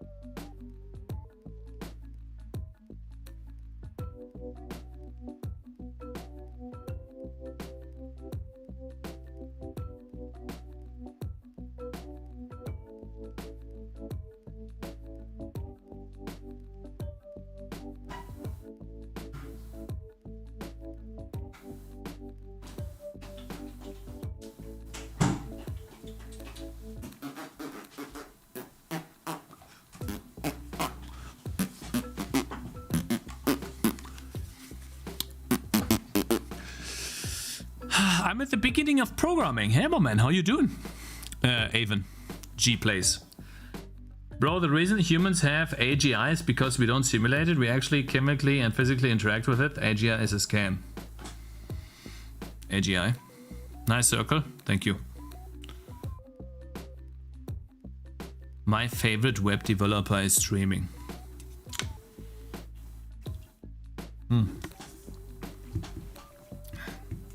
I'll put the IDs can't really put the IDs into the damaging areas, guys. Fuck. But I can make the IDs a pack. Do I have more than 256 damaging areas every frame? That's a question. Let me think. Guys, do you think we will have more than 256? Yeah, we will. I think we will. So we can package each damaging area ID into 16 bits. That gives us 16,000 projectiles at the same time. So we can have a damaging area ID counter of, but they always need to have the same ID, huh? So each projectile that spawns will also get an ID from what you call it? We'll also get an ID. What you call it?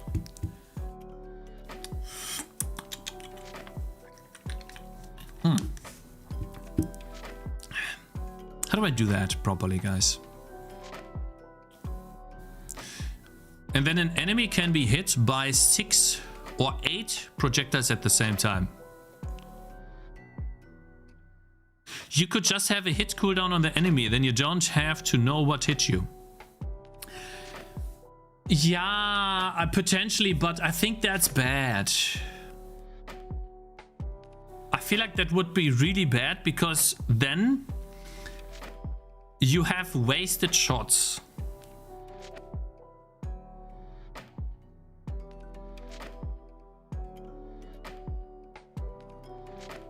I feel like that's not the play. I come from PHP? Yeah, I come from PHP. Actually wrote a PHP script a couple of days ago to extract some data from a database.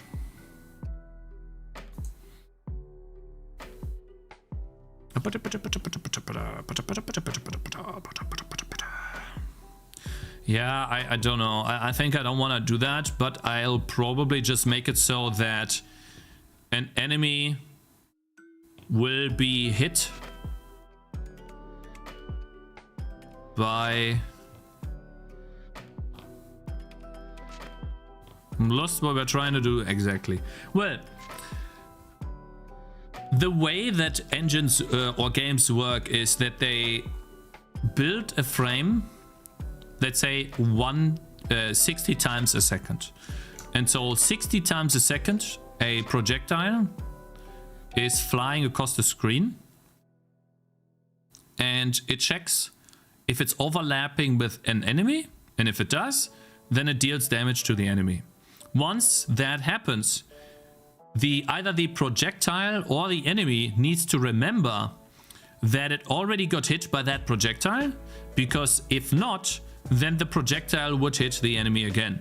And since the game, let's say, is running at 60 frames per second, if we don't do that, then the same projectile can hit the same enemy 60 times in 1 second, dealing basically infinite damage, which is a bug. So in order to remember that we already got hit, we can either store that information on the projectile itself or on the enemy itself. So either the enemy stores the projectile's unique identifier, some ID, or the projectile stores the enemy's unique identifier. And now it becomes a question of, okay, I can just put an array of hit enemies onto the projectile, and then we loop over this array on the enemy, and if the enemy finds its ID, then the enemy says, oh, I've already been hit by this. The problem is that this area gets reset every frame by the way I do the engine. Meaning that I essentially forget about this every frame. So the only real way for me to do this is to actually put it on the enemy, guys. I kind of have to put it on the enemy. use a mask on the projectile and apply the damage as a request from the project to the enemies. It's bad for very slow projectiles hitting multiple times the same enemy and many fast firing towers not hitting enough. I think I saw you in real life. Really, you did? How? I barely move out the house, bro. Why not just divide the arrow damage by delta time? Because an arrow is supposed to deal damage in one hit. Then the enemy gets pushed back, they blink white, and that's it. You're supposed to have... It needs to feel impactful. If you just have it happen like this, then it's just a dot. It's bad, it's really bad. And it wouldn't be accurate at all. Slower projectiles... Yeah. Like AQ already explained it. Do you already have a spatial structure for enemies? Otherwise, the projectile times enemy is gonna explode your GPU. Yeah, I do. Enemies will only check projectiles that are inside their own chunk, right? So that will be the next thing where I chunk up the projectiles as well, or the damaging areas.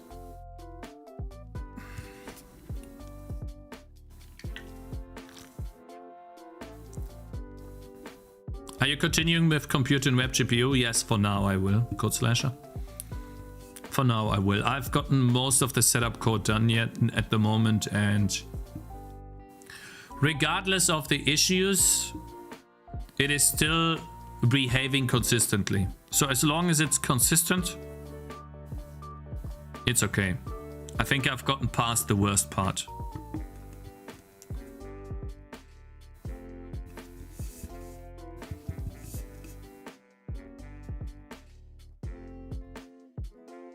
A third thing that collects the collision paths per frame, leaving the enemies lighter. If I have a collision... If I have a collision array, let's say, then each enemy still has to loop over this collision array. That wouldn't make it lighter. I still have to load that data on into the cache on the GPU. And that would even be more data, because now each enemy needs to always look at this entire giant other array, which includes all enemies. I don't think that's the play. I could store the last 10 things that hit an enemy, yes.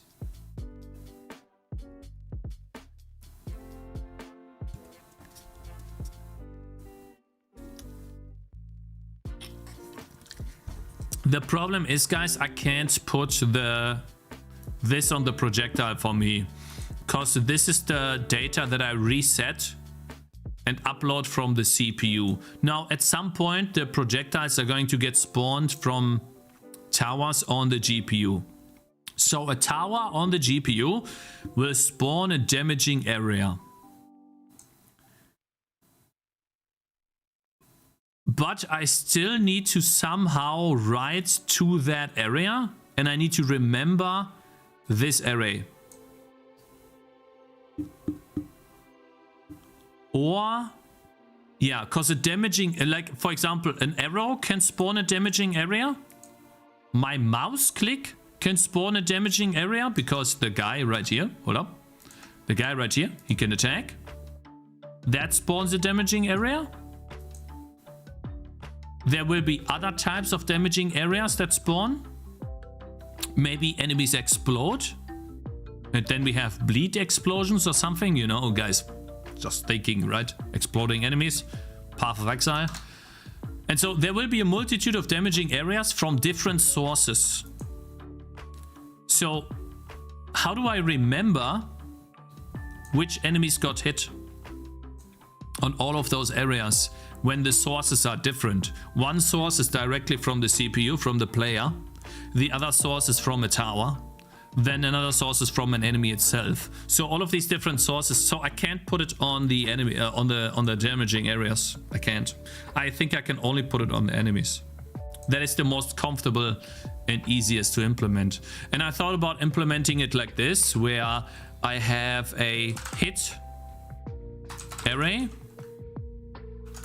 which is an array of I-32s, and then we have 4. And then that is basically 4 times 16 bits. Hold up. This is 8 times 16 bits. So 8 last hits. But in order to actually do that, I also need a hit array index, which is unfortunately an I-32, or we package this a bit better. By the way, this is 4, 8, so this is not 8, this is 4 times 4 is 16 actually. And then this is 4. So well, I would have to optimize the enemy a bit to make these fit a bit better. But yeah. No, I know that this is 32 bits. But I'm going to store the ID in the lower and upper part. So I take... Basically what I would do for the enemy is I have this array of 4 slots. Let's just do it like this. Let's see. 1, 2, 3, 4. And then I chunk each, like this is 32. I split this up and I store the first part here. And the second part here. And then the third part here. Basically, I would slice it up. If that makes sense.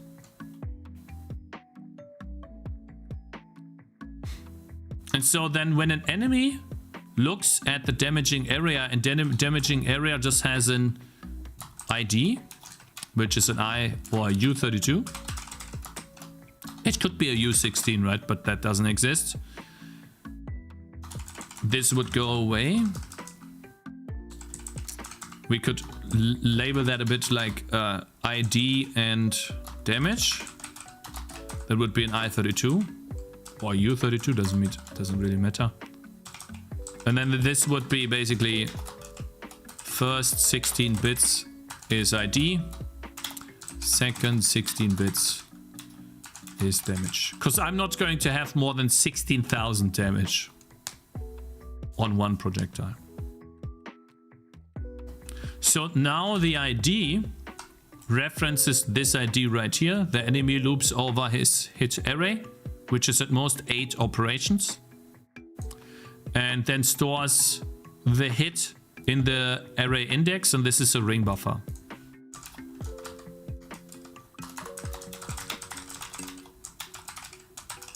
That's the idea.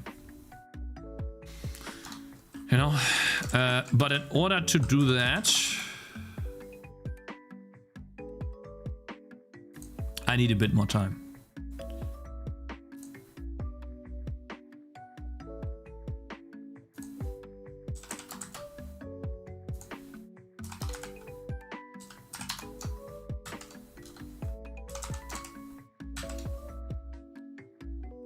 Let's not cause any issues for now. That's what I could do, you know?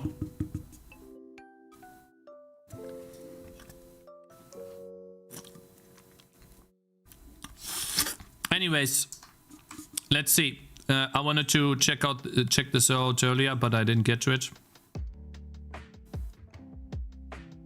One sec.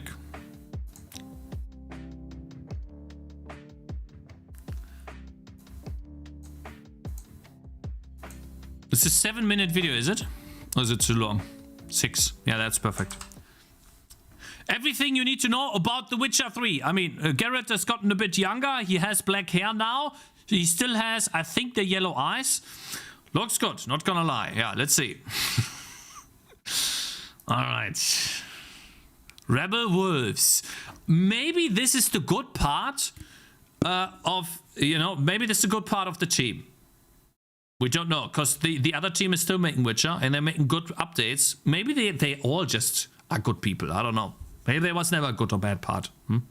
That's Geralt? Yeah, it is. The Blood of Dawnwalker is a dark fantasy open... Damn, did they make their own engine or is it Unreal Engine 2 as well? Or is it Unreal Engine, as well? Unreal Engine 5? World action RPG set in 14th century Europe. The first installment of our saga takes place in Vale Sangora, a secluded region somewhere in the Carpathian Mountains. God, that looks nice. When the plague decimated the population and the human rulers proved too weak to control the situation, a powerful vampire, Brensis, stepped out of the shadows and conquered the valley. Now, it's time for you. Now it's time for Geralt to clean it up. Where's his silver sword? He doesn't have a silver sword yet because he's low level. Just wait. You start with a steel and then you go to silver. Just wait. To be a part of this story. Welcome to the world of Dawnwalker. Brensis is an oppressive ruler. He uses his own blood to heal the people of Vale Sangora, but in turn demands... Time to decide. This is sick. Remain silent. We are such... Wait. We are such as our nature, hence we need a shepherd. Okay. Absolute obedience. He can't... Wait, does he have the same scar as Geralt? Doesn't Geralt have the same scar? Wait, isn't it... Hold up.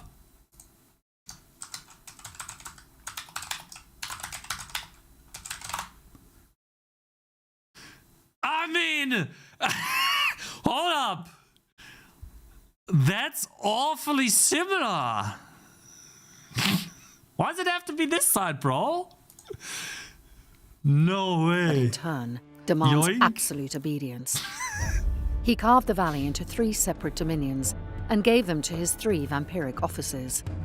Ambrose is the youngest and the one with most to prove. Yikes. His main responsibility is stockpiling blood and managing the draining dungeons. That looks nice, though. Bakir knows that what folk need in their lives is a bit of respite from their hardships. Are these all vampires, by the way? Is this guy a he looks like a vampire. He has claws and stuff. I suppose he is. Need in their lives is a bit of respite from their hardships. That is why he is in charge of alcohol distilling and distribution. Still, he's not above using his inborn brutality to subjugate the population. Man, I hate how good this looks, because you know if they make it any worse, they will 100% give you something that looks way worse. It looks too good. There's no way this roof is gonna look that detailed in a release game. Absolutely not. Looks nice. Do not be fooled, Pigeon. Stop saying it. CEO says he hates blur in Gothic. In games. Fuck Gothic. Where? You're lying. Where? Show that to me. Xanthi is the one who creates the Blood Guards, the elite soldiers of the vampiric regime. Staying away from the limelight, damn, that looks nice. She is a source of many rumors about Do not be fooled, guys. Do not be fooled by the looks. Rituals Look away. and mysterious disappearances.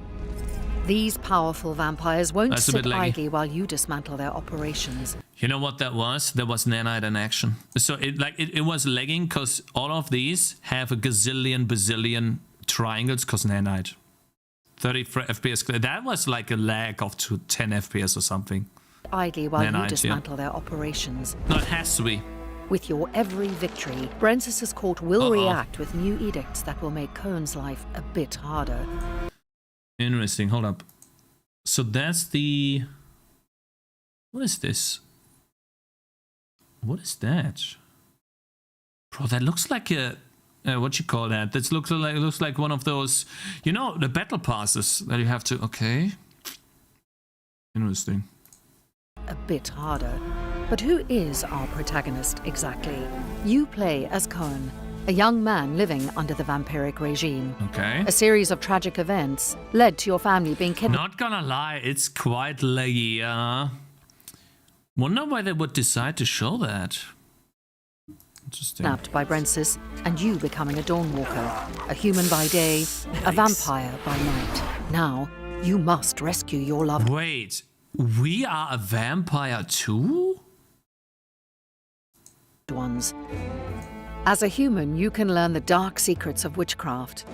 This will hurt. Use your own blood to cast hexes that enable you to speak with the dead. I can't! For God's sake, I can't! Move faster, brave the astral plane, and bring pain to your enemies.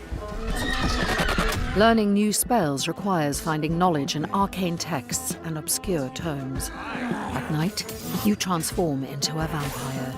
You use claws and fangs to kill your opponents. You can climb walls or cross distances within a blink of an eye. You might even transform yourself into a swift wolf. Hey, that doesn't look too blurry at all.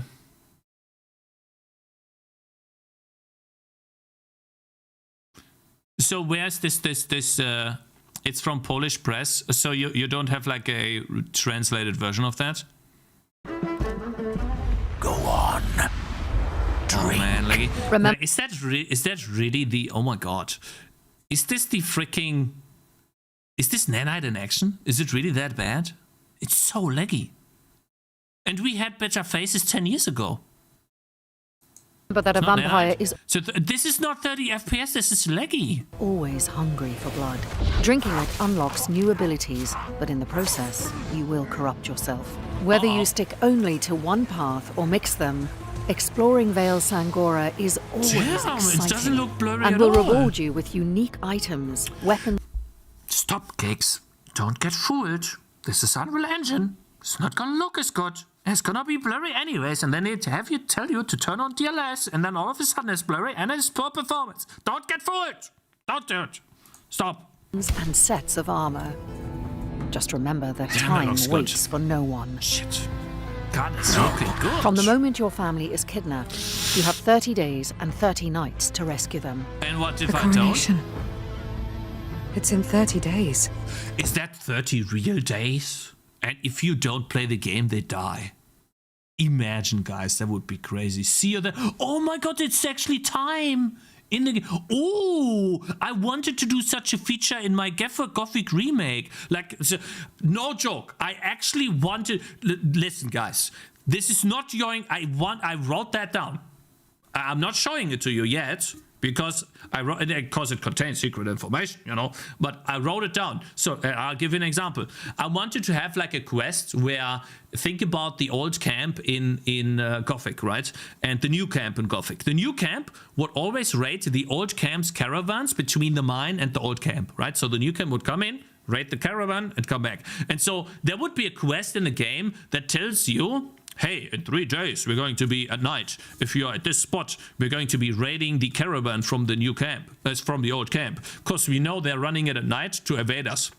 And so they would literally physically walk in 3 days at night to that location and then do the ambush while you are out there anywhere in the world. And you can either be there or not. That's what I wanted to do. No joke. No, honestly. I think that would be awesome.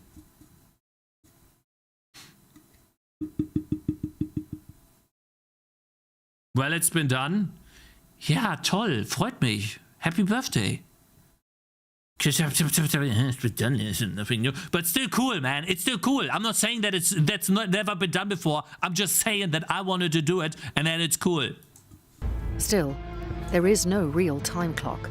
Instead, you will be able to use the time as a resource to be spent on the game elements you want to use to craft your story. Huh? Wait, so I can stay awake and do quests all day, but at night the time doesn't advance, but if I sit down and train abilities, that's when time passes? Quests take time as well. So if I just stand in the world and I go AFK, make a coffee for 5 days, then 5 days pass in the game or something like that. Like 5 days, I mean, time is currency. Okay. The time passes when you finish a quest or an activity. Maybe I should just wait and watch the video and stop pausing. Or when you learn new abilities. However, don't worry. So if I finish a quest, but I could literally stand in the world for 10 days and not a single day passed. That makes sense. If you stand still in Terraria, in Stardew Valley, guys, time doesn't pass as well. You can literally stand at 1 AM in the morning, and it will be 1 AM in the morning if you return to your PC in 5 days. That's just what it is. It's really cool. It's a cool that concept. upgrading your hero will ruin your chances for a satisfying ending. As time passes, different opportunities will arise or disappear forever. I'm sorry we were too late to save her. And even if you're not able to... You don't sound sorry, though. Much like Geralt, who doesn't have any feeling. I'm sorry, but I can't feel anything. ...to save your family in time, the game will not be over. Cohen's story will simply take a different turn. You have one clear goal, interesting, but man. There's no single linear way to complete it. Every activity and quest is optional and serves as a building block of your own crafted experience. That's a big The valley map, is a man. big place, open for exploration. You can look for opportunities to learn new She things looked like and Batman find in that allies. shot. Aye. Cool. Or you can even decide to storm Damn. Brensis's castle as soon as you are out of the prologue. It's However, not gonna look that good in the real game, guys. It's not gonna look that good when the game comes out, okay? So this is a PC directly from the universe, okay? With the rarest materials available to us, and it's a one-time purchase only, okay? So as soon as you are out of the keep that in prologue. mind. However, remember that defeating him as a freshly made Dawnwalker will be a feat worthy of legends.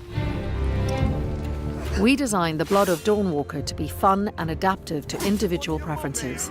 First of all, you can use Omni-Block and Omni-Attack. Your character chooses the directions of sword swings and blocks automatically. The only exception to this are unblockable attacks, ones that can be only dodged. For those who prefer a more tactical approach, we offer directional combat, which involves... I mean, so like they have to do this in games, right? Where so like this guy is just standing there waiting for you to deal with this guy. He should be stabbing you in the back. I know why they do this, because otherwise it's just too difficult. But I don't like that too much. I gotta be honest. It's not realistic. He's literally just waiting. You see how he's waiting, and then the other enemy's gone, and now he's attacking. I don't know how I feel about it. I get why they do it. I just don't like it too much. Involves observing your opponent's movements and reacting to them. Dog standing It's about there. It's finding... okay, can I go now? No, okay. Sit. Okay. I don't know. Sifu does it better. Sifu? Yeah.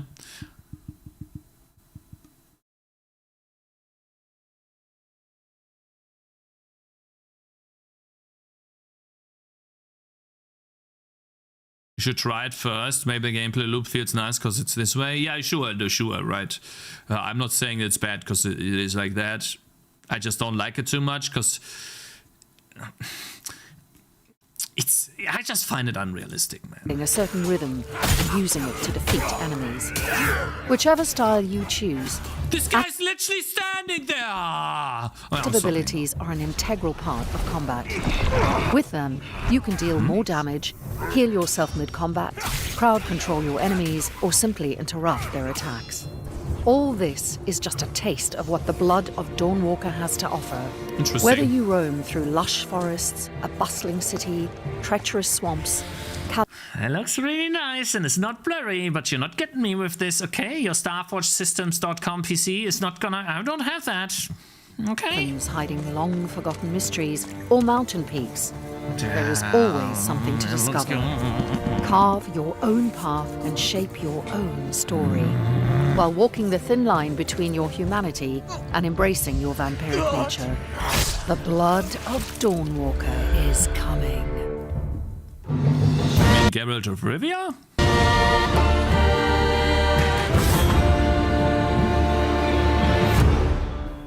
You can definitely see that on some of the effects, but it doesn't really matter. But you can definitely see in some of the effects that this was made by like a smaller studio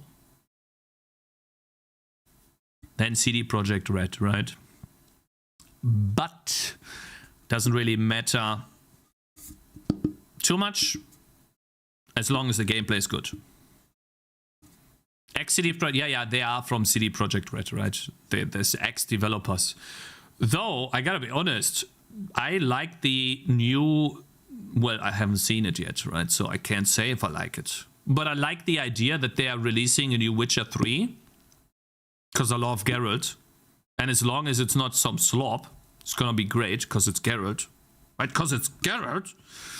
But I also see the resemblance of Geralt, and I like that a lot too. Like I don't have any bad taste in my mouth after watching this.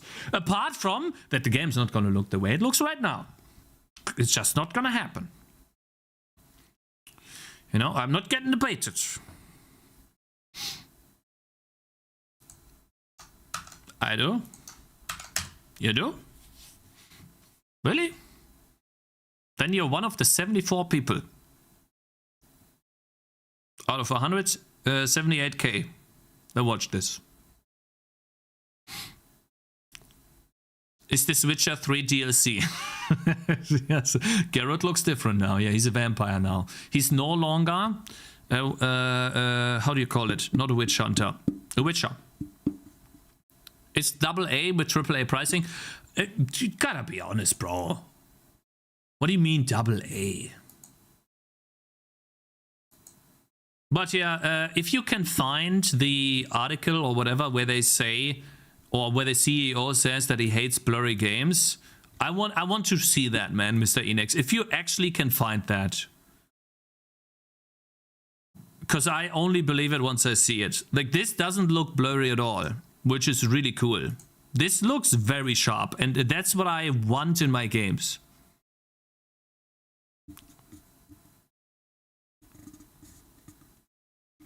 Bro, how many of you think that there will be a mod that replaces this guy with Geralt?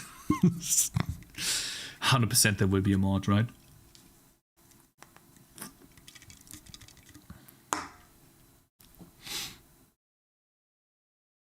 Cool.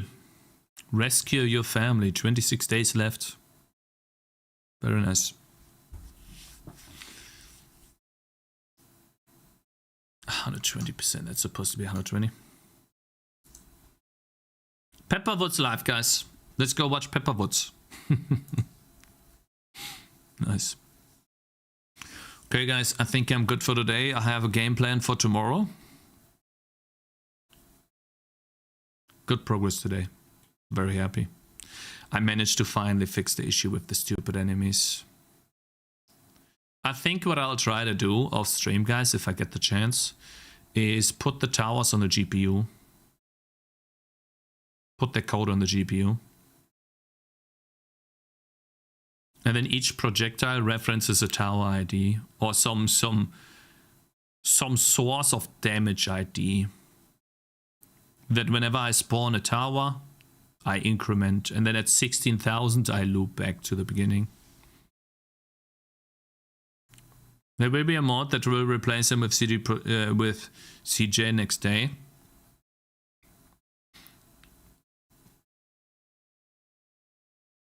Yeah, yeah, there's gonna be a mod that replaces Siri with Geralt. That would be funny, yeah. True.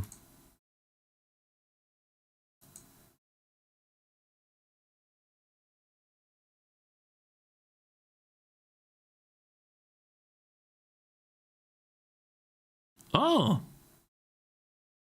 Would you look at that? Hold up. I want... Oh, is the Steam page launched already? Okay, well, I don't know. Let's just go try it and see what happens. There you go. Guys, Adam launched his Steam page. Right? Add to your wishlist. Oh, that's not good. Very nice. Here, guys. Yeah, overlap. Yeah, okay. Stuck in a broken tutorial. Right now, it's just a couple of pictures, but that's important. Sure you already got new Steam page 2 out. squares on the minimap. Yep. Much faster than me. But guys, if you want to support that, here you go.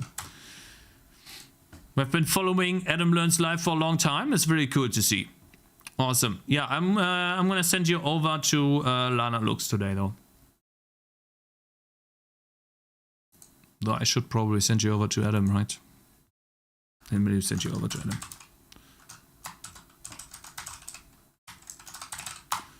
One of those multiple genres in a game? Yeah, it's one of those.